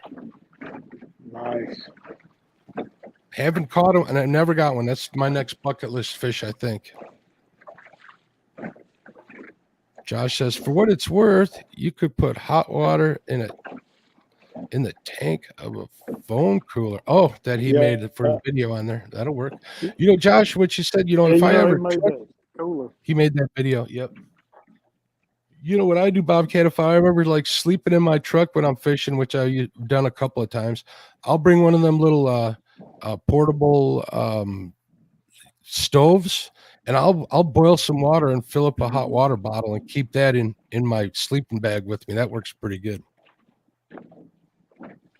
This way I'm not needing to leave the truck run all night. Cold is getting out here, man. And problem is I got a heater in here, but when the wind's blowing right into it, it doesn't work so well. Keeps flaming out on you. Yeah, I got one like you. I got a couple like you have, and then I got the actual Heater Buddy cooker, which looks just like that, only on a little stand, and it hooks up to 1 pound bottles, which works pretty good. But those little buddies are nice because it fits right underneath my console on my boat, so I can get that heat to stay in there. You know, it doesn't blow out. I'm usually sitting right there. Other than that, I got that problem with it blowing out all the time too. Yeah, fire it back up and see if it'll stay lit, but I doubt it. Good way to blow yourself up right here. Boom! Not in that wind. You ain't gonna do it. Can't even get the lighter to light. Or if I sit in front of it. There you go. Oh, that feels good. I would die where you live, Mark. Look, I would die, okay? I couldn't. No, you know, I would die where Creo lives. That's too hot for me. I can take the heat better than I can the cold. I would expire. I think it all has to do with what you become acclimated to. You know, we went down camping and Land Between the Lakes at the off-road part, and when we got down there, it was 115 degrees for a week straight. Mm-hmm. And it was horrible. Towards the end, it got less noticeable. No, I didn't say tolerable, but less noticeable. And then on the way home, it was 80 degrees when we got to like Springfield, Illinois, and I was freezing to death. Oh, really? Yeah, it was pretty odd. It was strange. Yeah. I guess it's what you get accustomed to. Yeah. I don't know. You know, the problem with our summer is not the heat, it's the sticky humidity that just clings to you. The heat just clings to you. You know, yeah, you can't even sweat. The humidity's so high. Yeah, if we get a really humid day, when you walk outside, it's like walking into a wall of heat. I know you and Daryl were talking about power handles on your Abus, right? Mm-hmm. Yeah, if I order a reel, I order a power handle right away. It stinks having to pay another $20. Or you can get the Pro Rockets, the blacks. They come with the power handle. Yeah, I actually found a source on eBay to get those power handles, and they're pretty much indistinguishable from the Abu ones. And I seem like they were about $5 cheaper. I don't know. I mean, that's been a long time ago, like $15 or something. Yeah, that would be about right. They run like $19. But I've got a couple of them on on some of my Abus. I think I've got mostly power handles on my 6500s now. But I know Fusil, he runs Brandon. He runs 6500s, and he runs braid on all his 6500s, and his bigger reels. He's got a couple 7000s Mm-hmm. that he runs mono on. And I think that's the biggest thing is the capacity. Yeah, if you're needing to get 300 yards on there, braid makes it kind of hard on a 6500. I'm not braid, I mean mono. I don't have a 7000. I've had no need to get one, and I like it because of the lower gear ratio. But it is a heavy reel. It is. They are heavy. I like, I got pretty big shovel hands, right? So I like them 6500s because I can pretty much wrap my whole hand around the rod and the reel, and that's just how I got used to fishing. Yeah. Anything bigger is like weird to me. I got a couple of pens that I really feel out of place when I use, and they're only 15s. What are they? The Squalls, or I think they're Squalls. Yeah. Right over there on that Slime Cat on this side of the boat. That's a Penn 320 GTI. That's a big old reel. That's a big old honking reel. You can put a whole spool of Berkeley Tri-Lane on it. Yeah, that's the thing. If you're not going to use all that line, do you really need a reel that big? Yeah, true. Because I mean, and like I use braid, and that 832 is expensive. I mean, it cost me $40 to spool up a walleye. Oh yeah, sure. That's why I mentioned when I was watching that Blue Gabe video, those electric reels, they had to have like 2,000 yards of braid or wire on there, man. It's crazy. At least, if not more. I have no idea what they hold. Yeah, it's I use that Sufix 832 on my bumping reels, but those reels I use only hold, I don't know, 120 yards of line. Which one do you use? Which reels? The low profile, the PC Fun, Alios. Alios. Yeah. On the one Black Horse Custom, I have that. It's a bumping rod with a full grip on there. I asked Lyle to do that for me, which is great because I'm not putting it. I can put it in a rod holder and use it. I don't use it for bumping. I use it for tossing float rigs into wood piles and stuff, which is really nice because you got to you hold on to it the whole time for the most part. I run the Okuma Citrix, the 350 on there. Yeah, it's similar to that. I can palm this whole reel. I love it because it just fits right in my hand. And I have, short fingers, short, small hands. But I can palm this whole reel. I had on this TWC, I had that oh dang gum. Hey, you scared the crap out of me. I can hear it.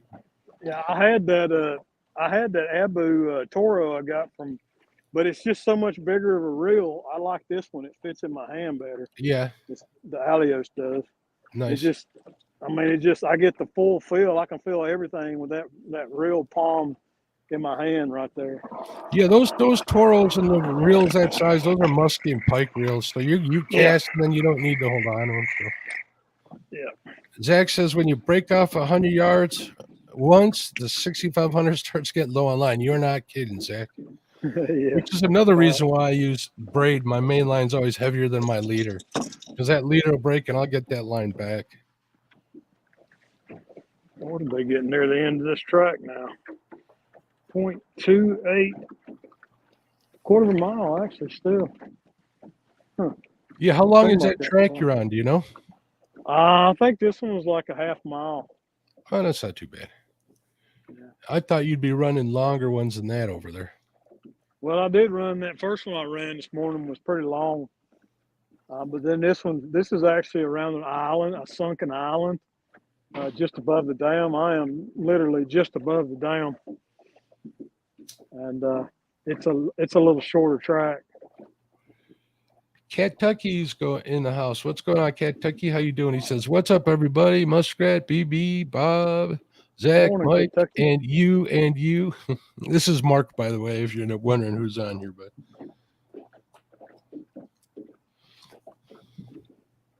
I have that same problem sometimes when the guy reading the chat is not on screen. It's like, is that? Well, it's Daryl, and it's J Dog, but sometimes you might confuse the other folks.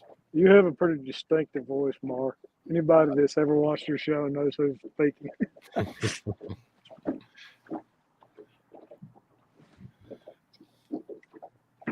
I'm going to say thank you. I'll take that as a compliment. Yeah. What it was intended to be.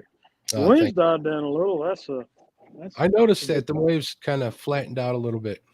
hopefully, and the skies are clear, and hopefully it stays this way. How long you plan on staying out? I don't know. I'm fixing to go check the water level. I might go down there and go bump and blow the dam if they ever kick the water up. I know you don't like to do anything. Well, you'd rather be bumping than anything. That's I'd what I want rather to be come down bumping. there and do with you is bump. Either go, I want to go with you, or I want to go out with Lyle. Maybe in the spring. We'll see what happens. Yeah. I'm hoping, fingers crossed, to have a new chariot next spring. So we'll see what happens. A Not new boat new. or a new New to ride? me. No, new boat. Oh, okay. If You things gonna go get you well. a chunky boat? No, I'm gonna get me I'm gonna try and get me a Lund. I'm looking at the Pro Vs, the used one, a few years, at least 2017 or newer, because they have a synthetic transoms on them. Because this is going to be the last boat I buy. Oh, okay. I keep Yeah, boat. you I keep. definitely. A lot of boats nowadays are manufactured with aluminum transom, full aluminum. I don't want to have to worry about a wood transom. If I'm buying a used boat 10 years down I the road or agree. whatever. No, and we Agreed. get out Mine's and got a fish. wood transom in it. Guys like you and me and everybody in chat, we get out quite a bit. You need as durable as you can get, especially when you're fishing. I see all these used boats with 18, 20 hours on the motors. I'm like, don't these people fish? This boat's 10 years old. Yeah. I can put Maybe they're 25 bumping. hours on a motor in a week. Yeah. And that's using a trolling motor all day rather than the regular motor too. No doubt.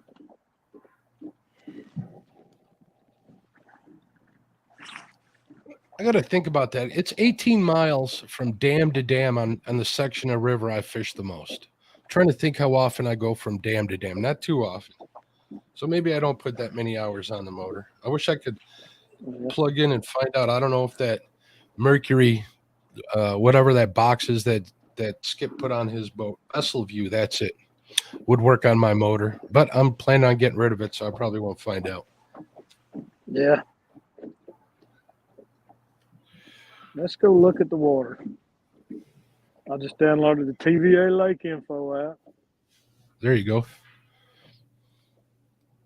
It's a handy little thing. Of course, it doesn't always, what you see on the app, sometimes it takes a while to update. So, The guy entering that data's got to finish his coffee before he goes back to his desk. oh, yeah. Chickamauga, let's see. Yeah, actually at 11 a.m. they kicked it up to 25. That's bumping flow right there. Minimum, but that's bumping flow. After I finish this track, you know where I'm going, Mark? Huh, to the dam. There you go. Up the fish size there. One rod to rule them all. Yeah, and you don't need all that bait when you're doing that. That's right. I'm not bait rich today anyway. Yeah, physicians said it was bumped up to 25K, so they must have started them turbines up, huh? Yeah, they'll kick them on. I guess people get up and turn things on, turn their coffee pots, microwaves on. Electric heaters getting kicked up to wake up cold. Brian says, yeah, I found a few pontoons I'm going to be looking at with under 70 hours on them. Why do you want a pontoon, Brian? I don't know. Maybe he's a minivan kind of guy because pontoon boats are the minivan of the waterway. I guess. Did I say that so out? much wind. Did I say that out loud, Bobcat? I didn't mean I to. think you did. No, I mean, you got a lot of room on them, and you can find pontoons cheap around here. Like, at all the boats you look at, pontoon boats are always like the most affordable used pontoon boats. And if you need to rebuild them, they're pretty easy to put new decking on them, and you can buy that furniture at West Marine and stuff for fairly decent prices. I mean, if I wouldn't even if I bought one, I'm kind of a junker. I'd just like strip the seats out of it and put, like lawn chairs and I'd put 2 Millennium seats facing the back and one in front of a center console on that thing, and that's pretty much right. all I'd need. That's You know, right. I might put some totes, not totes, but like those lockable totes up on the Mhm. sides just to put all my gear in, and it'd be pretty good. We had a 24-foot Alumacraft pontoon boat back in the day, and all that did was turn me into a water taxi. I was driving my family everywhere rather than fishing off of it. So Right. Yeah, I can see that. Kentucky says, love a pontoon. We run 12 rods and 8 planers off of them. Yeah. I would think like my fear with buying one would be like the tunes leaking and then going to having it welded. And I'm telling you what, people who weld aluminum, they're not cheap. They're No, proud of their services. you got to find a friend who can weld them. Yeah. A good aluminum welder charges Well, good money. can you braze a pontoon? I think I'd just rather take a chance and pay somebody to do it. I bet you Yeah. can, but I don't know. I'd only want to do it once. I mean, it's pretty easy to check them. You can pressurize them. Put a gauge on the top bung hole and then air up the bottom and see if it's Mhm. leaking. Brian says, I want it for the room, but I find that a 19 to 20 foot center console is what he wants to get. Oh, yeah. There you go. Definitely. No, 19-foot boats are like rare. I mean, it's like you jump up from a 17 or an 18-foot boat to a 20-foot. Yeah. 18s and 20s are your more common sizes. Yeah, that's the size. I'm looking at an 18-foot, 10-incher. I'd like to get a 21 footer, but that's too big. I don't need that. I fish too much alone to do that because I fish during the week, and the people I fish with that aren't well, we're not talking about where they're at right now, or they got jobs and kids. Yeah, there you go. Josh talking about renting a pontoon boat. That'd be a good idea to rent one to see how it handles the wind. And especially if you got that Bimini top up on them suckers. Oh yeah. Forget about it. You just about have to like constantly double anchor it if you were going to try to fish in the wind. Am I turning or is that a fish? Boy just did a little dance. Could have rolled over something. Yeah. It was the one over here. I'm kind of making a left-hand turn too. I've been fishing for a long time, and I still get excited when that rod tip twitches. I know it's gonna go. If I get a fish, you're gonna know. But even them little twitches get me thinking. I don't think I've ever caught a fish on a little twitch like that dragging bait. So, man, that's the kid in us. We like to watch a bobber go down. We like to watch the rod jiggle and bend. I'll never get not love that. I still get excited when I see a bobber going down, even when I'm pan fishing. Oh, yeah. It's just something about it. It's like, we're on. Yep. That's why we keep coming back, I think, Bobcat. Absolutely. You never get over that. Josh says, Mark, you could braze aluminum, but on something like a pontoon, I'd pay the money and find a TIG welder. Fair enough. Yeah. Socks and trolling motors, stop it, Kentucky says, for the wind. Now, why is that, Brian B? I've got a center console. I got a trolling motor on the front. I don't know. I don't think that's a problem at all.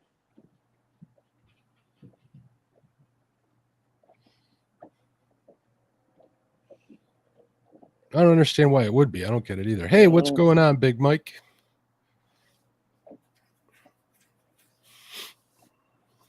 What's up, Mike? It's the day of the dinks. I highly recommend it. A Terrova or an Altera. I know a lot of guys don't like Alteras, but I've never had any problem with mine, and I love that darn thing. Even though I'll probably get a Terrova on the next one if I don't keep this Altera. But if it ever goes, I'd probably get a Terrova. Yeah, I've actually got the power drive on mine, but it's got the iPilot. I bought it from Daryl when he upgraded to the Altera, and I bought his 70-pound.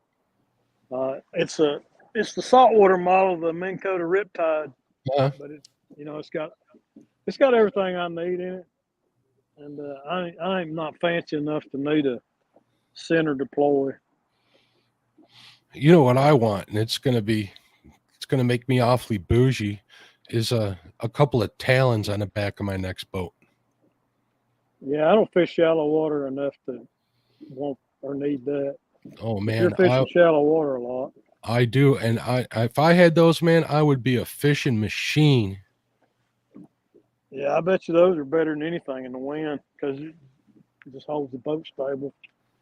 Yeah, Brian says he's talking fiberglass like Chad's big boat. I don't think I'd get a fiberglass boat, to be honest, which I hit docks and wood piles too much to have fiberglass. Yeah, I try to talk people out of fiberglass boats just because over time, water is going to get into the hull. It's just a matter of time. And if there's a wooden substructure on the stringers, you're going to deal with salt. You're going to deal with water intrusion eventually. Yep. And, aluminum, you can just beat the snot out of them. Worst case scenario, 20 years down the road, you might have to replace the foam in it that gets waterlogged. But, Mm-hmm. I don't like the idea. We've got a 19-foot center console down at the beach that stays in a barn, but it stays dry. It only goes out about 3 times a year. So that's kind of a different thing. But, if I was fishing out of every weekend, I wouldn't want a fiberglass boat. Speaking of fiberglass, and there's no way I'm buying a new one, but the new Lunds, there isn't any wood on the boat. It's all aluminum from front to back. So that thing that'll last a lifetime right there.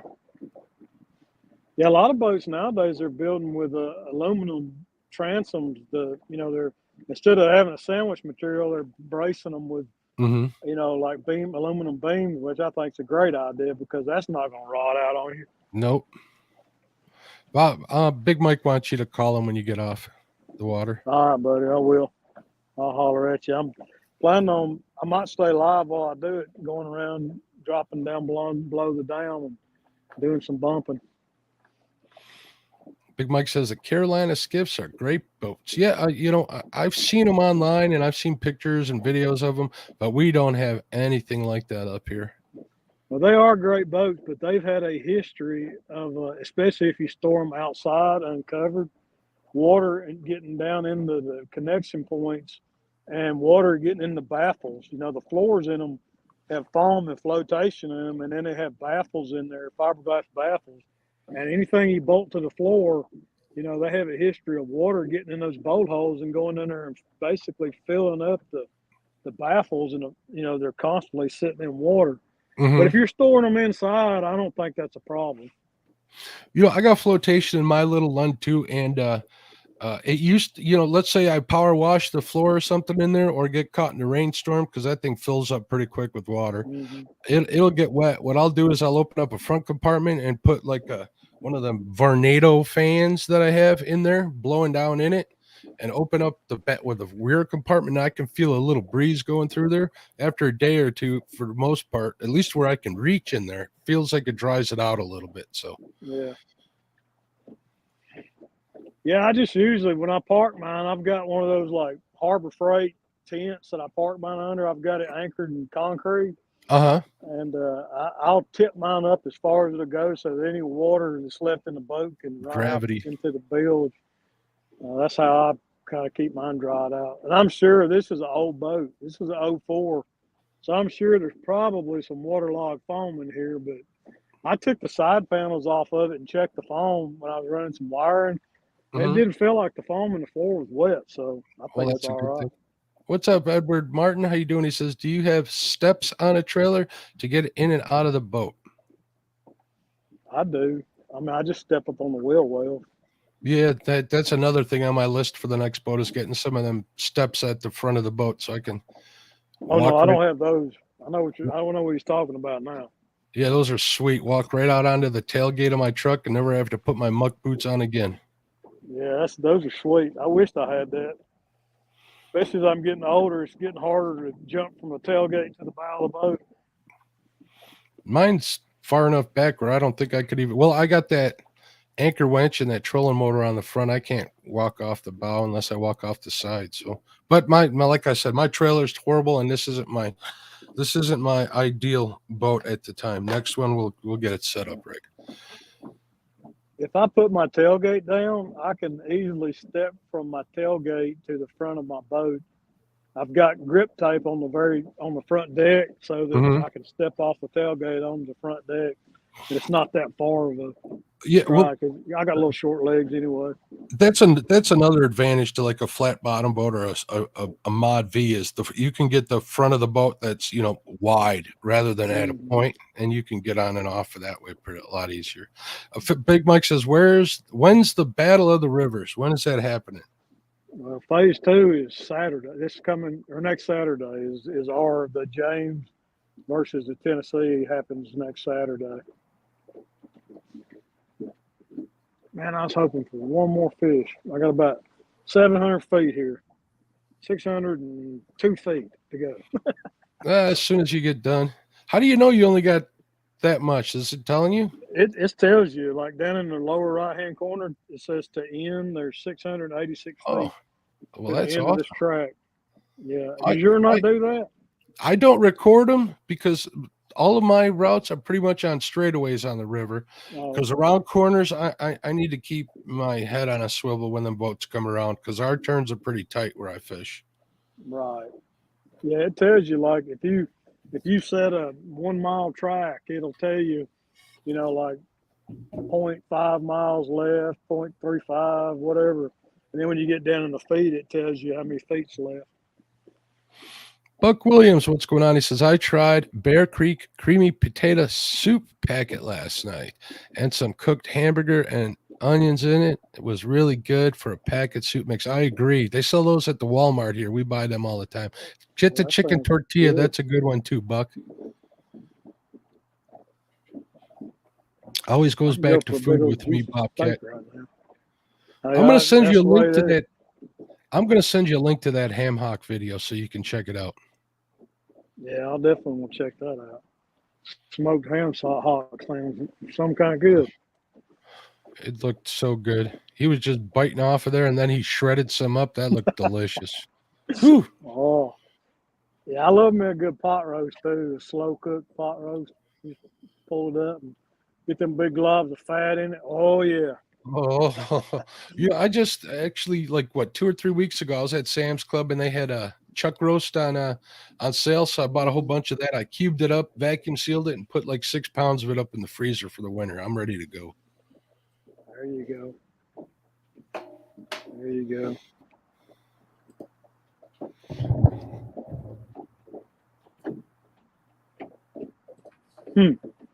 Corel Video Studio video editing software. Huh.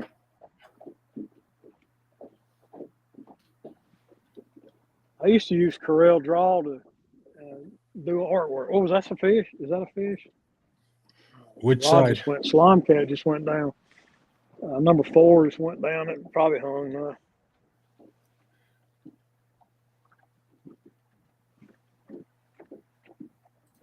$577 feet. All right. My transfer just finished. Let's see if I got enough room on this drive. Uh-oh. Is that a hit or is that a snag? This rod just went down. Snagged. God bless it. Snagger. Josh says that was a hit. Josh says, totally off topic, but I just got the Black Friday notification from Corel. The video studio editing software I use is on sale for $24.95 for full version. That's a deal. I might download it. If that's not a subscription, I might check that out. Send me a link for that if you would, Josh, if you got the time. But yeah, that's a deal for any video editing software if that's a full version. I do want Adobe bad, but I don't want to pay that subscription fee. Yeah. I got a couple of offers for a couple of companies here in the city to do like video production work and stuff for them, but I don't know Adobe. Maybe I just need to bite the bullet. So I've been using Adobe products for years in Photoshop, Illustrator, But I've never, like their video editing software, I've never spent a lot of time on it. It's too complicated for me. I like simplicity, and Vimeo is like, or what, not Vimeo, what is it we're using? Movavi. Movavi is more like the old iMovie used to be. And I really like the old iMovie. I'm not crazy about the newer versions of it. See, I've been editing video like from back in the 90s when I was running Whitewater. I used to do Whitewater videos on the old iMovie software when it first came out. You know, our iPads always had iMovie on there, and we were out camping in the middle of the woods, and my niece, she was 11 or 12 at the time. She took the iPad and went and videotaped our dogs, you know, for like a couple of hours. She was out there messing around, getting them to do all sorts of stuff. She made like a 6-minute video that was freaking awesome. Yeah. I mean, it was really good. I mean, it was like definitely YouTube worthy. And it was like the first time she ever picked it up. Hey, thanks, Josh. I just got it. Thanks, Josh. She says, I use Adobe Premiere Pro almost every time I edit. It's probably the most powerful I've seen, but Corel is a little easier than Premiere, and I use both. Yeah, Brandon, I'm out here just making the James shaking their boots with my little 2-pound catfish. Hopefully there's a pig laying down there below the dam. In about 400 feet, I'm going to go down there and find out. Hey, how far are you from where Justin fishes? He is north of me. He fishes on Loudon and Watts Bar a lot up in that area. You know, he's probably about an hour north of me. Okay. Probably a little bit more than that. But he comes out here and fishes a lot in Chattanooga. But yeah, he's more up there near Pontoon Jody. Yeah, he does pretty well. I got kind of an idea of what he targets as far as the types of area and stuff, and I'd probably do the same thing he's doing, not to copy him, but that would only make sense to me to fish those kind of areas. Yeah, he's been doing a lot of carp fishing this year, I think. Yeah, he has. I check in on his lives every now and then. He has a lot of people watching him. He's got a very active subscriber base. They're absolutely. You know, that's what you want. You know, you got a lot of these creators who like to barter and trade and network and do, you know, but those people aren't the people that are going to watch your videos. That's why I keep telling people, find your audience, which is exactly what Justin does. He's like him and Spencer are the perfect examples of that. Yeah. Yep. I enjoy watching Spencer's videos too. Mm-hmm. When I have time my problem is I run a business. I got a family. I got an active church life, and man, fitting everything in is just tough. And well, you got to pick and choose what you watch. You pick and choose what you watch, and you're going to watch the better stuff, which is why you get better at your craft, and hopefully you can be that for people, you know? Yep. I try to drop in and support everybody when I can. Absolutely. Well, I always multitask. I work at a computer all day. So I got 2 big monitors, you know, I got multi-monitors set up so I can have lives going on one side and my work on the other. So it works out well. Oh yeah. Yep. I'm always, all day long, I'm multitasking. Sometimes too much. I'll get started on something and I'm like, what was I doing? Oh yeah. I got somebody on hold. I was taking a credit card. My bad.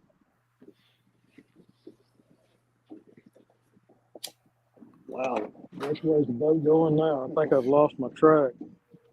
283 feet to the end. Hey, Bob, you know, a couple of times in the morning, I see you printing T-shirts while you're like on Cody's stream or something. Now, is that just ink printing? Is that like screen printing?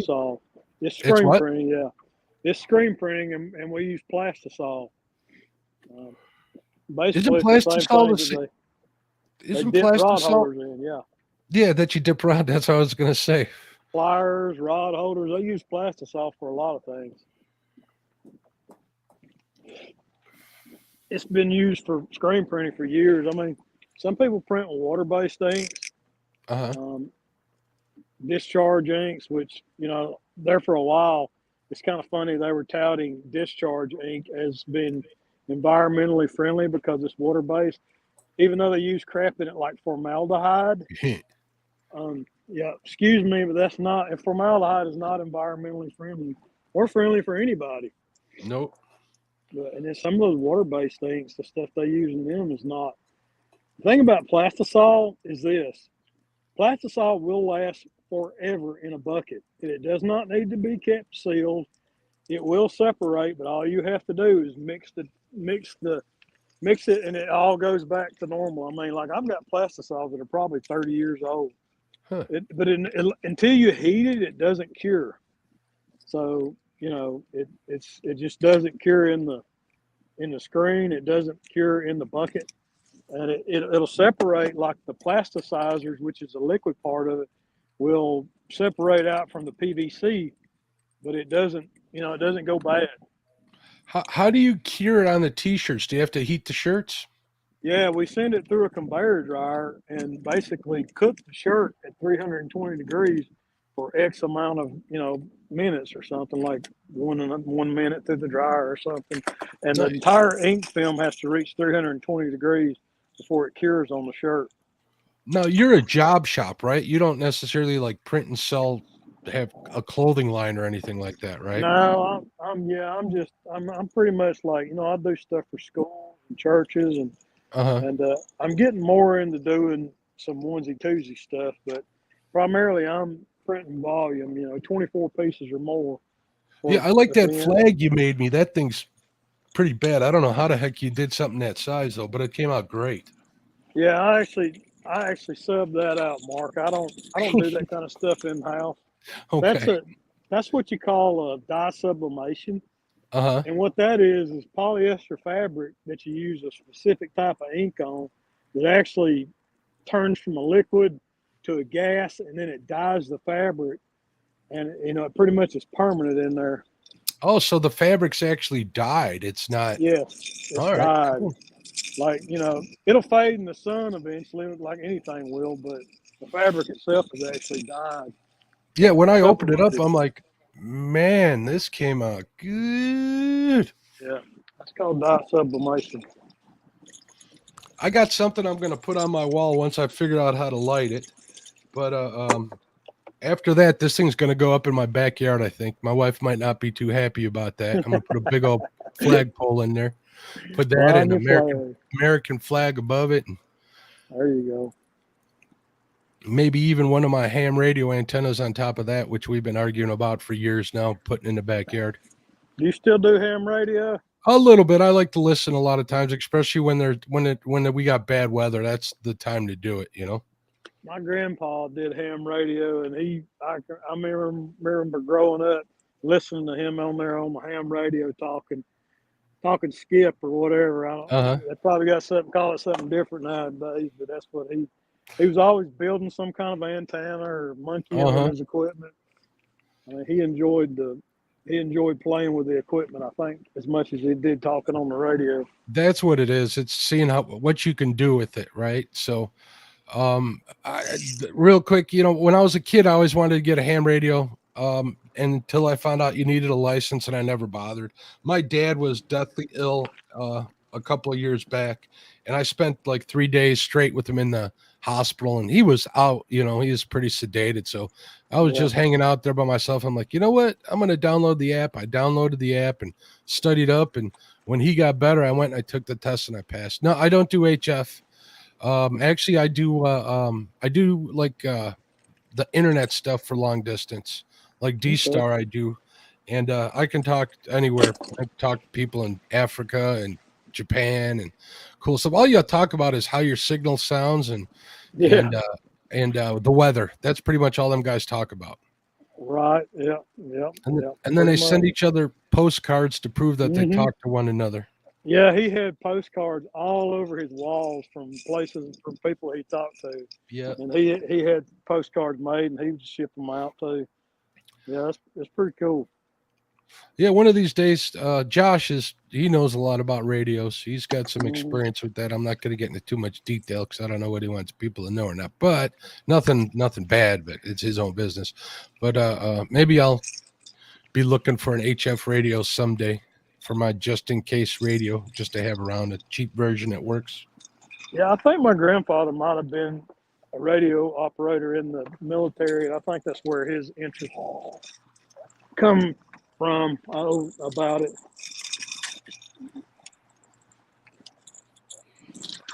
Yeah, Josh says, I've talked all over the earth. I've worked Europe, Africa, and Asia from the truck. I don't know if I'm going to put all that in my truck. I don't like drilling holes in that thing. Yeah, I got a buddy right now that's into it pretty heavy. He's got these little handheld things that he carries around with him all the time. It's not Yeah, CB. I got a couple of handheld ham radios that weren't cheap, but they'll reach out and touch somebody for sure, at least on 2 meter. They'll get out to all the repeaters out here and stuff, and you can talk to anybody and anybody. And my Anybody and buddy everybody. Mike, he's convinced that the world, is going to collapse and computers are going to fail and everything's going to go to hell. And so he's always he's kind of a prepper. Love him to Yeah. death. But I'm like, well, you may be right. I'm not going to say you're not right. Lately you got to wonder. Kentucky says formaldehyde. Thought that was embalming fluid, but it's Pretty much. Yeah. it's in most products. Yeah, that's true, Kentucky. What's up, Sampy? I can tell you this: if the crap does hit the fan, I'm going to his house. I'll just say that. My buddy, because he's well stocked. Let's just put it that way. There's nothing wrong with being prepared. Back to my father. He had really bad microburst tornadoes out by his house where I grew up, and he had no power for 8 days. And Wow. the fuel pumps weren't working. Grocery stores were dark. I was picking up stuff, bringing it to him, but if it happened on a bigger scale, he'd be in trouble. He ran on a generator for 8 days straight. He actually wore my generator out that I brought him. I ended up having to get a new one. Yeah. Wore it out. Huh? Josh says, I use an ICOM 706 MKIIG. So the main radio went under the seat. It had a remote head unit, adhesive mounted under the dash. Antennas required. Drill a few holes, but I mounted it to my toolbox. That's a good idea, Josh. I got an ICOM 5100 here on my desk, Josh, which is kind of the same thing. I got an IC ICOM. What is this? Hold on a second. Let me get the number right out of it. ICOM ID51 handheld. I got some Bowphones.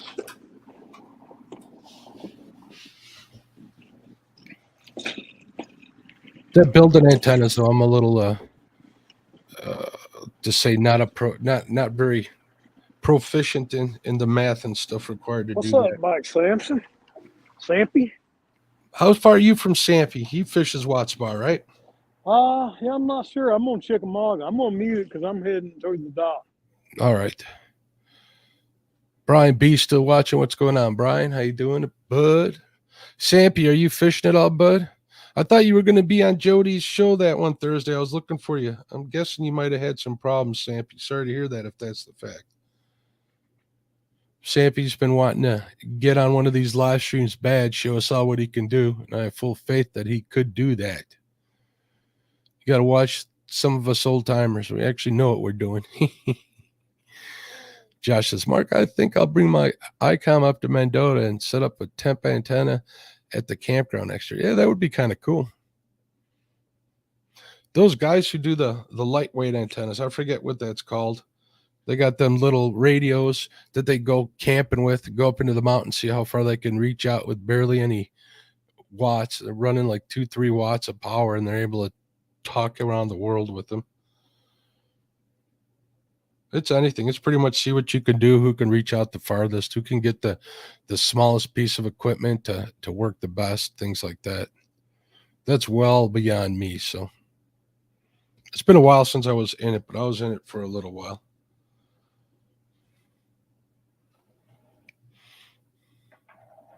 Yeah, Bobcat's in chat. What's going on, Bobcat? Welcome to chat, bud. Watch where you're going. Don't be looking at your phone.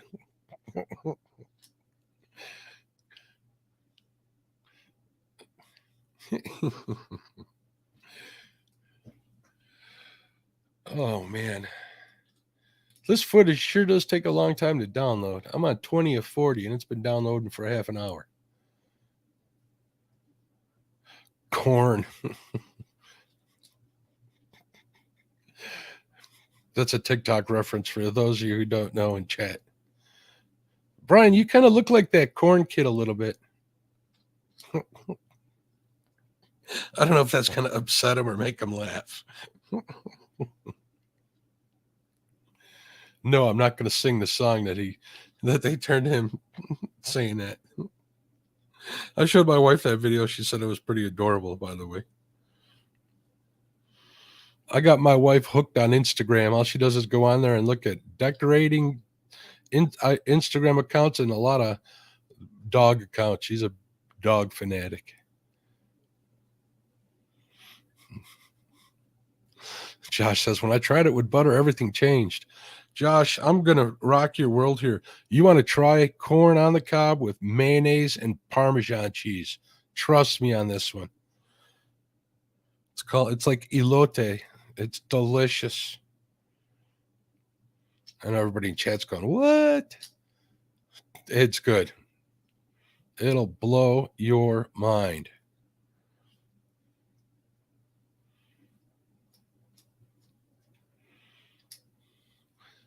Bob said he was going to get up to the dam and do some bumping. I don't see a dam, but we may be facing the wrong way. Exactly is what it is, Josh. Elote, Mexican street corn. I don't even put butter on my corn anymore to just do that. Oh, he's at the dock.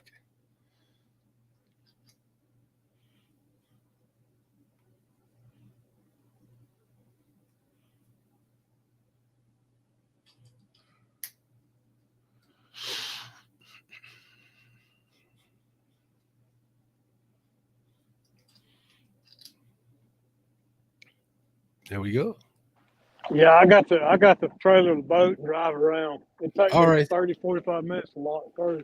Sounds good, because my wife came in here like 5 minutes ago giving me dirty looks already, Bobcat. So All right, buddy. I'm gonna stay live, but I'm just gonna drive around. all right, I'm going to step off of here. But thanks for letting me up here and chatting with you. I had Hey a good man, I time. appreciate you. Appreciate you a lot, Mark. You're very welcome. I'll keep watching. I'll have a couple of windows open here going. So everybody in chat, talk to you later. Have a great day, man. Bye. All right, brother. Thank you. No,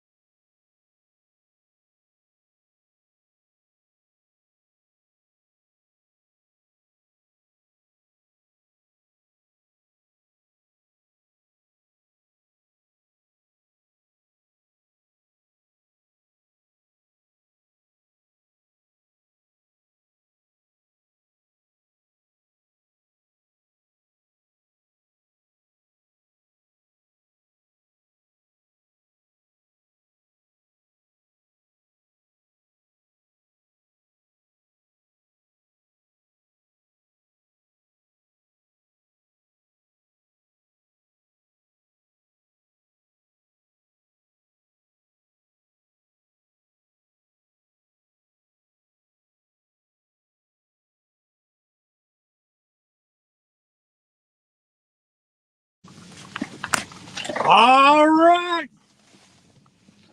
We're on the trailer.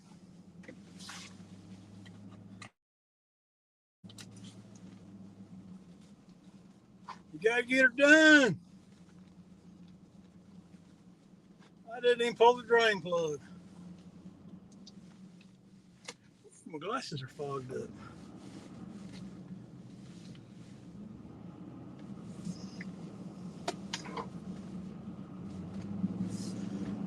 Howdy, howdy, Justin's Fishing Fish.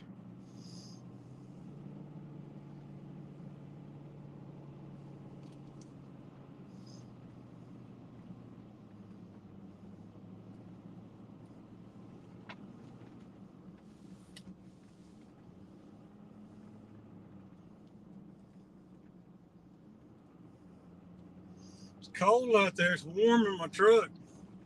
Maybe I get behind the dam and it'll blow some of this wind off or block some wind. Heck, you never know. With the wind moving back upstream, it might be just as windy back there as it is on the lake side.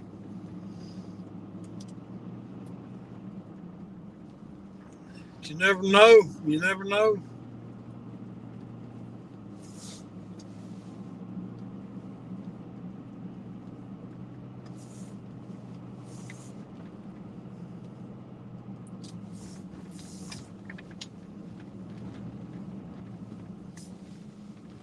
Yeah, it's pretty much just a hop, skip, and a jump from the lake at Irwin Marine to the dam.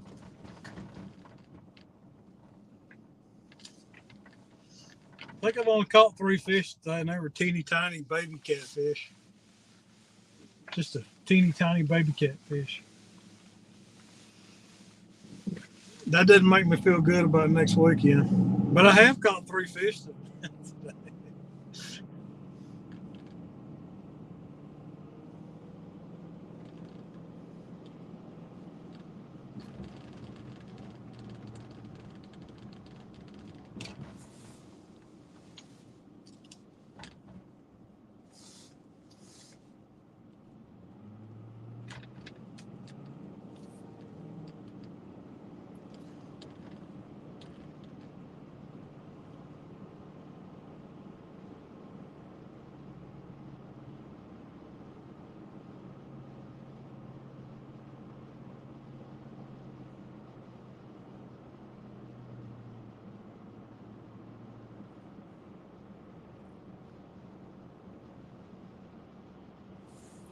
Turn the camera around, I think. Let's see.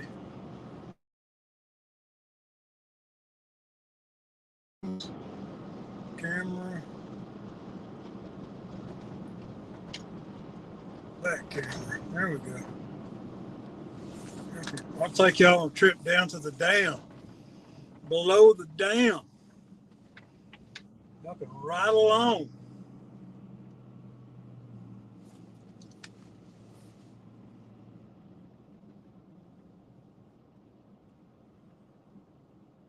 To the Chickamauga Dam. That road up there on top of the dam, that's 153.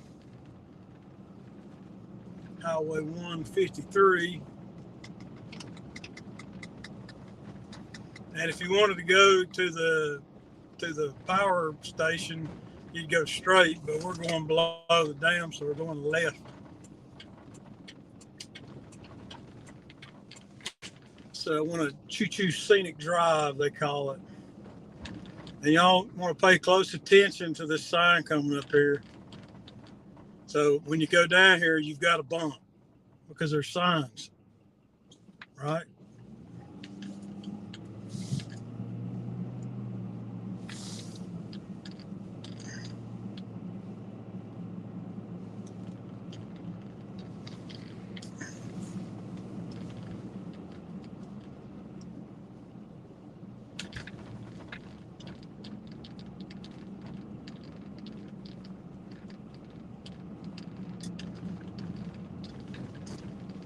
Here comes another one of those signs telling you what you got to do when you're down here.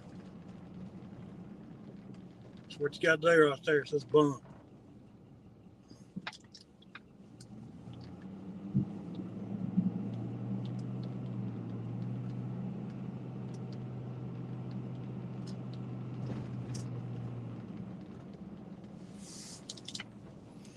Welcome to the Chickamauga Dam Reservation.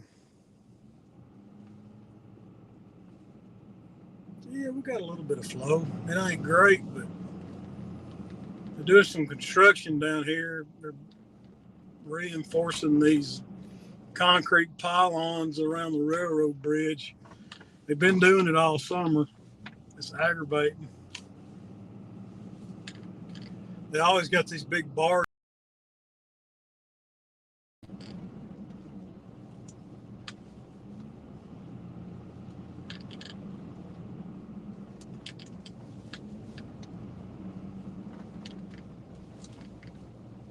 What's up, Zach? See you, buddy. Appreciate you stopping in, Zach.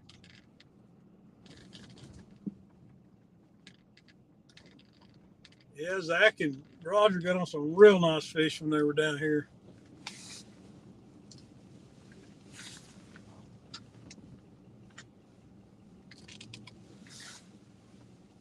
Boat in the water. Gotta put the boat in the water. Gotta put the boat in the water. Because that's where it belongs. In the water. Whoa, where am I going? This is your first time back in a trailer, Bob. Yeah, gum, son. Stop, pull the straps off of it. Put the boat in the water. Change this around. Layout. Nope, that's not the right one. Layout. More. Settings. Camera. Let's go back to the front camera. Here we go. Yeah.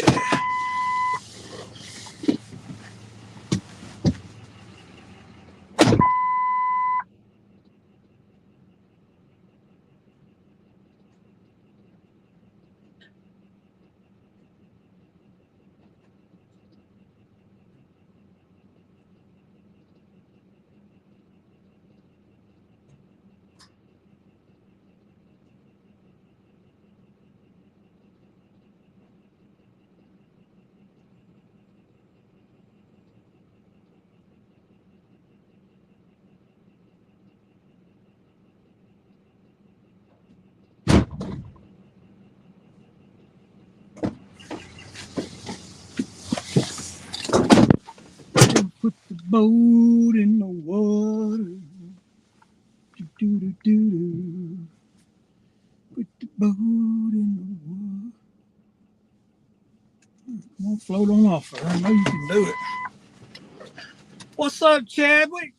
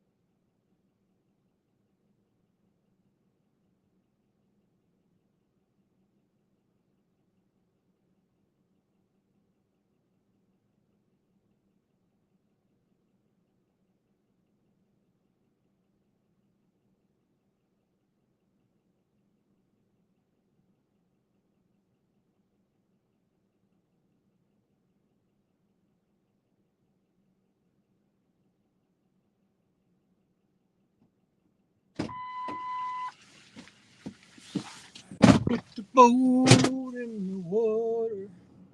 Sorry, Kentucky. Sorry, buddy. It's all right. I'm back. It would be funny if I left the phone in the truck the whole time. The battery ran dead. It's like live from Bobcat's truck. Nothing's happening. Like I wonder, like when I leave my phone running on live on my boat, like what would it be like if somebody got in my boat and stole it while I was going to get the trailer? And they're live. I think about stupid crap like that.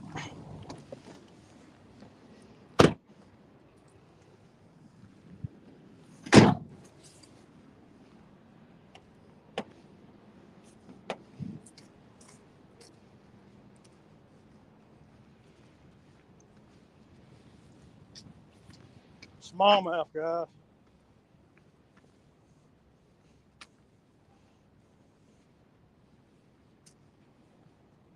Yeah, it's kind of windy over here too. 25K, I can bump that. Sorry, Josh. Am I moving too fast? There ain't nobody jogging out here today, I can tell you that. Look here, guys, this is what we're dealing with. This is all the construction they're doing right now. These massive steel beams that they're using to reinforce the concrete.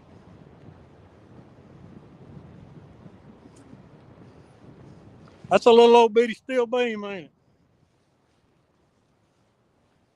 Look at that sucker. That's what, inch and a half thick? That's a big old steel beam. Fire up the grill.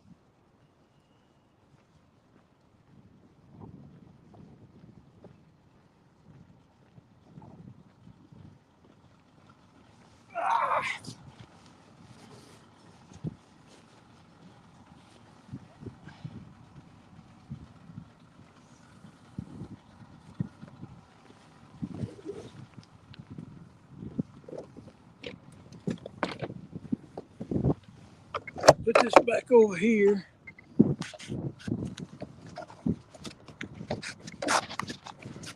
Tighten that ball back up. Keep you out of the rain. Hook the battery back up.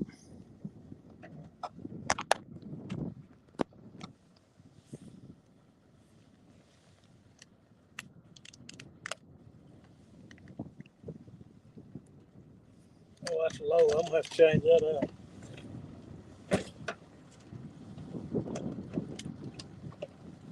Power pack's running low.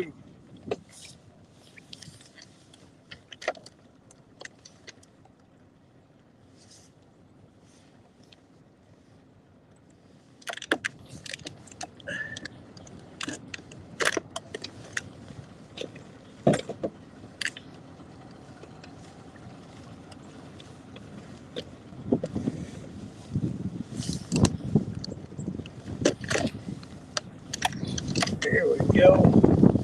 There we go, Pawpaw.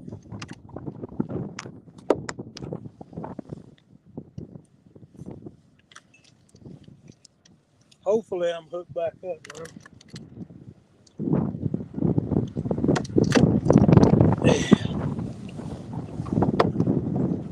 28.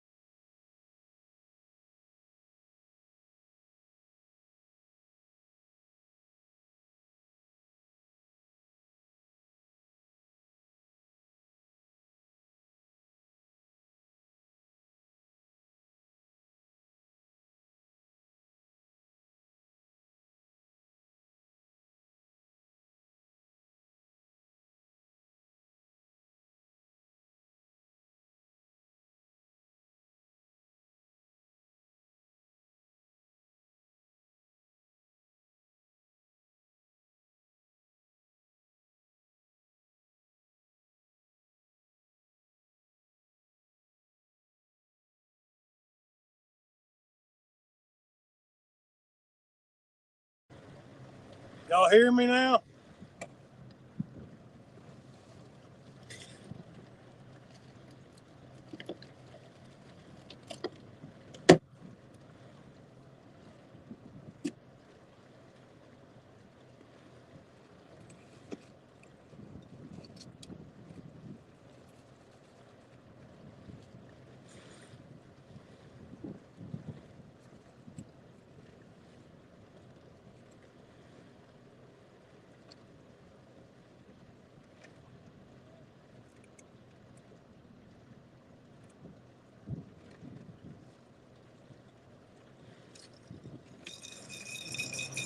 Thank you, Josh.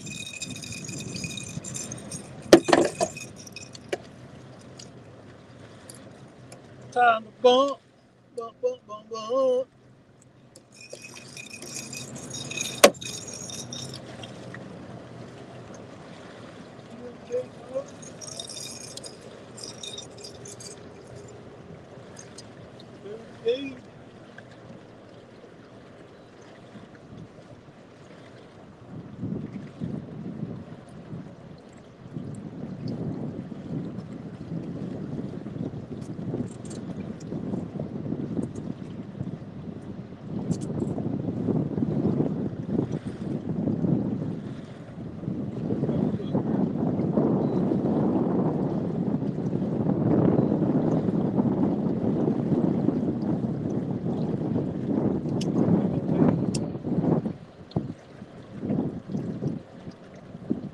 Up here and fish and skip.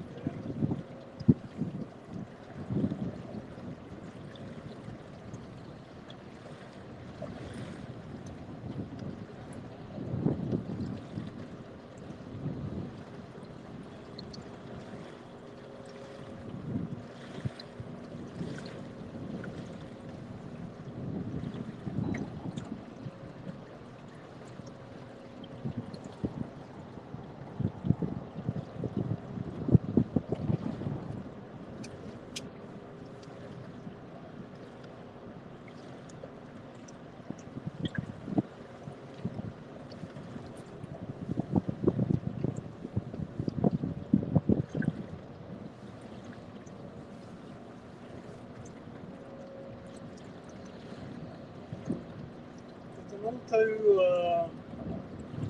off me.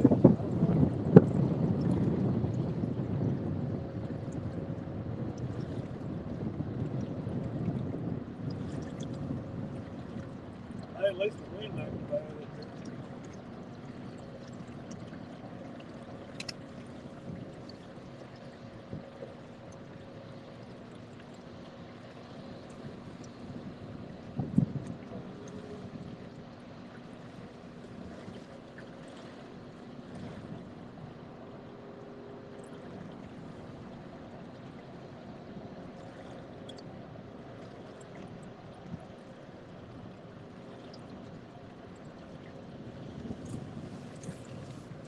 Tilt this camera up a little bit more. Oh, slippery.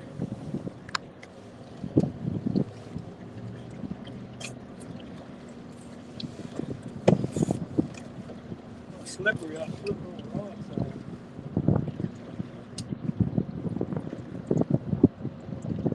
And less than the right side.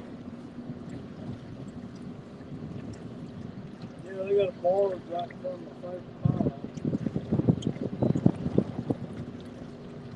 0.5 drill. 6.5 on the trolling motor.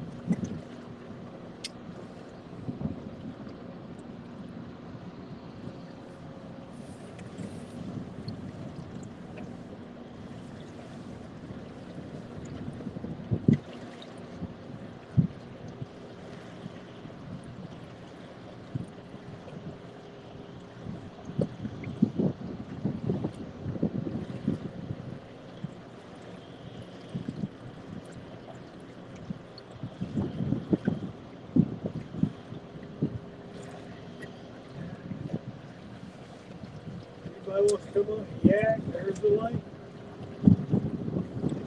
I don't hear you coming to the basement.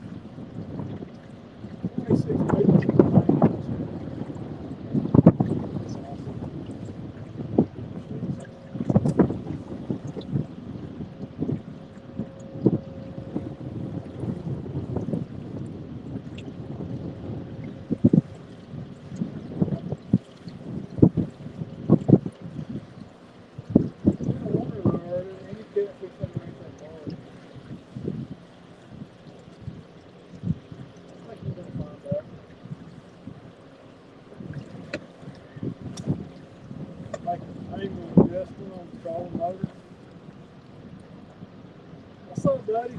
Okay, it's probably.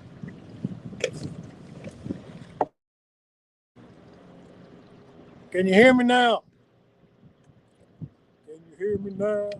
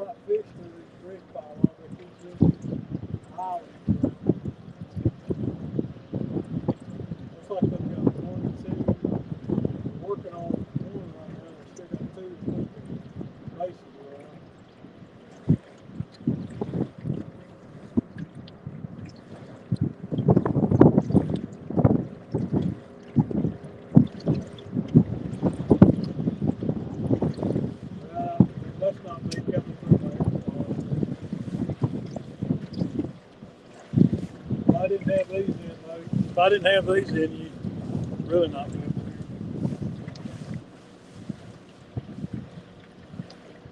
hear. There's not a whole lot you can do. You can't bump and play with earpods. Can you hear me now?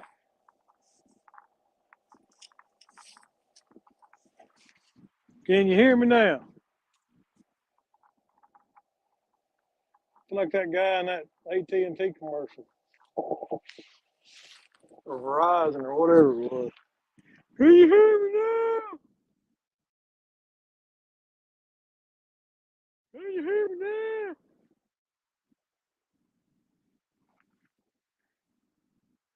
Shut up, Bob.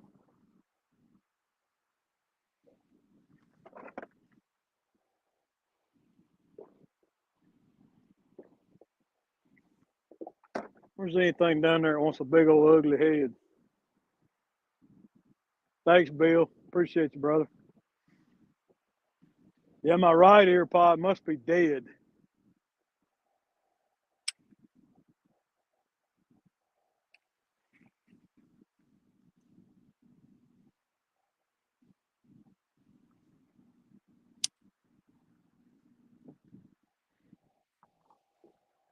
I don't know how I ended up all the way over here. I don't like being over here, though.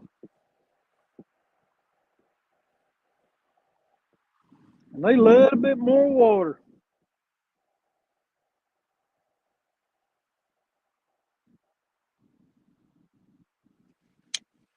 I don't even know if these fish is going to bite up here. Bumping bites really slowed down.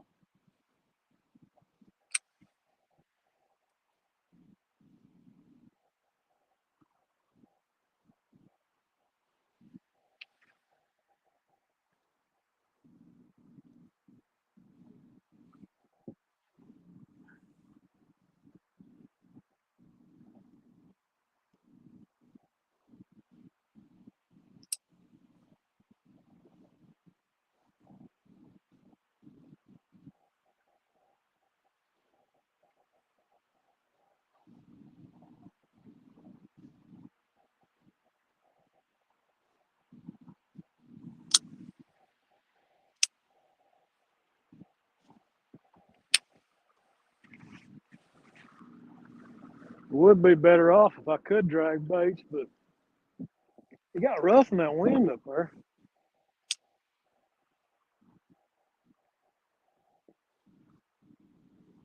Need to remember to put my drift sock away, or I'll be going down the highway and look like a drag car with my parachute out.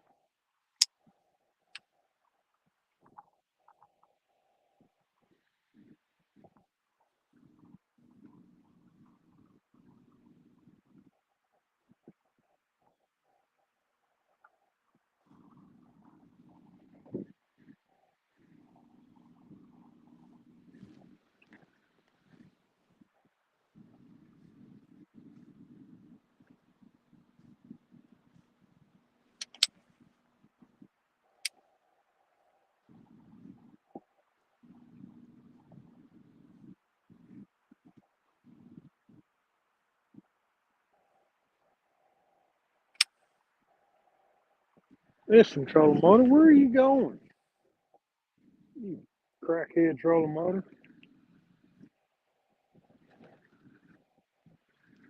Good grief.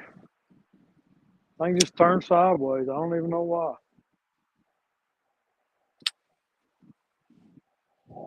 Tell you what, I'm going to pump it up and go back upstream.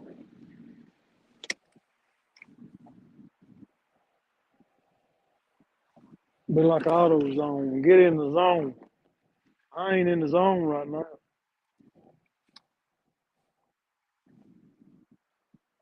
I ain't even in the right place.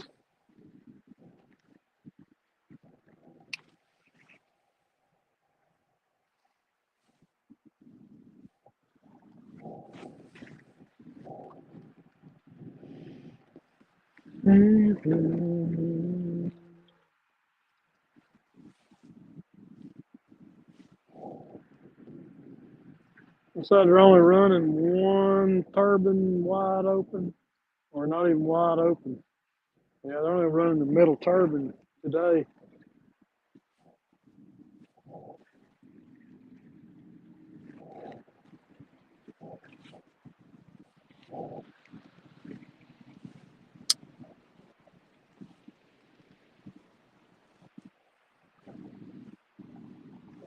Let's see. Try that.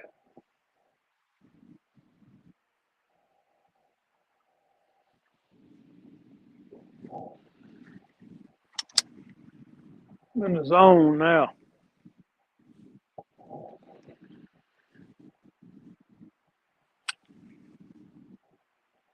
In the zone. Easy now, don't fall out of the boat.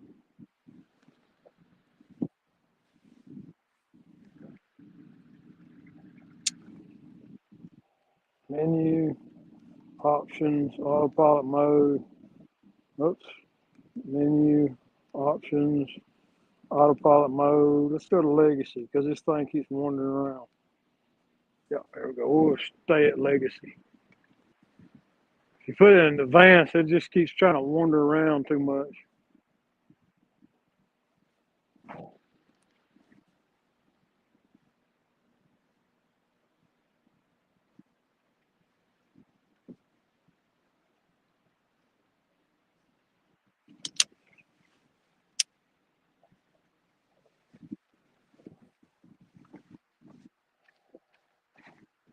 Straighten that out. Turn that way.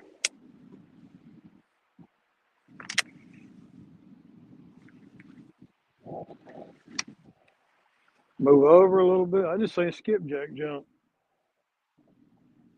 Well, early in the day for skipjack. It's on a cloudy day like this, they tend to be a little more active.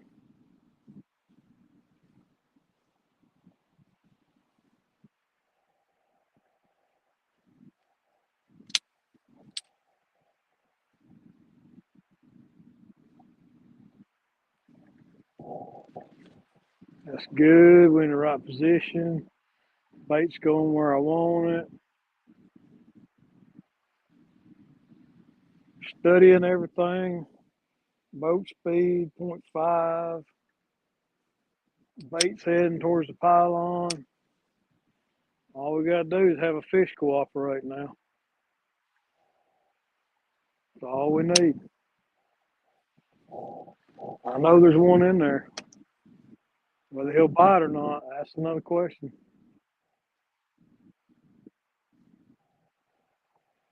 He's in there, but will he bite? There he goes. Yes. No, he let it go. Crap. Oh, there's one in there, guys. You just got to get him to bite. He had it and let it go. Maybe there's another one in there. That didn't have a hook in him. He ain't going to come back.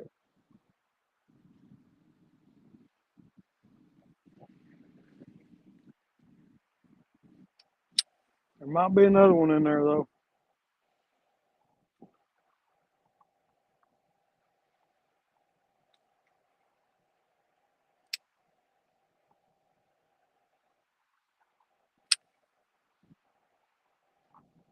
That was fish on. That's a big old head I got on there. Probably a little guy. Them little ones will grab a big head like that, but they can't get it in their mouth.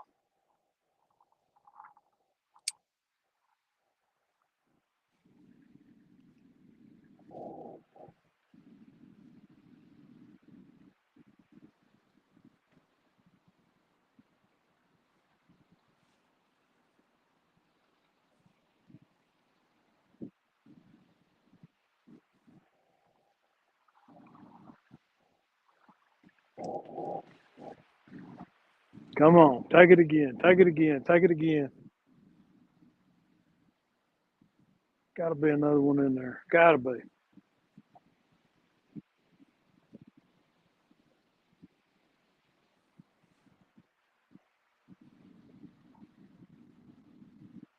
I'm about to hit a wall here.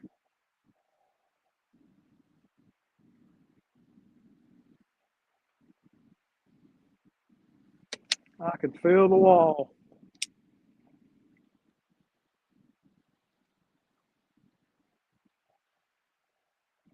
Where are you at, Mr. Blue Cat? Come on out and play, buddy.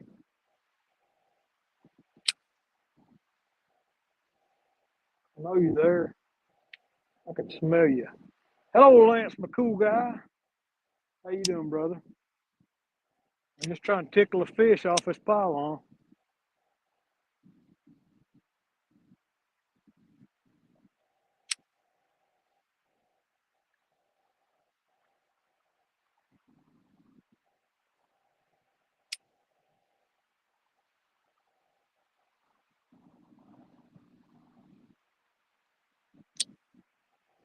Yeah, well, I tried. Is he in that fast water? Is he right there in that hole?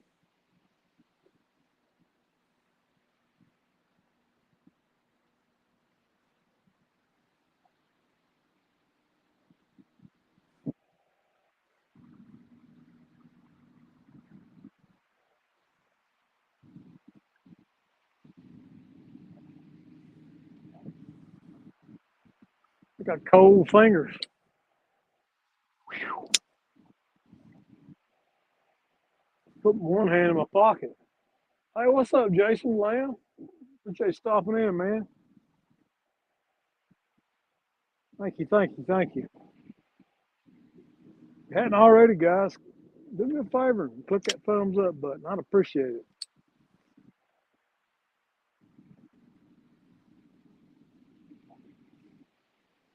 We're at the end of the bumping season, I can tell you that. There might be one or two stragglers still up here, though.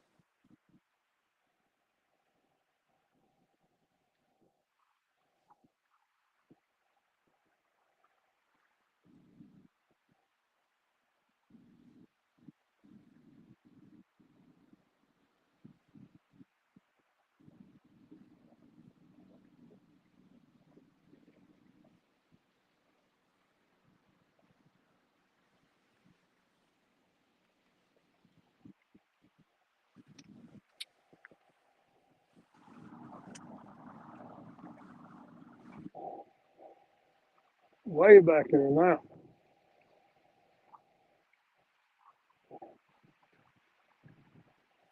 Well, let's make another move. Let's try another spot. I'm gonna try to put one underneath that barge. I never tried bumping under a barge before. That might be interesting, especially if I hook one.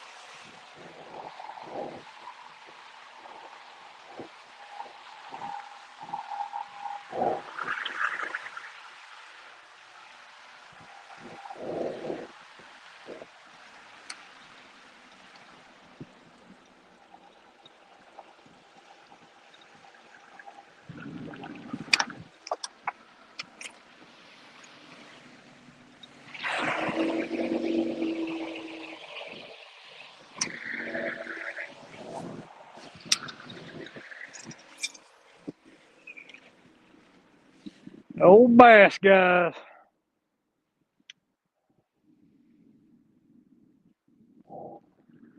We're gonna try bumping under a barge.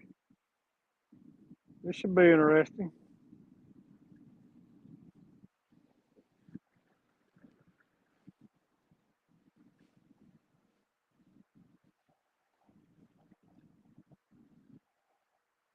I don't know what they call it. Spawn? No, what do they call those?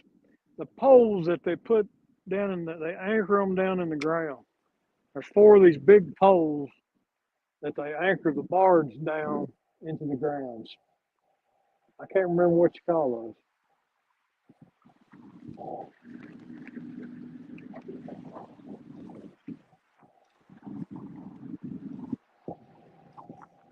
But you know, it takes a massive power to ram those things into the riverbed. I assume they drive them into the riverbed. This rock up here.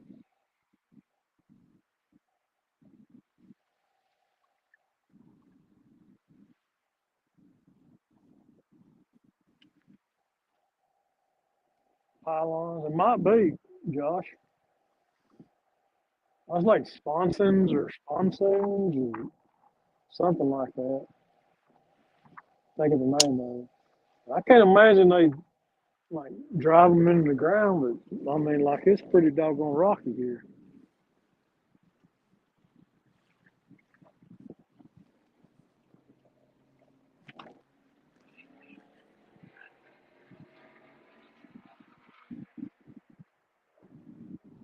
One of them big blue herons sitting up on top of one of them.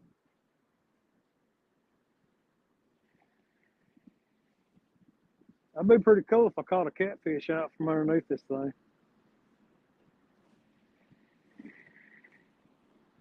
I'm gonna send my bait under there, see what happens.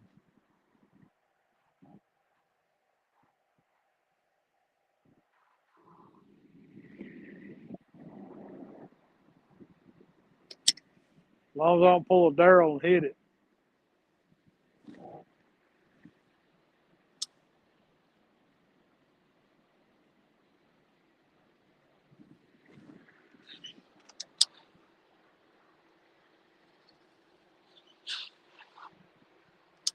Ride a train, ride a train. Anywhere I'm going, I ride train. Sleeping in a boxcar when it rains. Well, that's one of the most active railroad tracks in Chattanooga. Dang it, Ernie.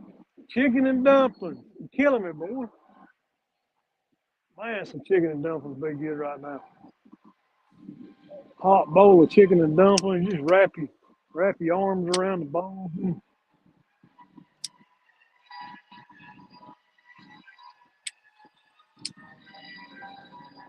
My grandmother used to make the best chicken and dumplings.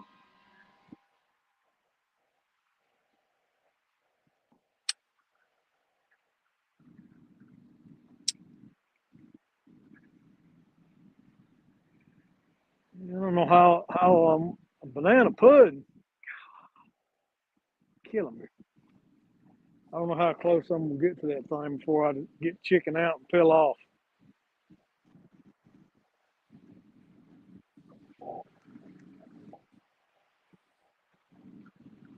Nope, Brandon, I had a take and that was it, and he let it go. I got a big old headpiece on here.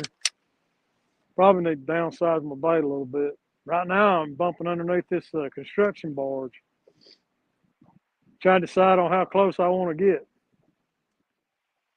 Shredded chicken, all flour, not canned biscuits.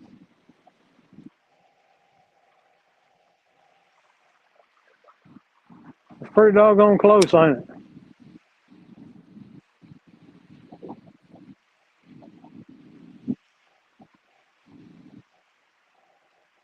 Yeah, we'll get a little closer. Not canned biscuits.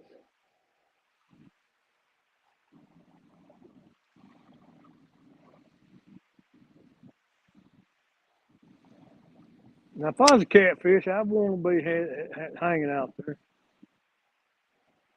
Shut up, Brian B.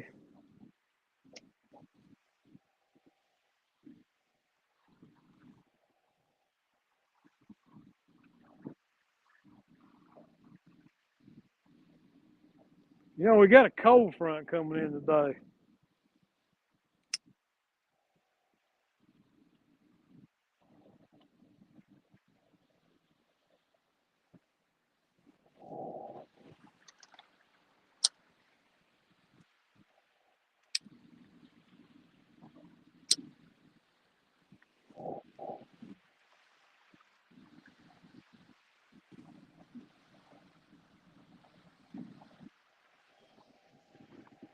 Shut your face mouth. Tater salad.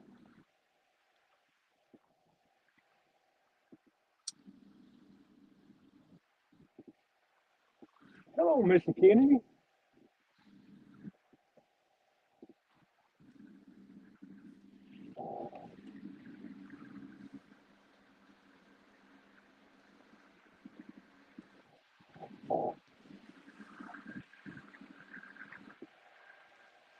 Sideways bumping.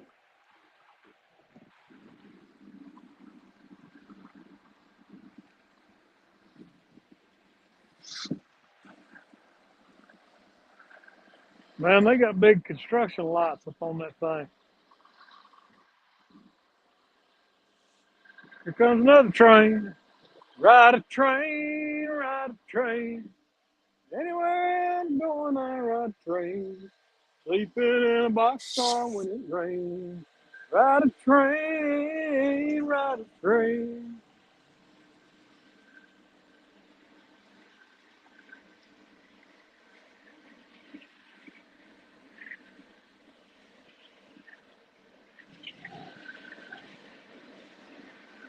I bet you nobody knows who sung that.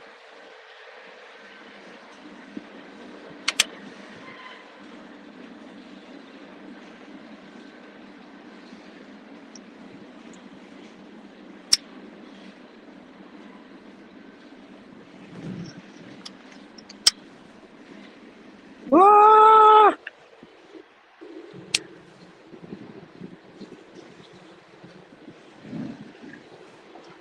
Talking about bumping between a rock and a hard place. There you go. Woody and Daryl.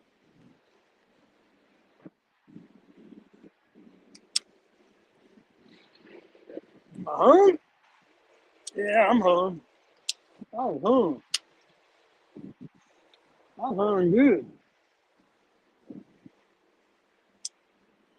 Jerry Clower. Nope, that was Alabama.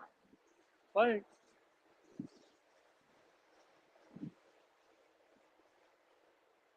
We'll play a little peekaboo here, guys.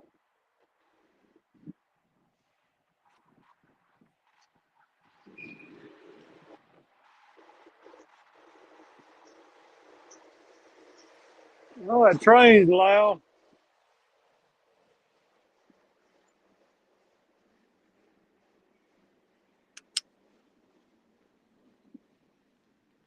These fish like to hang in the back end of these eddies. I call this playing peekaboo with them. I slip down beside the pylon and drift that bait to the back end of the eddy. And bumper cats will hang out in that eddy. They'll hang out in the back end of the eddy.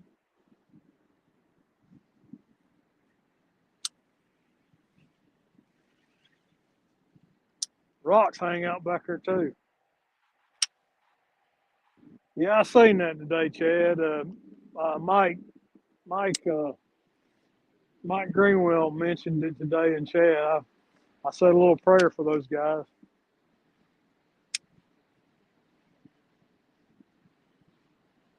Y'all keep those guys involved in that in your prayers.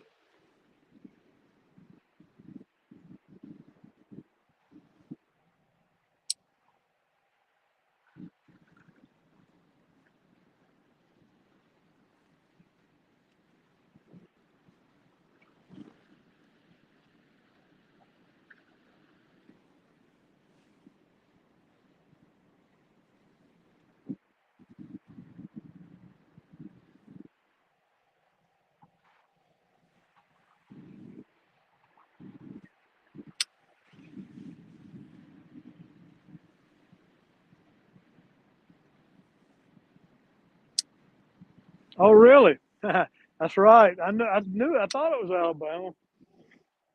I never went, but I always wanted to go to one of their June jams down at Fort Wayne. I used to love me some Alabama. I still like Alabama.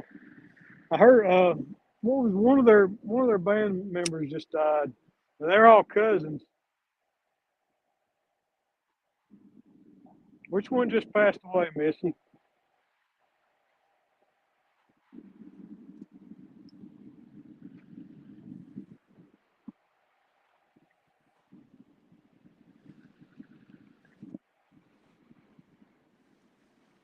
It's cold.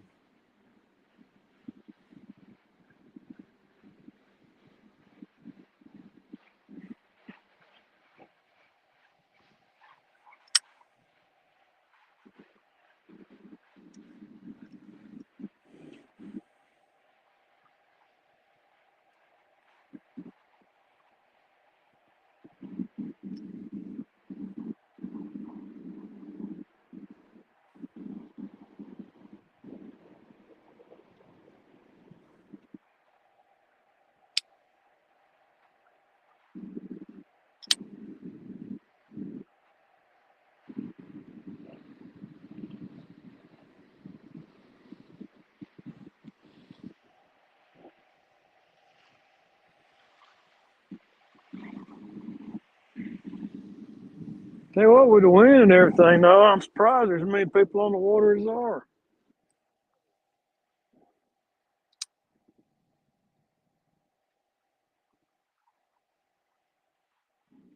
I'm starting to get cramps. It's time to, yep, Jeff Cook.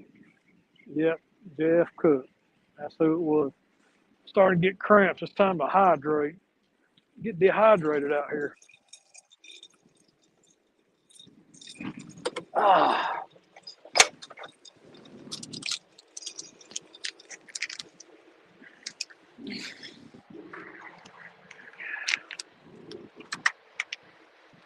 Yeah, Alabama put out some good music.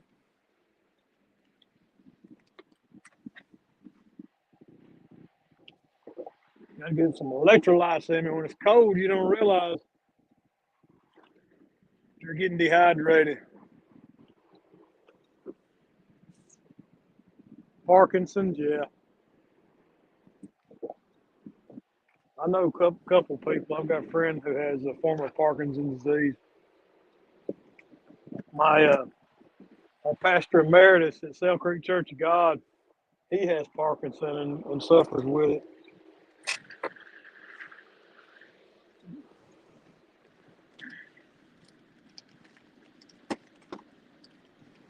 It's a slow, debilitating disease. I heard that, Mike. I don't think they're here at the dam, though. I'm going to keep poking at these holes until I find one. Hey, y'all want a viner?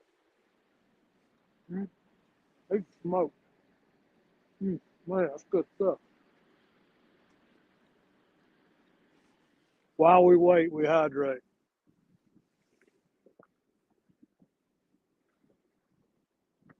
I start getting cramps. I drink the juice out of here because it's got a lot of sodium in it.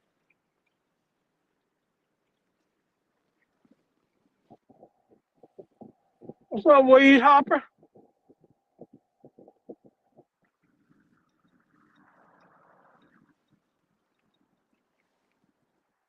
Yeah, I seen it in the news. Deeply saddened me.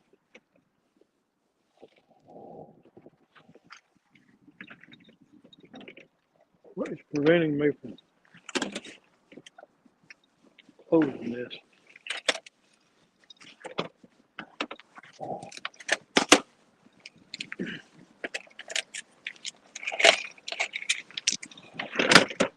Well, Dad, blast it.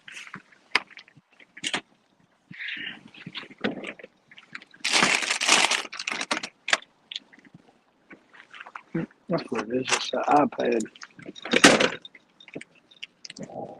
The iPad. Yeah, I get cramps. I get dehydrated. When you don't eat carbohydrates, you get dehydrated very easily.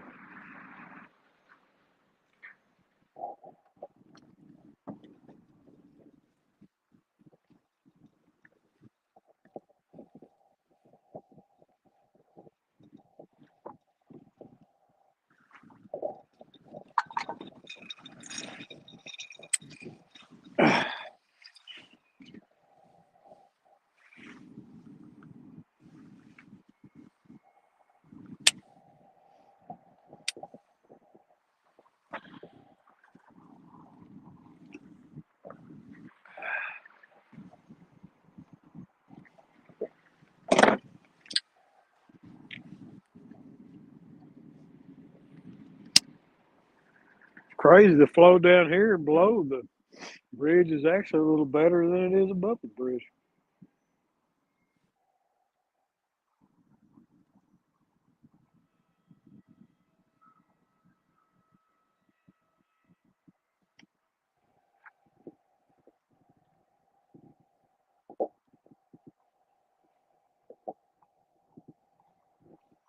I wonder what it is in mustard that helps with the cramps. Mustard really doesn't have a lot of salt in it. It has vinegar in it, which I've always heard vinegar is good for cramps. Pickle juice. I wake up in the middle of the night sometimes with cramps in my calves, and I'll hit the pickle juice and it'll almost instantly stop it. Yeah, there you go, vinegar.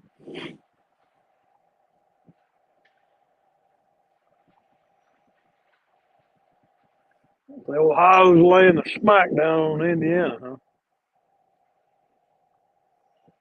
Yep, I've done that before too, Brian B. In those days.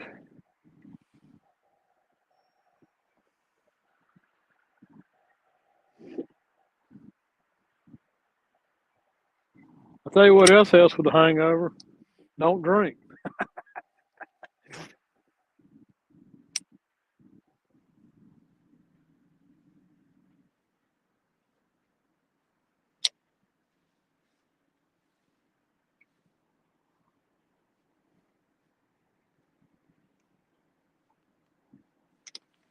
Six and a half.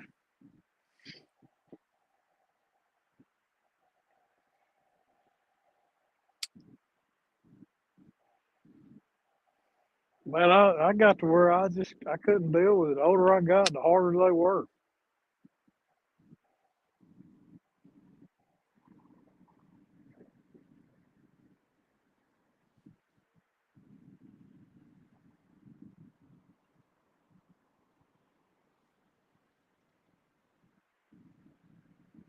I ready to fire his heater back up. I wonder if I can do it without getting hung up. Let me go spotlight. Change the spotlight. I'm gonna fire his heater up. Son.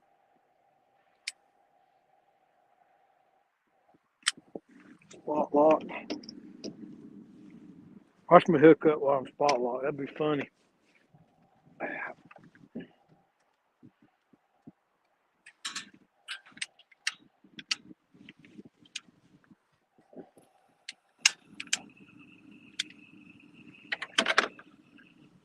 Whew.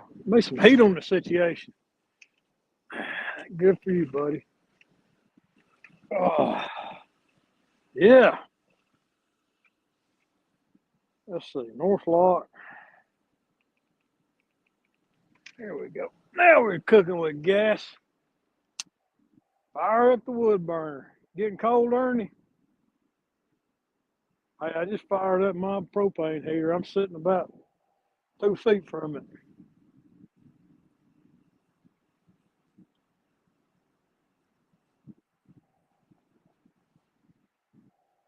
As long as the wind's coming from behind that console, it should stay lit.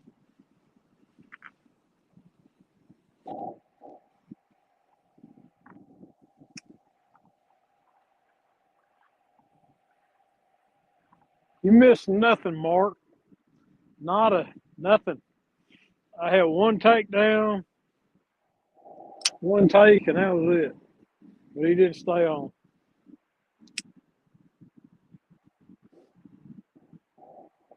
Ryan trying to lie to you.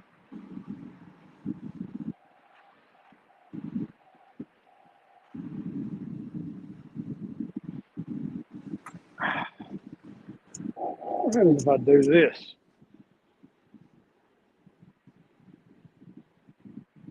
That won't work.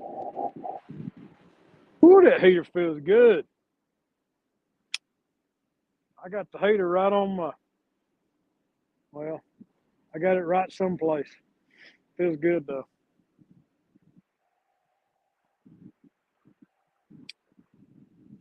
I know, right? What's up with that guy, Mark? Uncle B always fibbing. Man, I sure hope it's warmer next weekend. Probably won't. It'll probably be colder.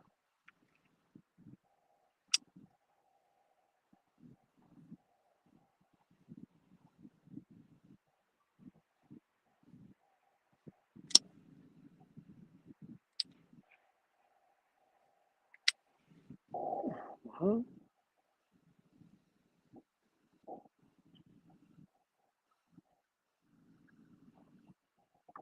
I'm a foot toe cramps back.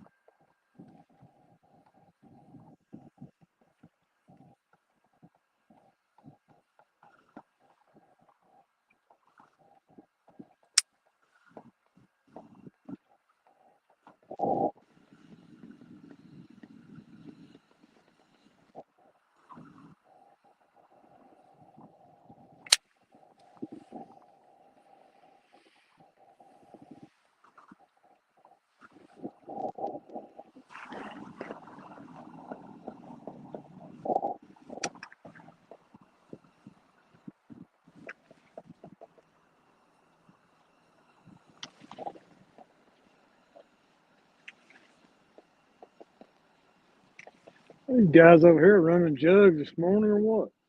What time is it anyways? My fob says 2:10, so I haven't reset it. So does that mean it's 1:10? Because time went back. Is it 1 o'clock Eastern?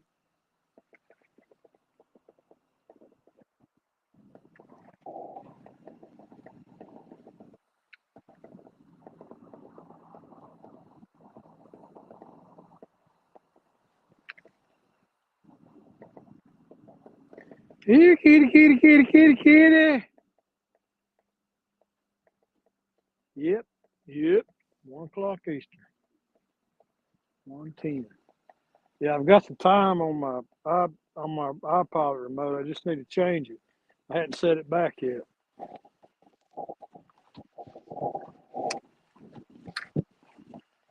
Do that. So Eastern is 1:10. Let's see. Get our options. Backlight, contrast, auto off, language, time. Select time. Oh no. Unselect daylight savings. That shit. Yep, 112. Boom. Perfect. Thank you, Missy. Appreciate it. That way I can always tell what time it is. So the tournament would be officially over.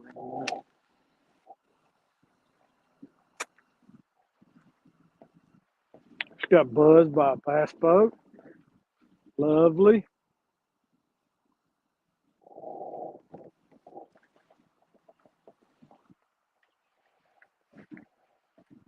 Yeah, I bet most people don't even know that you can put the time up on your iPod remote.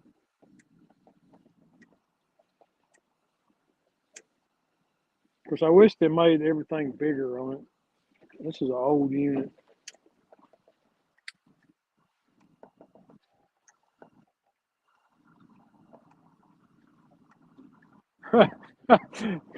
Pull a Jody, huh?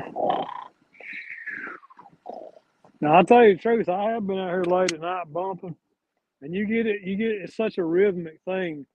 Like you get into this rhythm that you're just sitting there in the chair, and it sometimes like I have almost dozed off doing it. Very therapeutic. You're just kind of feeling that sinker hit the bottom, thump, thump, thump, thump, thump, and then boom, big takedown.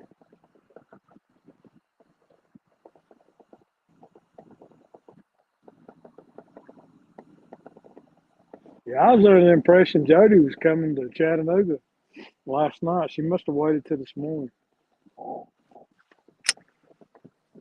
This heater's getting hot. Damn. My legs getting warm.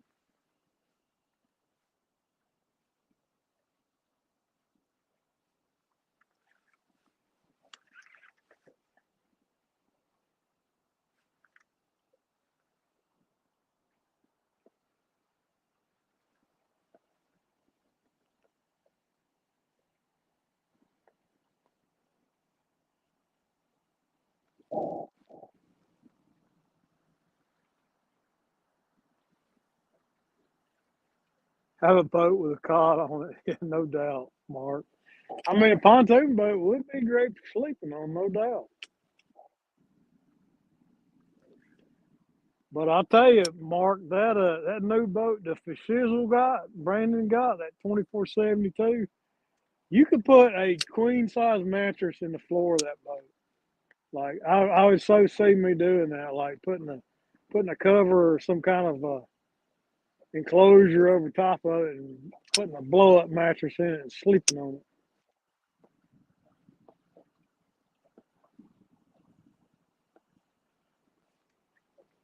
I want a boat that's big enough to sleep in. I told him, I said, man, you could pitch a tent in the floor of this thing.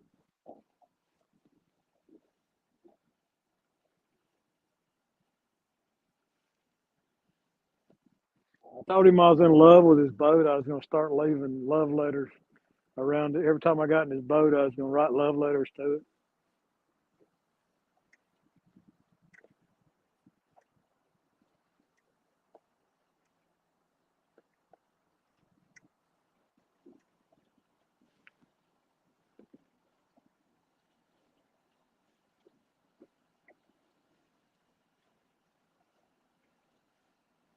Come on, fish.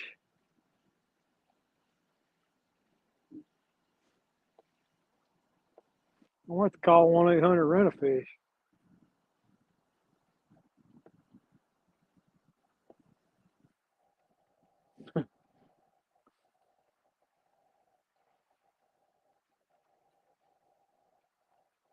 Automatic sliding glass door.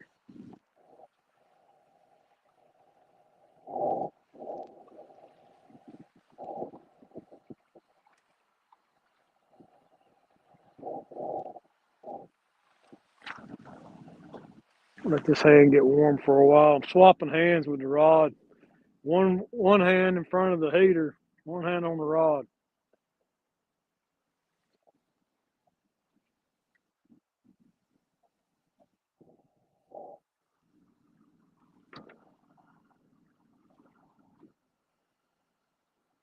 Get the number. Brian B has it on speed dial.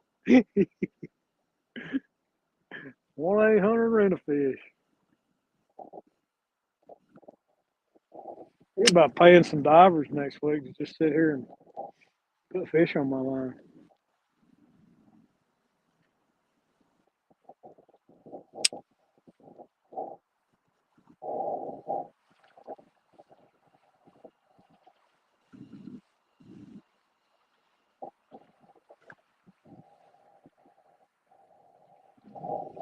They got a subscription program, huh?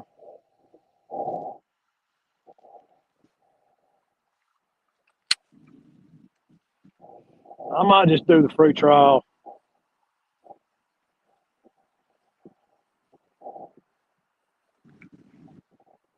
You probably get a Johnny Parker size fish if you just do the trial version. I ain't want none of them tiny Potomac fish.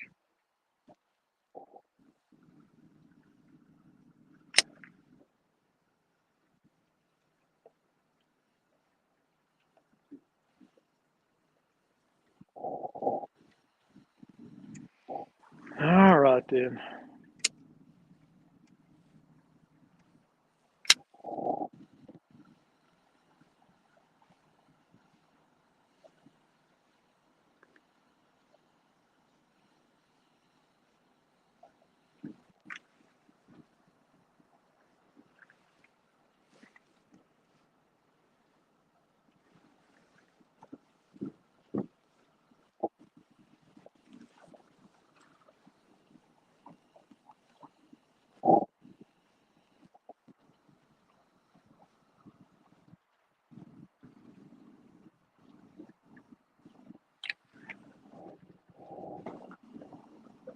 I just had to touch that and see if it was hot. Guess what? It's hot.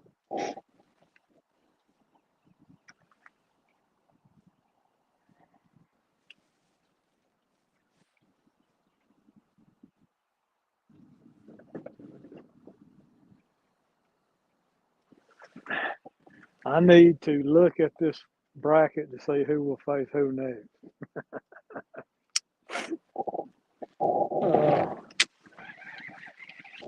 Well, I'm gonna go back up top. Ain't no action down here. Let's swap this bait out.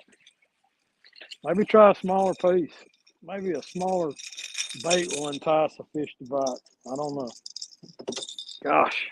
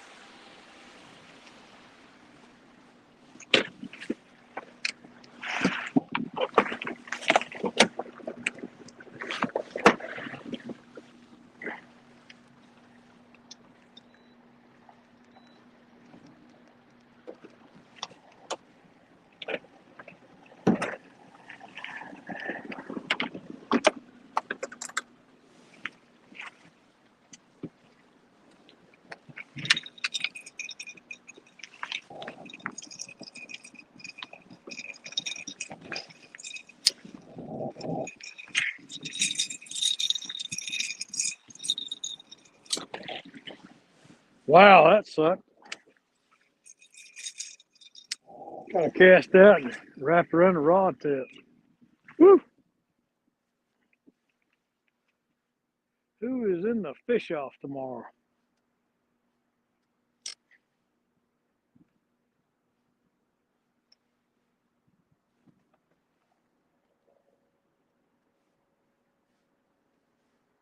Hey, good afternoon, Steve Mosley. Appreciate you stopping in, brother.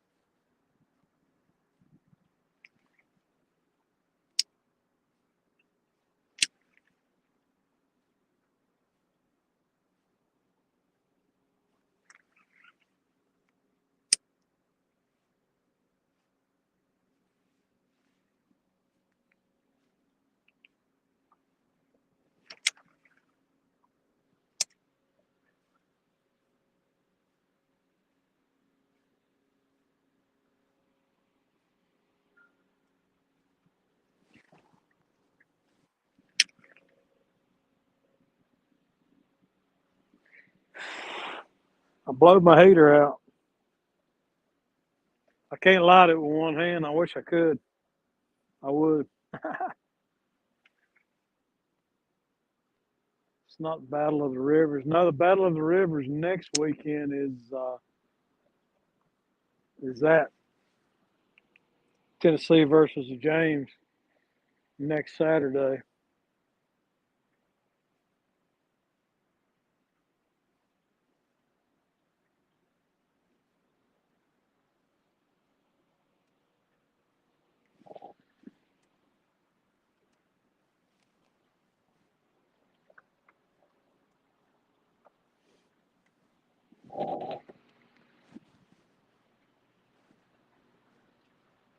Got a weird sideways drift going on here.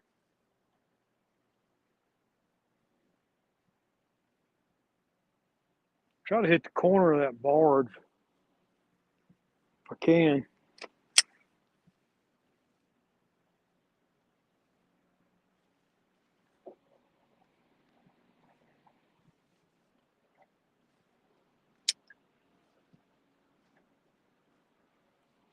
Yeah, we're out pre-fishing. I hope next week's better. Like we have seriously got a front moving in on us right now. I mean, the temperature has been dropping all day. I know people across the country is getting snow. Bobcat's biggest fear is in the house. I feared you, J Puppy. You're just a cute little fluffy poodle dog. I want to pet your little head, pet your little tail, and give you a goodie. A good J Doggy. Good J Doggy. Yeah, me too. Me too, Brandon. All the blues I've caught today about the biggest channel cats. Caught nothing any size. Where are all the big fish? We got snow.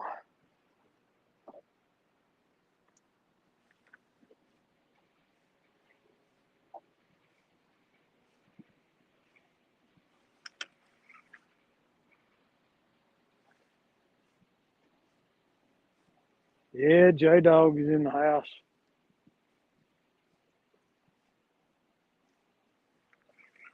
Oh, where am I going? Where am I going? Slow the boat down, you big dummy. Slow the boat down. Slow the boat down, you big dummy. Come on up and chit chat with me, J Dog.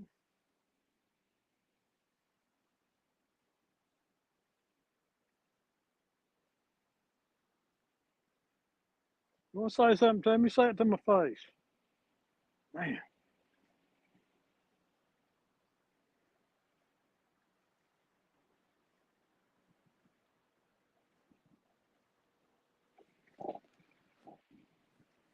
Bump that over a little bit. J pickle. That's a new one. I ain't heard that one.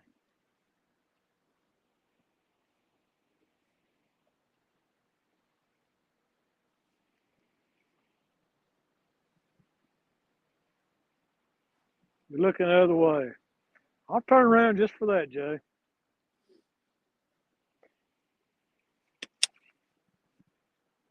I could move the camera, but well, I'm busy.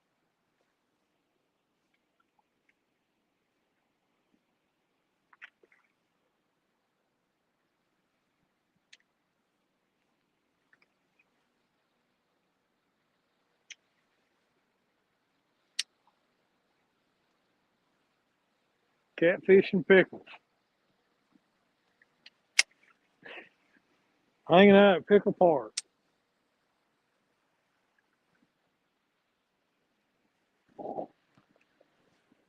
Oh, get hung. You're hung. There you go. Hello, Shirley T.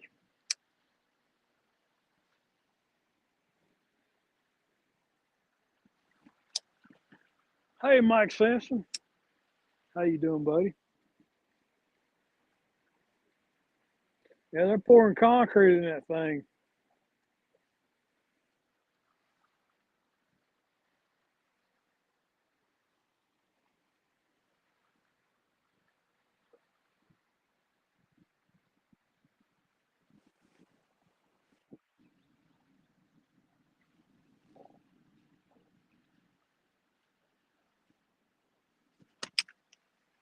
They're trying to fill up my catfish holes, guys. I got these scar holes around these pylons, and they're filling them up, making it hard for my catfish to find a place to live. It's not cool. Why they got to be that way? Catfish need holes.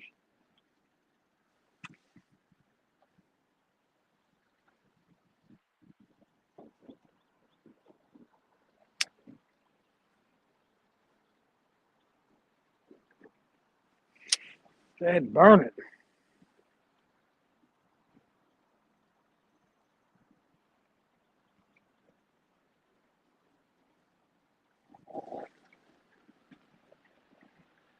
There sure ain't no bumping bite up here today, I can tell you that. Thinking about going up here and throwing for some skipjack.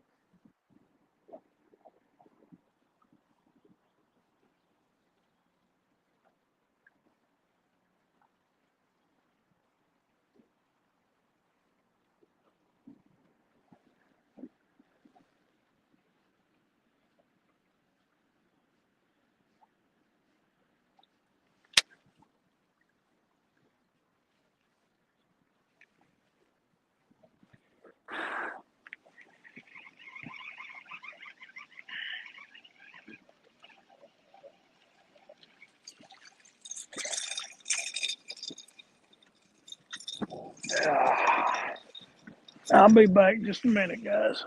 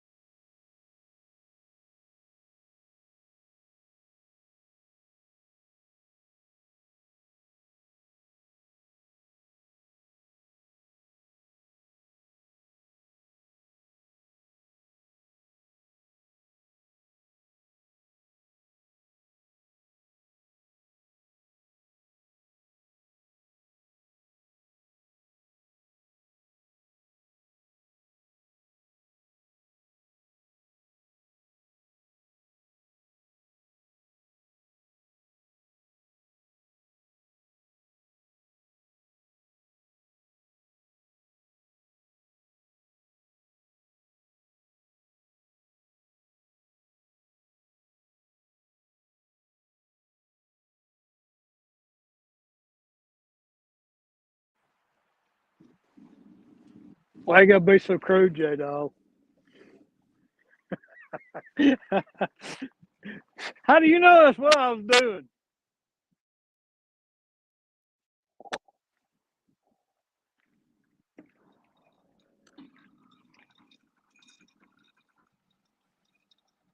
That was. I'm not gonna lie. I can't lie.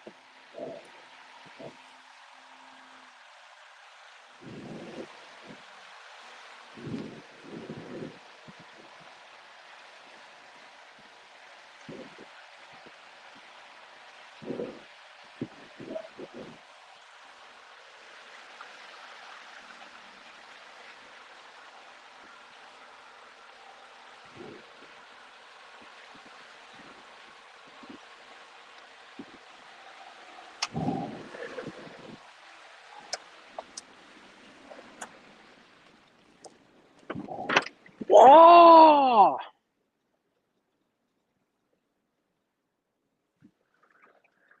I'll play a little peekaboo.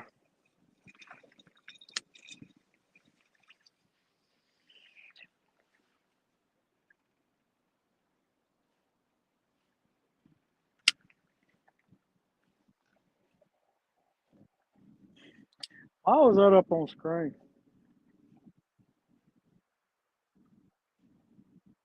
That's true. You know how many times when I've been editing video, I've edited myself tinkling out? I've asked my wife, I'm like, hey, honey, come here. You want to see me tinkle? She's like, no. Okay, fine then.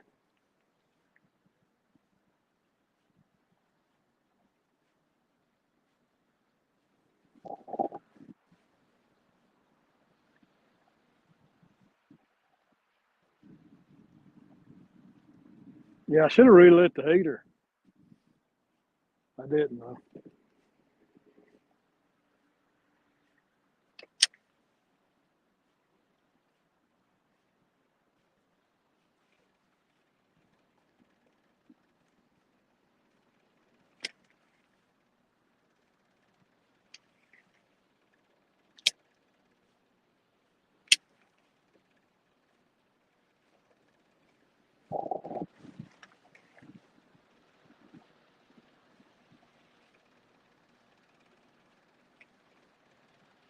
Maybe there's one right here sitting on this eddy line. Right here. Play a little peekaboo.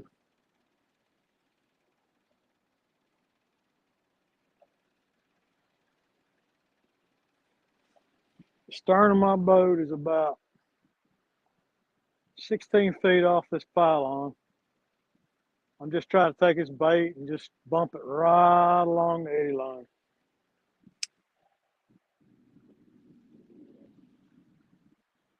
If somebody figure out how to control the trolling motor.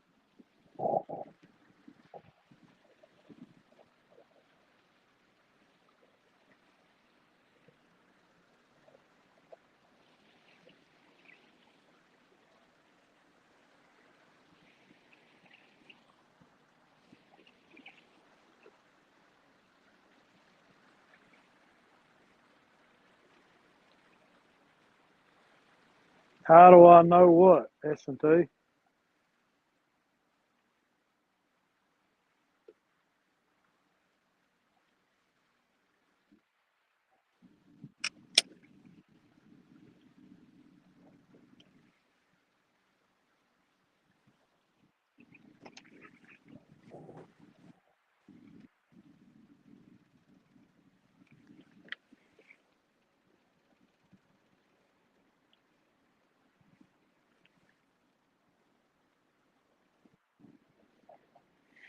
Well,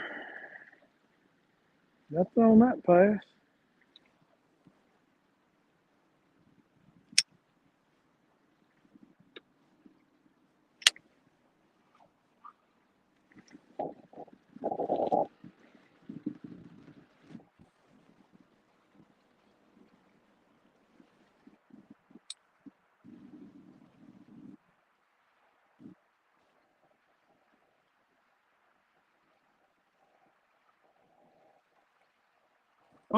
Oh, he let it go. Gosh, that's the second time today. Bass 50. Oh, there. No, come back. That's a little channel cat or something. Keeps hitting it and missing it.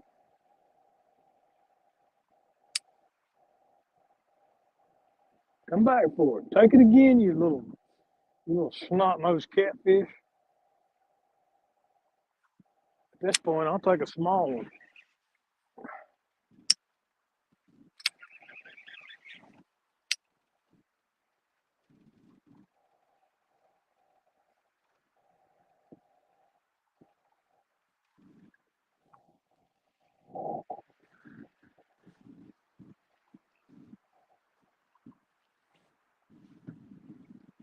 Let it go.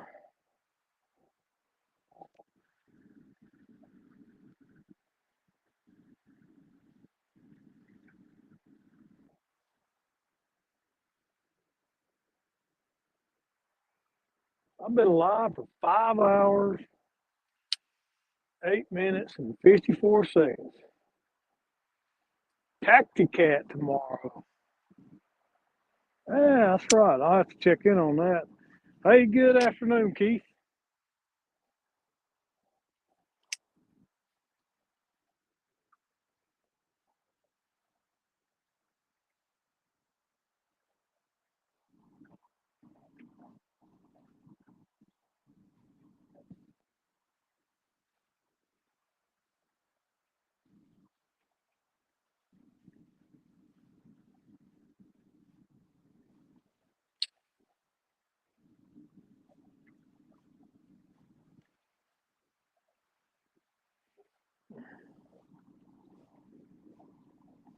Who all's fishing in the Tacticat tomorrow?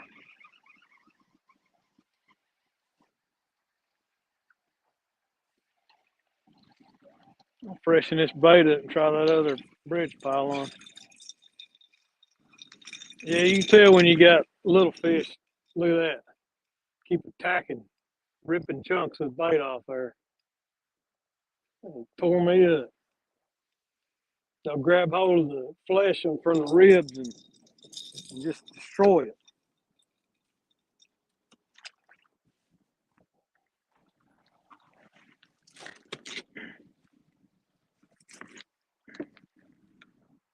I'll cut the ribs off of this one this time so they don't have so much to get a hold of.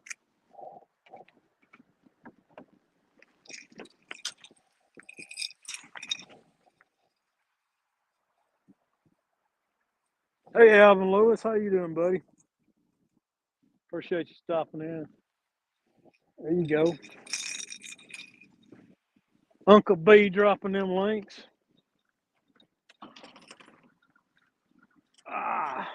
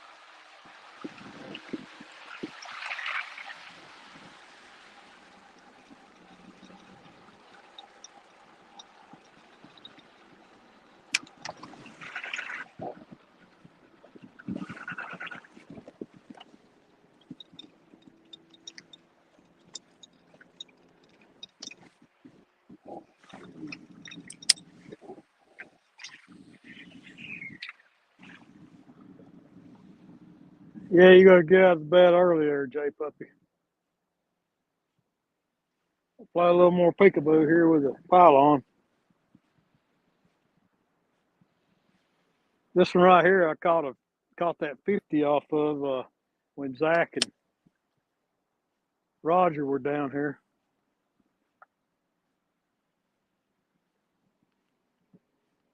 Like I could control the boat.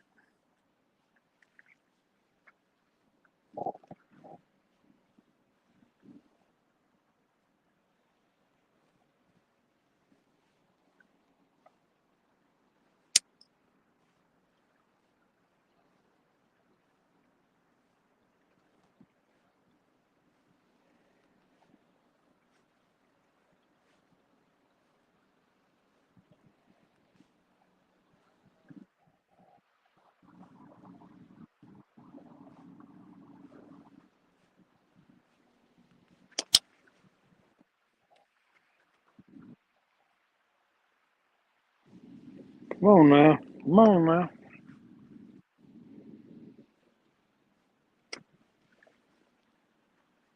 Hey, good afternoon, Dale Hayslip. How you doing, brother?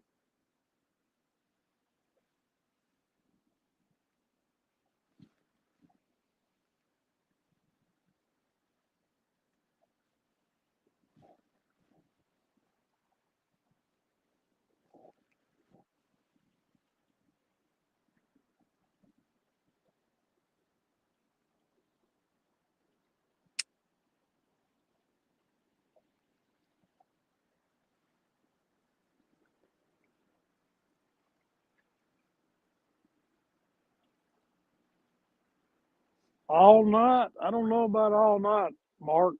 The best thing to do is to look at the power consumption on them, figure out what that is, and then figure what size battery you'll need. A 15 amp hour, that would, I know GoPros draw more current than you think. I don't know what the exact draw is.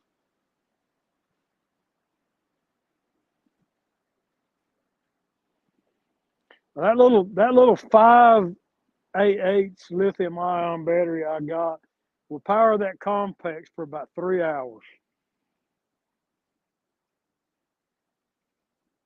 You can kind of figure that out. Of course, it's old too. I don't know if they degrade over time, but it'll power my complex for about 3 hours on high.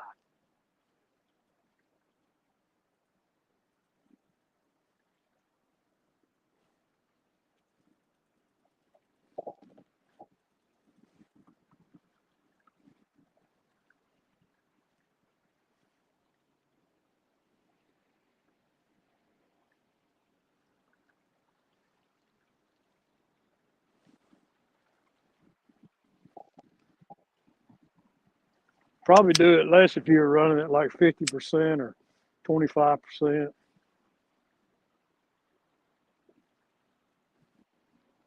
Do not degrade to 5,000 charges.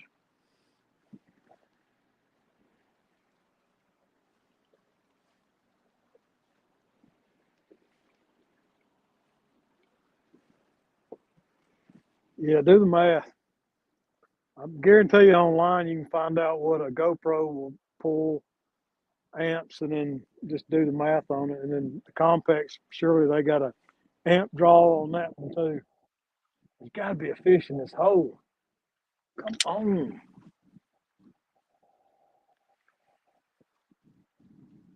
Got to be one sitting right here. Got to be.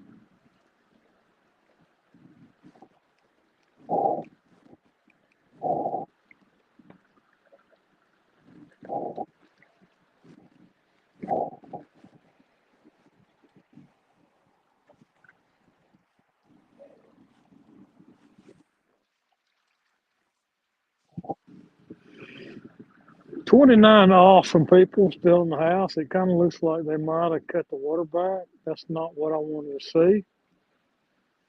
So about 8 inches of wetness on the pylons.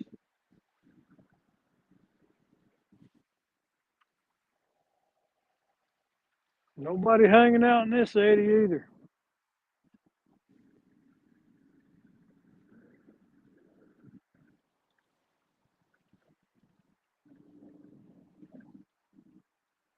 $65 thumbs up. Appreciate it, guys. Appreciate it. Y'all drop them thumbs up for me. You know what it does. It helps that algorithm.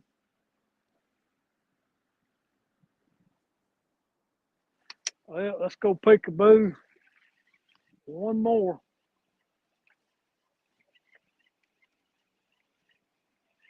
I believe I'm going to end this live here about another 30 minutes or so. I'm going to go over here and play peekaboo on this last column.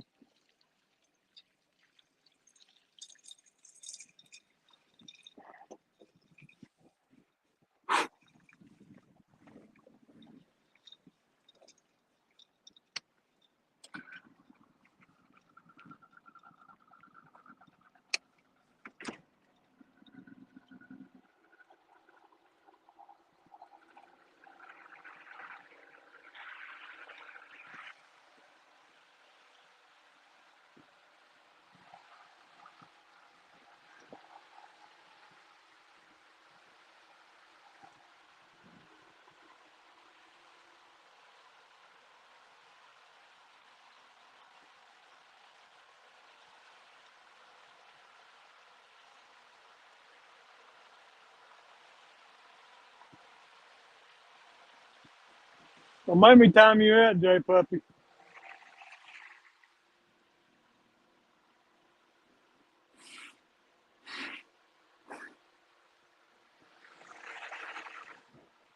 Smack you around when I see you in February. Pick you up and body slam you.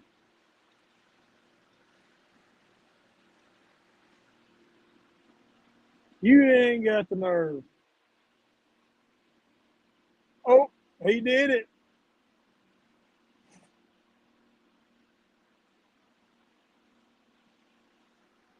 Oh, yes, he did.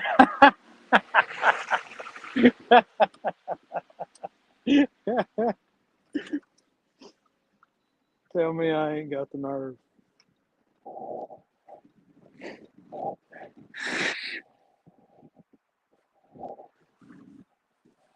Oh, there he did it. Oh, I'm drifting.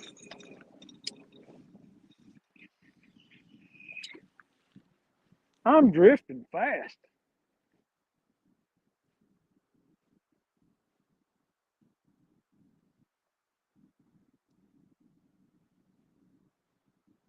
I know, right? I love you, J Dog, but you had to test me.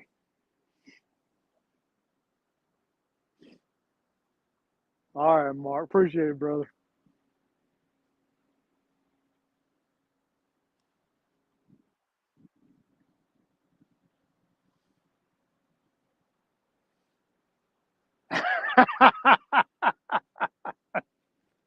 Put the dog. I'm gonna tell my kids, don't test me. Oh, I got a cramp.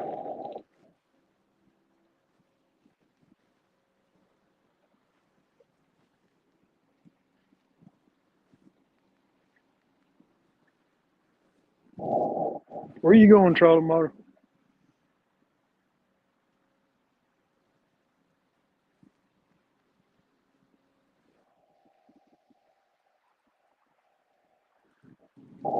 I might have banned him. I don't know.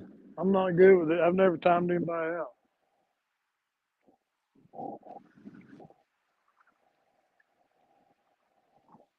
Wind's picking up.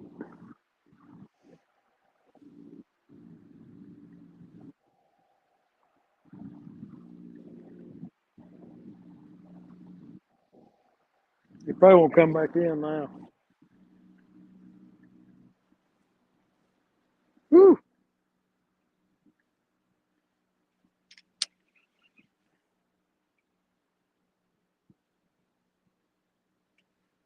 there's got to be one in here.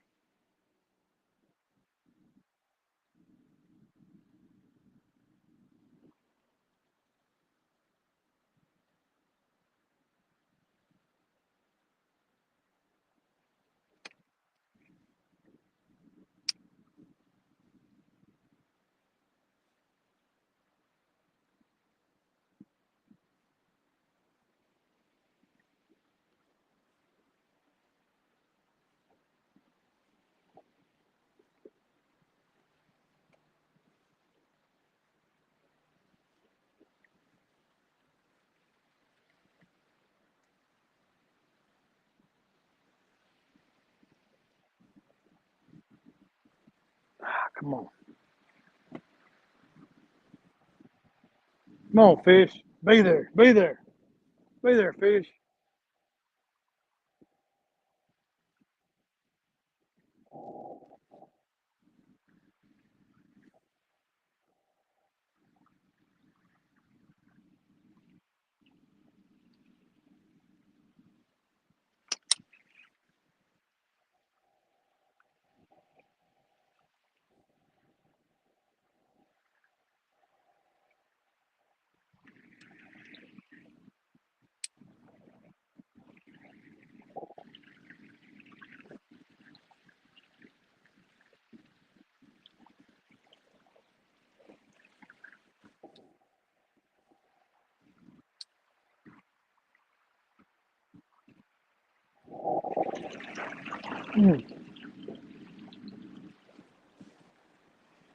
Well, I'm in the eddy now. No takers on that pass. Oh, I'm hung too. Ooh, I snagged up good there.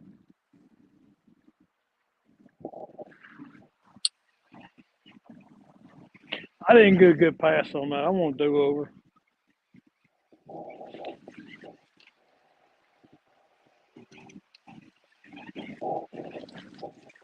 I didn't like that. Do over.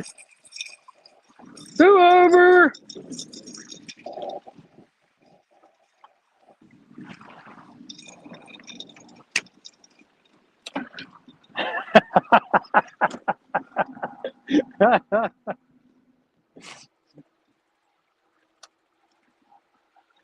And you ever have your parents say, boy, you just keep trying me. Just keep trying me and see what happens.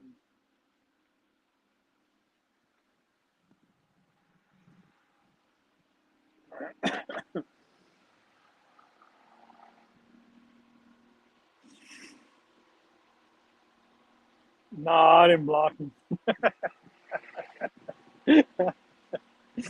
I see you, Mark. Can you not see yourself?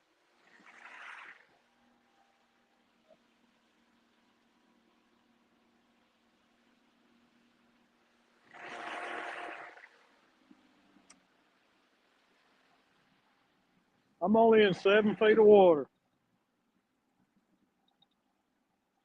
if you can believe it.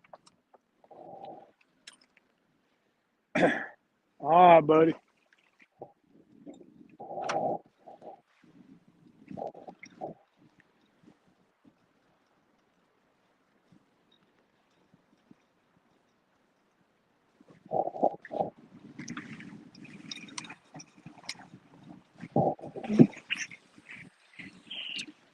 Yeah, I want to do over on that one.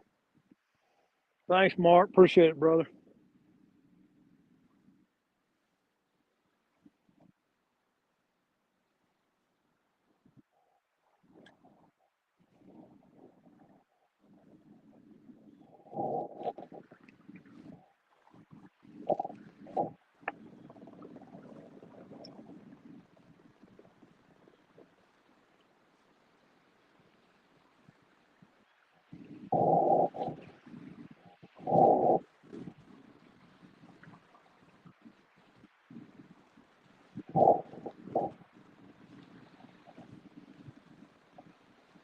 No, I don't want to go on that side of the pylon.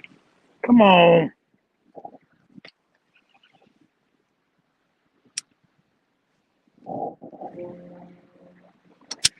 Bait's going on the wrong side of the pylon, doggone it. Yeah, you get on that side. Where you supposed to be.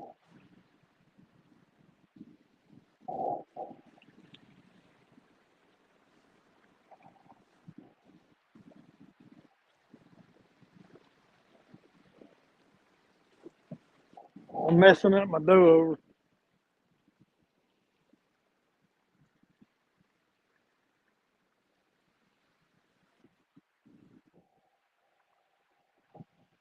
Don't mess up the do-over.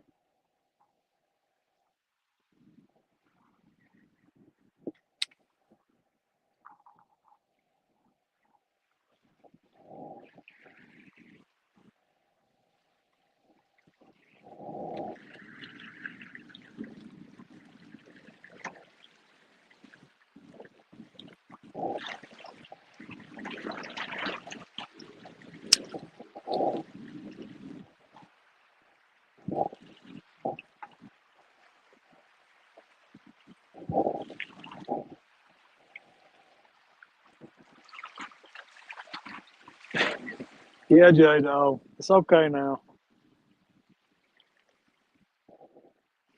Just go to your bedroom and wait on me.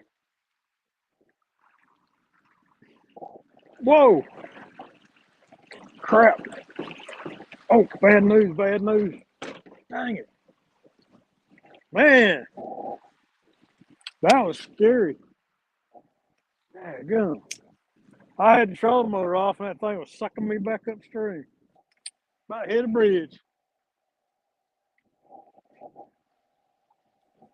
Woo, that was close.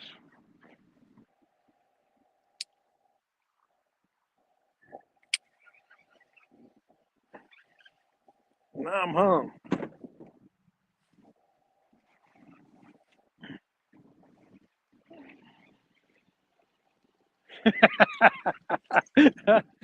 I'll tell you like my daddy used to tell me. He said, you go ahead and call them, let them feed you. You call who you want to.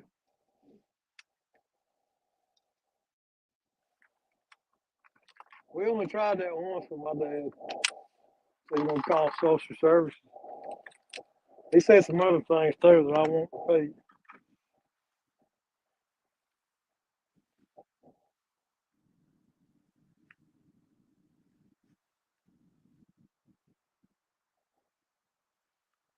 Daddy was a hard man, but a good man.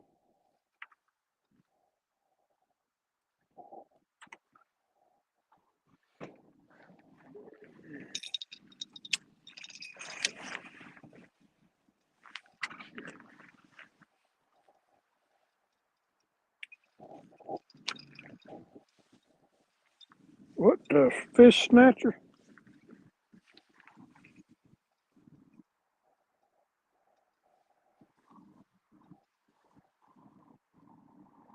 What if I run a shorter dropper?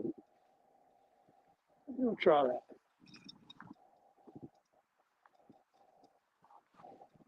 Lost my favorite sinker. Hate that.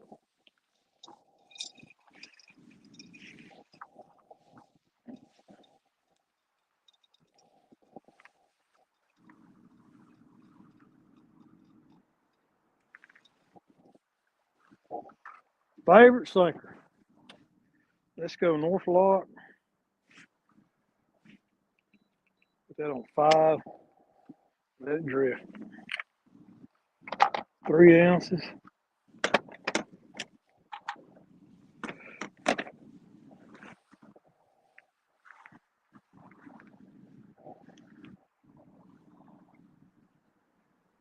Bowl me some more sinkers.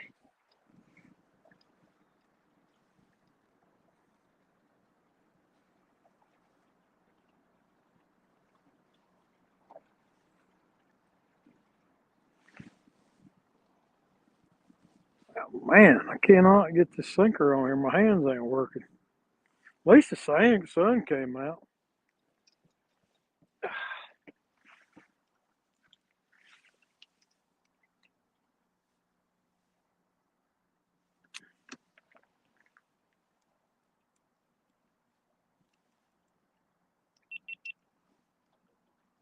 Yeah, you go ahead and heal.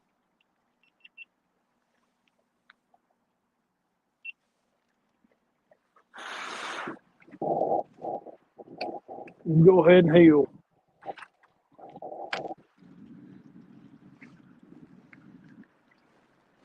Let me go ahead and look at the flow.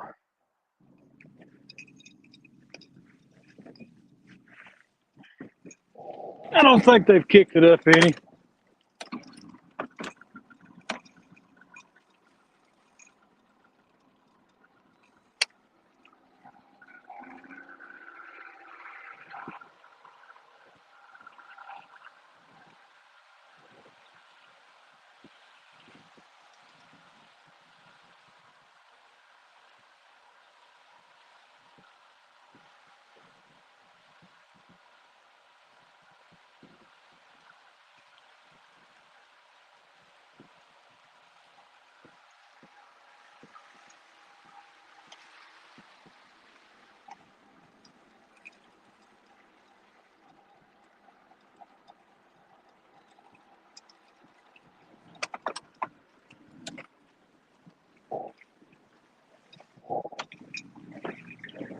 Hey, get off me. What are you doing? Getting attacked by my own bait.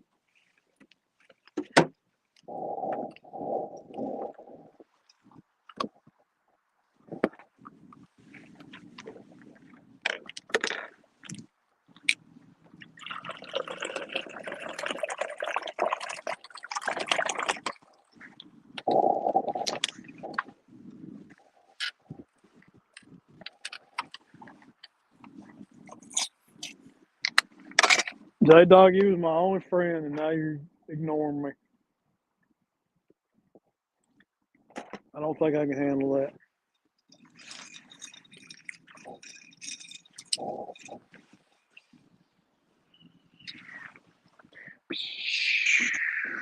Bump it like it's hot.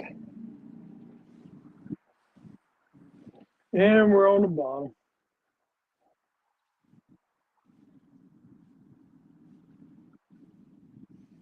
Ain't no bumping fish today. I'm just bumping in all the wrong way.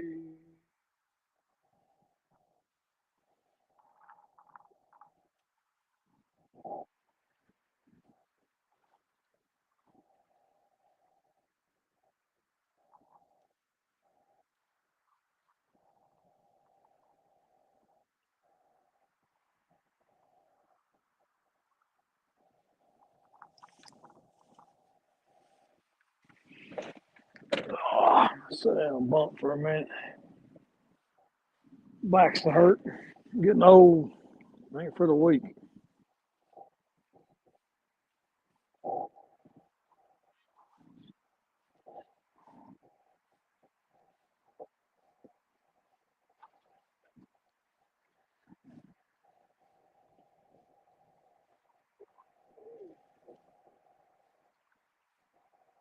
least the sun come out. I think I might put on sunglasses. It's been cloudy all day.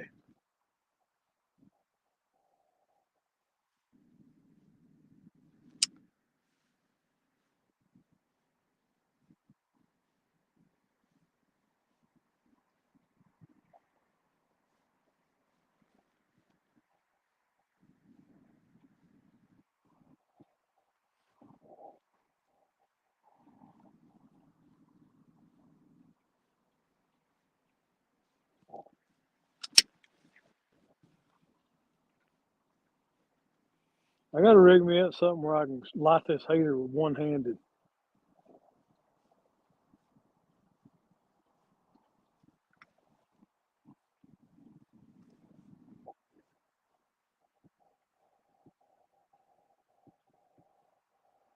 Does it have an auto igniter on it? Let's try it and see. No, I don't. Thought it did. Maybe that's a different model or something. I don't know.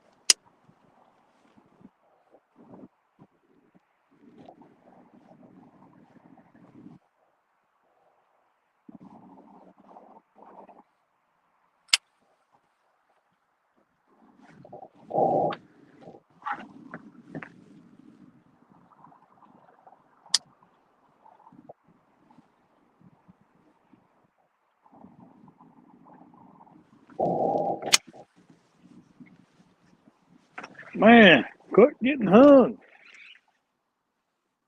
I'm hung good that time.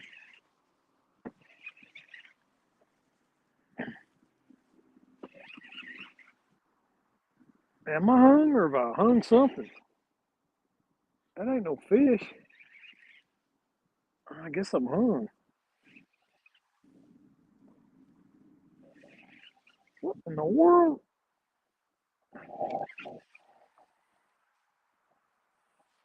I don't want them pulling up. I guess I'm hung. There it comes. There it comes. Not for me, I was pulling up a dead body. I was just good and hung.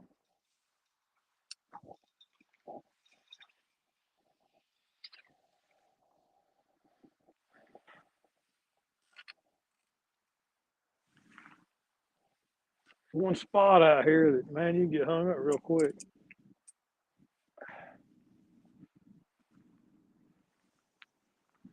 Y'all in here showing off. What are we showing off?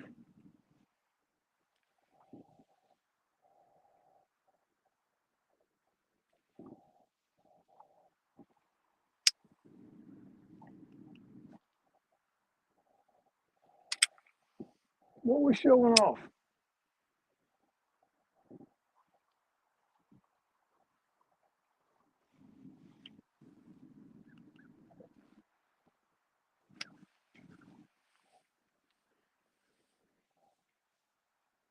I'm just fixing to check the weather.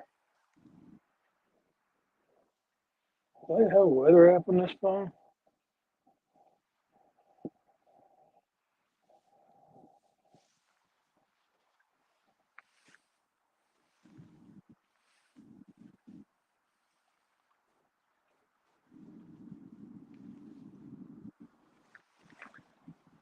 I guess I don't have a weather app on this phone.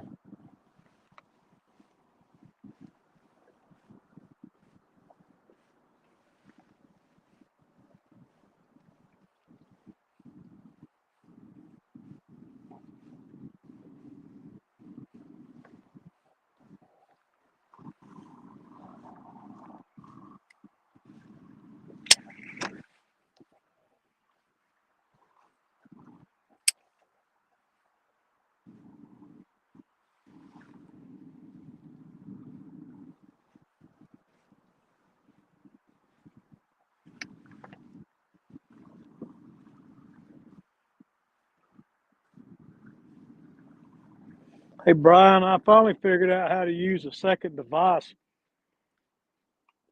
with my phone. I'm using my personal hotspot. Got a second, an older iPhone connected to my main phone that I'm filming on, and that way I can read chat when the camera's behind me. I didn't used to could do that. I don't know why I can now.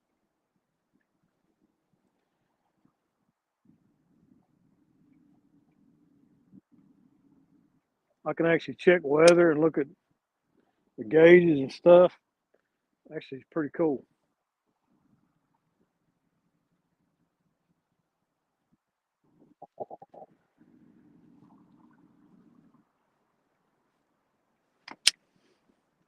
Yeah, it works good, man.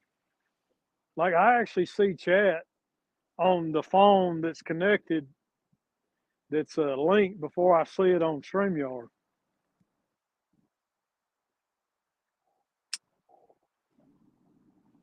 It's almost like necessary when you're by yourself, because if the camera's like behind you, you can't hardly read the chat.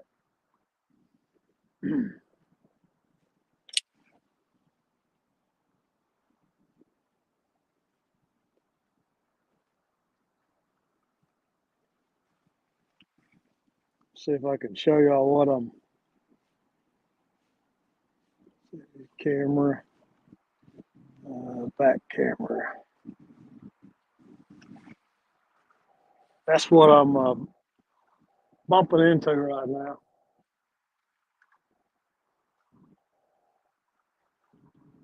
Big old barge tile.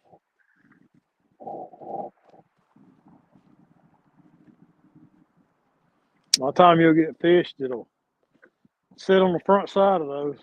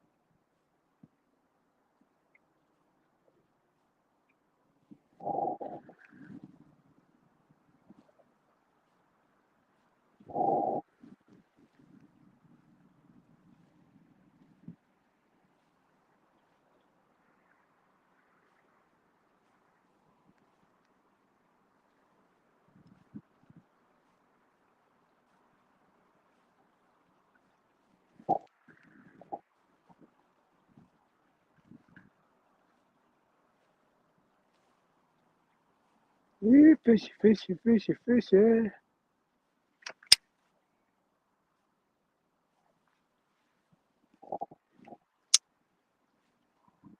Ideally, what I'm trying to do is slip right along the side of this thing, bump all the way down the side of it, and let the current carry my bait into the eddy behind it. It don't always work out that good though. Like right now, I'm hung on the front end of it. Might have lost the sinker.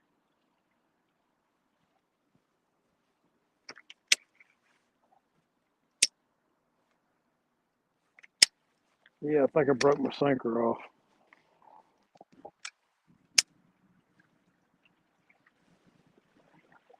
No, it's still there. I feel it now.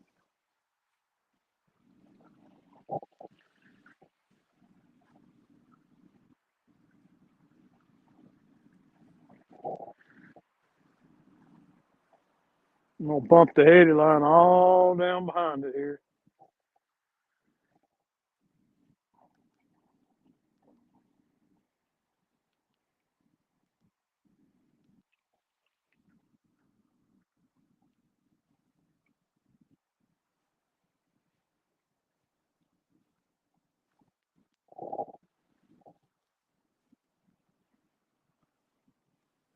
We'll bump this eddy line all the way out.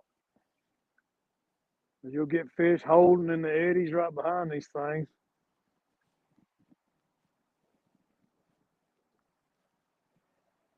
They'll get in this funny water back here.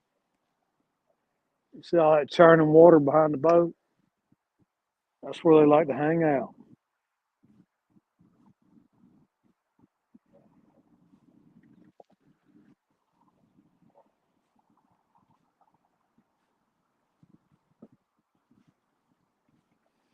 Going slow, my brother. Going slow, Daryl. I have had no bumping fish. Had a couple takes, but no keepers. The bumping bite is dead. DEAD. I thought sun coming out, a little more flow. It might come up here and eat.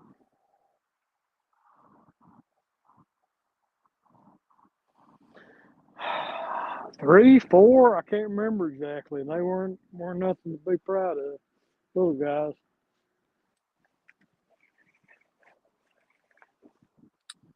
I think this cold front's got them messed up. Brian B. Killing me, Brian. That's right. Better than the skunk for sure.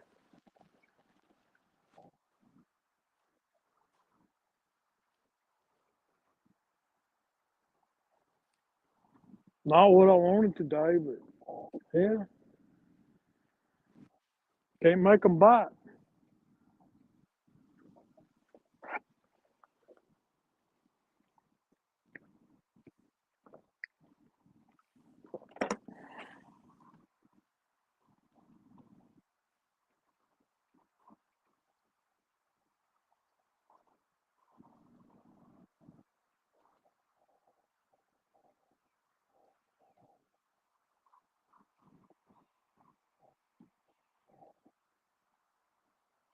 What excuse will they have next week?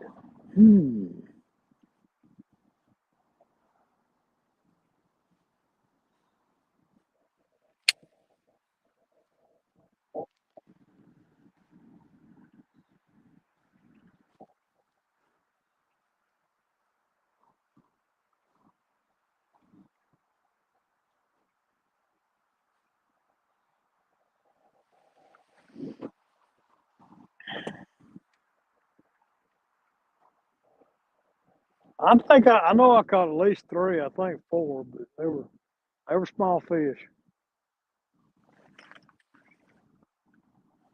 No doubt about it.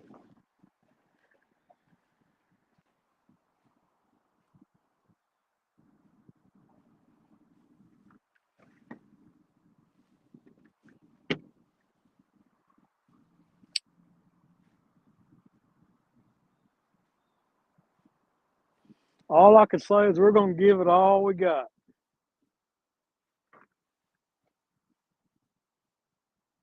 That's all we can do.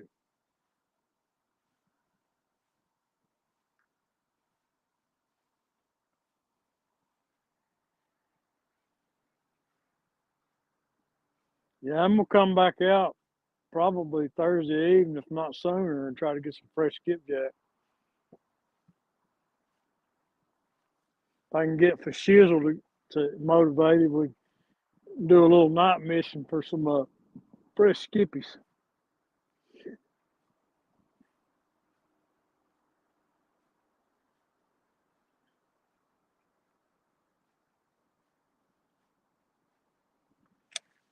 We all going to give it all we got.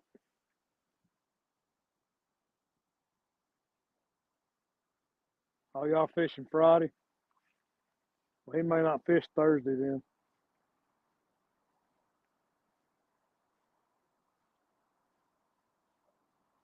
Y'all gonna fish the lake or the river?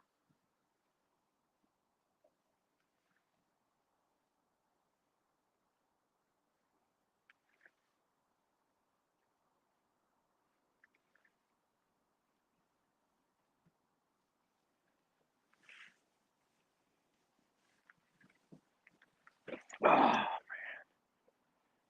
I'll take a back break here.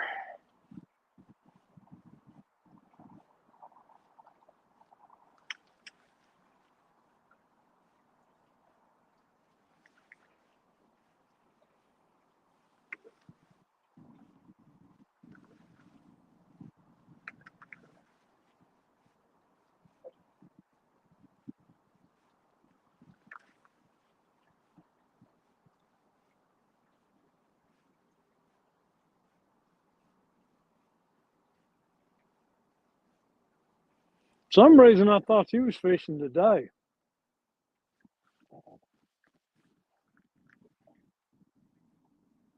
I put Tristan's hat in the truck.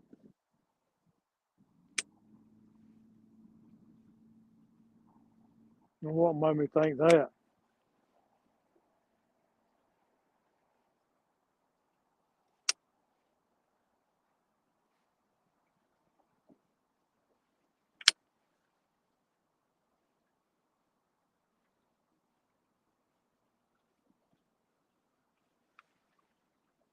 Good grief, there ought to be a fish sitting on that thing. Why is there no fish sitting on that thing?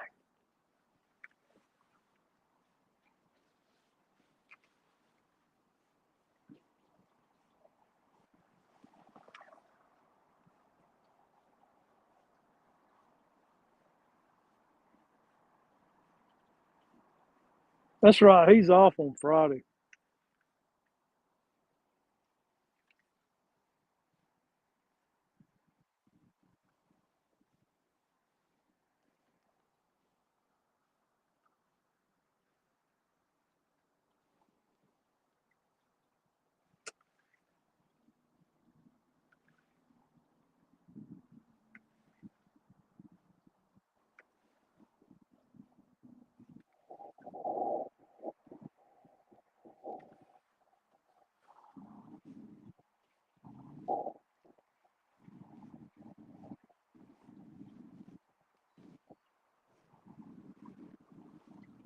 Yeah, fishy, fishy, fishy, fishy.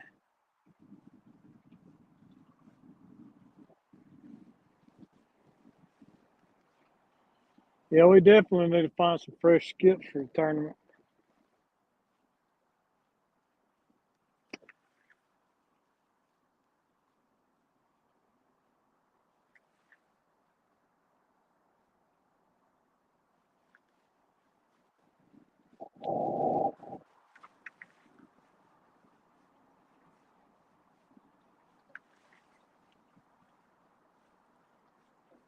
And bluegill. Yeah, that's right.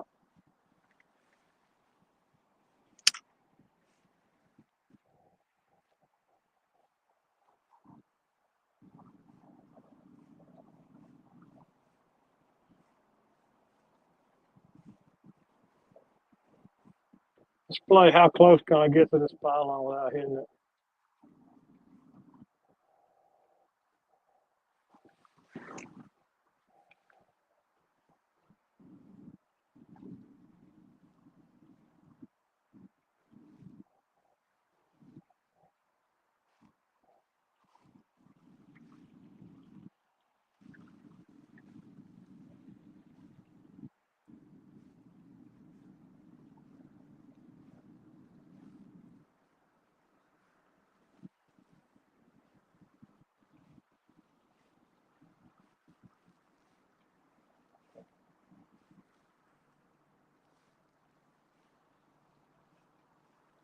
I know there's a nice scour hole.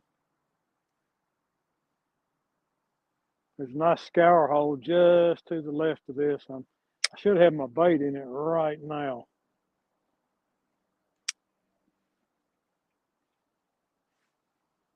Nice deep hole right here on the left edge of it.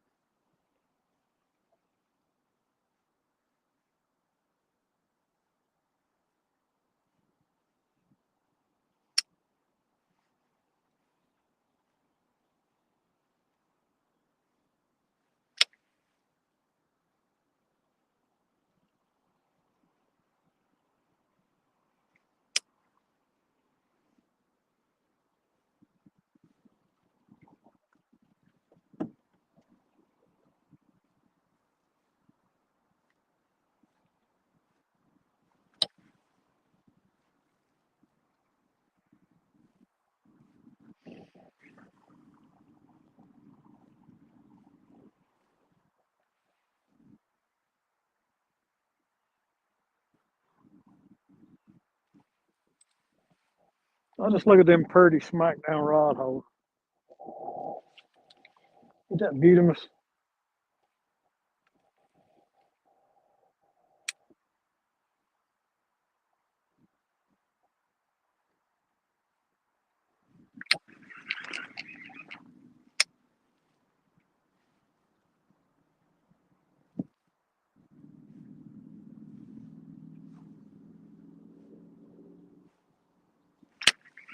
Feel my sinker no more. I must be snagged.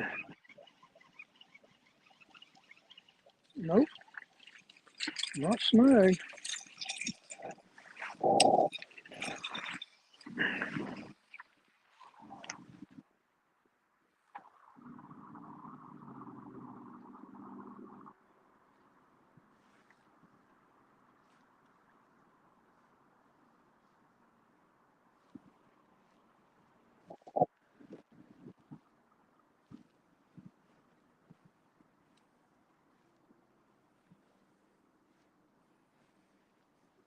This is my most epic live. I've been live for 6 hours now.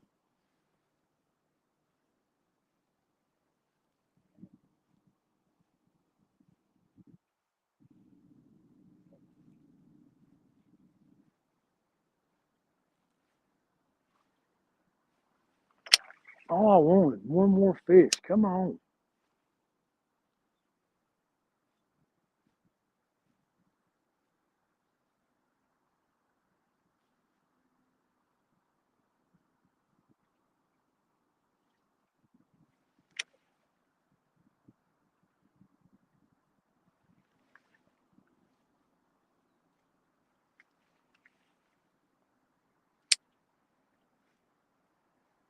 I just want one more big one. One more big one.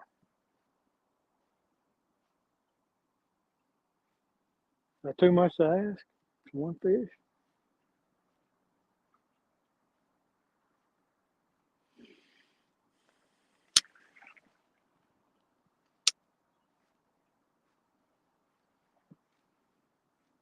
I wish I had some bluegill today. I sure would try it.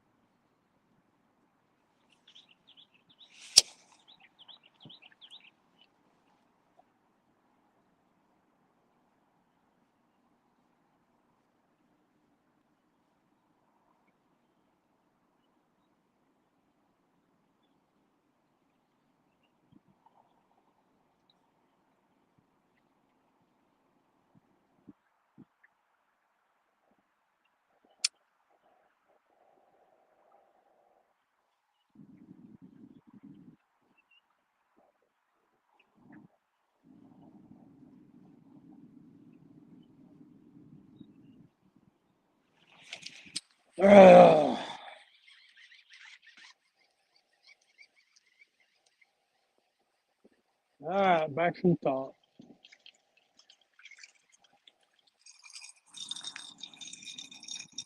I'm gonna take one more run up to the dam, swap this bait out, put a fresh piece on, and then I'm done. I had done the best I could.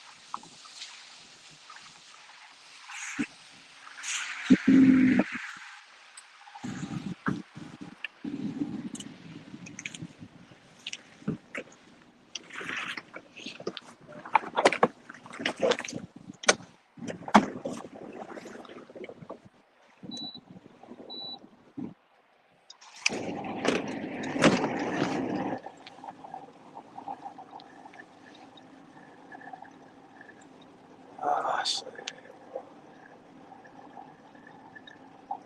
settings.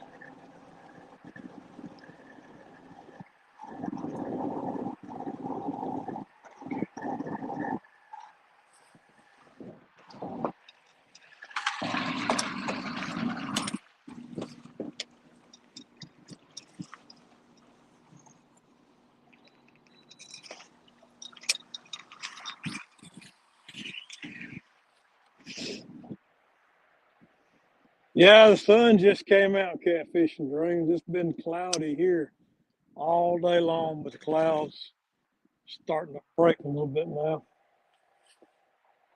But it's been pretty gloomy here all day, really. No snow, but it has been getting cooler all day. Snow in Ohio. Snowhio.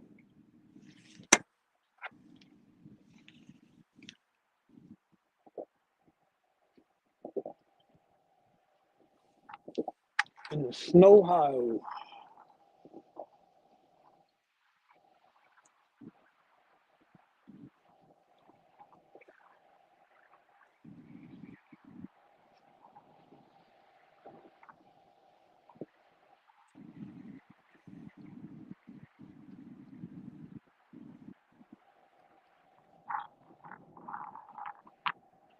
Yeah, the wind kicked back up.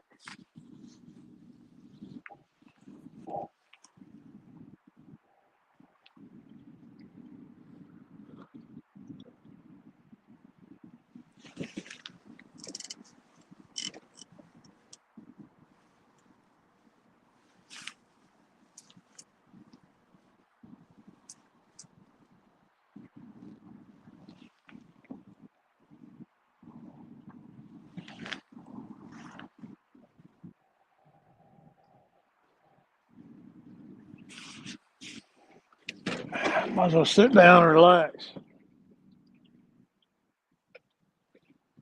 Kick a leg up.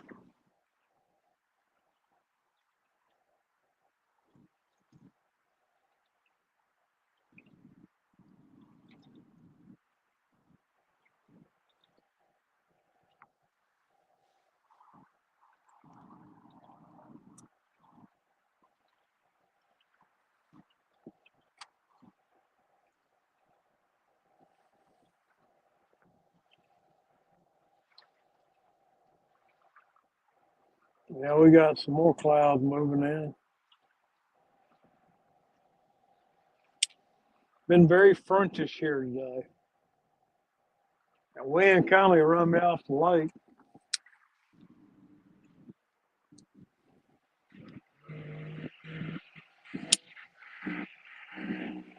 The cat boat.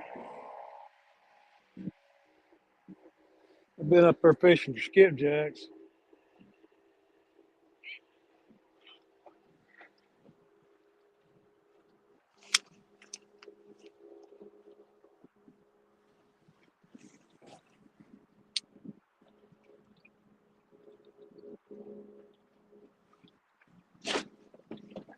I don't like sitting on this side of the boat.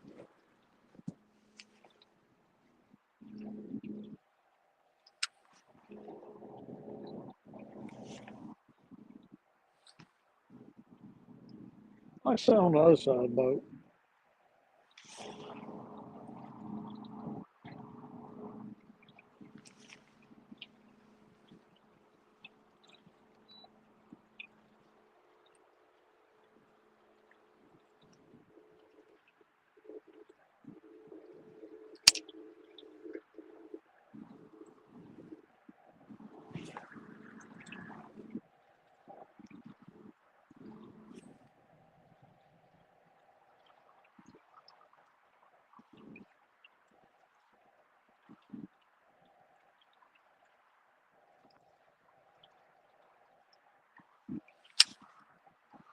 Clickety clack, clickety clack. That's one good thing about that construction site right there. You always know which way the wind blowing. They got 3 American flags on top of each crane. All you gotta do is look up, see the wind direction. Right now it's coming almost dead upstream.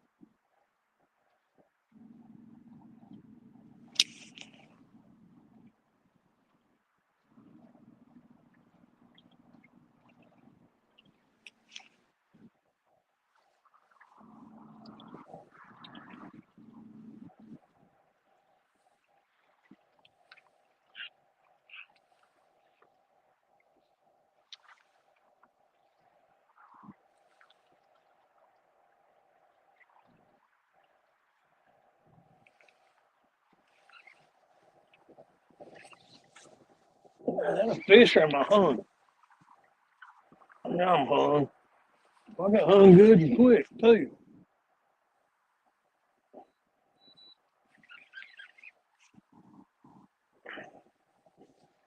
Good grief. How did I get that hung that quick?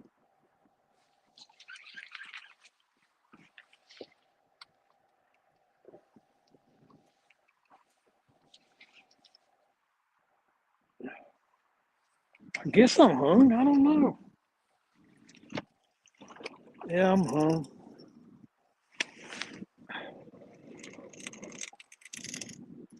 Am I hung? Yeah, I'm hung. Dang, I thought that was a fish for a minute. Man.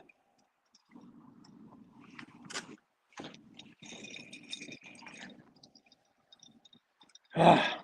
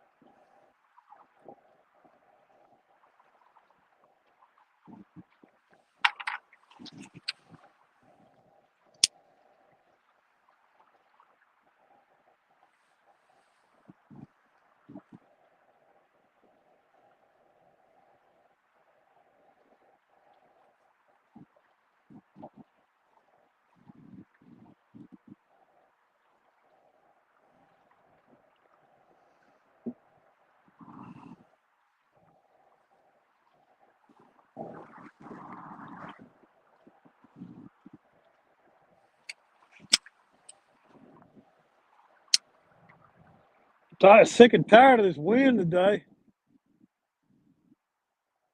Yeah, give me grief all day.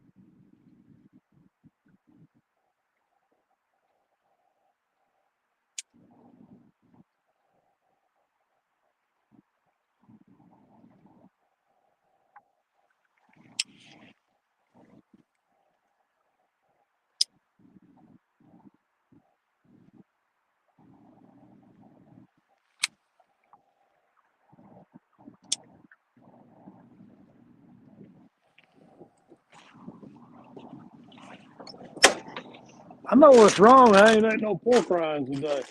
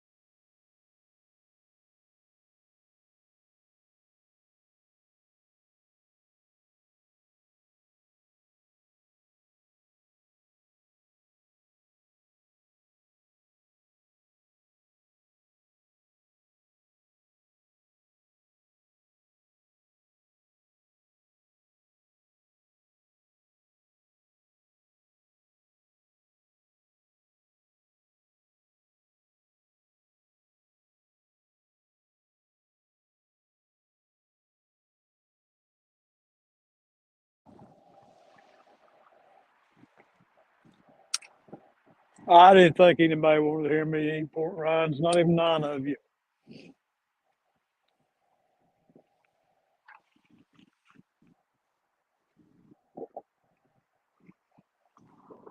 You do what you can do. This is my last drift.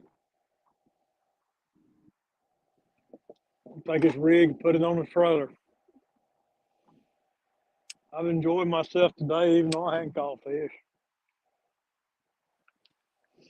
I caught fish, but nothing quality. Cold front conditions, man. Got these fish shut down.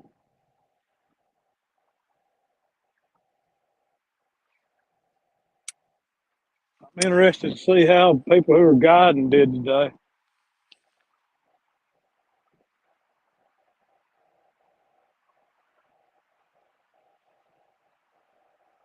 I probably should have just stayed up on the lake and take my chances up there in the wind.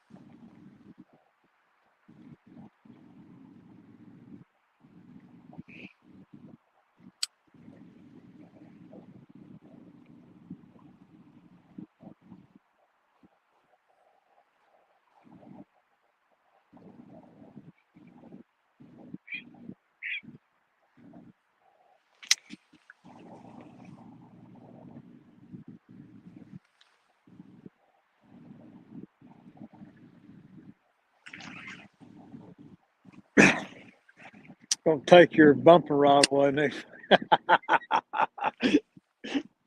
You pry my bumping rod from my cold dead fingers, Brandon. That's it, guys. Broke my sinker off. I'm done. I'm done. I'm done. The bumping bite is done.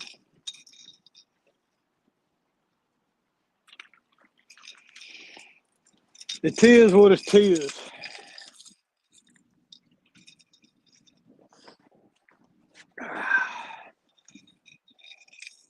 That's a mad cat rod, so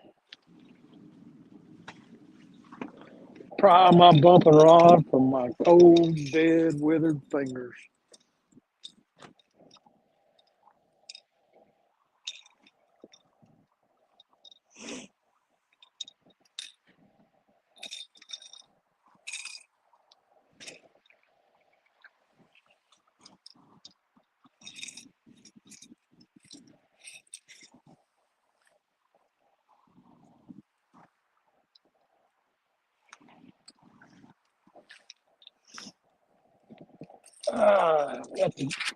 Got the old tangling with catfishing back in the rod sock.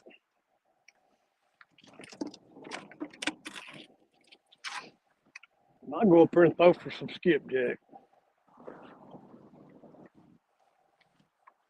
Probably way too early for skipjack.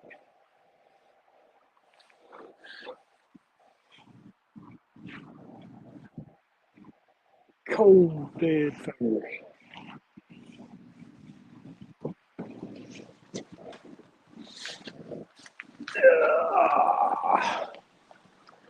Whew. 6 hours, 25 minutes, and 20 seconds. Guys, I'm going to shut it down. Look how close I am to this barge.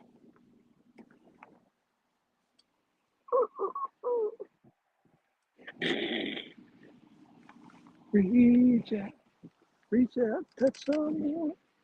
a lot closer than it looks on camera, I can tell you that. I'm digging this new mount there for Shizzle. Check this out, buddy. I hope I can show this to you without running into something. I'll show you this clamp I got from Amazon. See that? That's pretty cool. It's all milled, solid aluminum, and it'll go to like down from a half an inch. It'll actually clamp on my rod holders, which is really cool. I can clamp this on my rod holders too. It goes from a half inch up to 2 inches. Pretty cool, man.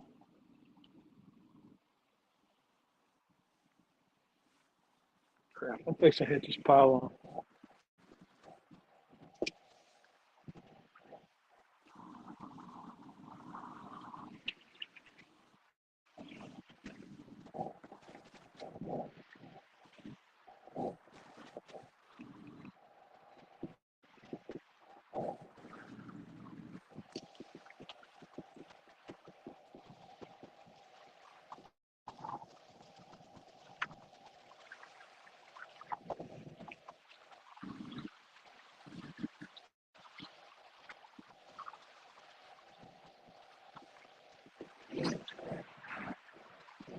But anyways, thanks for watching, guys. I appreciate y'all. I'm gonna end this now. I'm gonna go put this boat on the trailer and go home and get something to eat. I'm hungry. Thanks for watching, guys.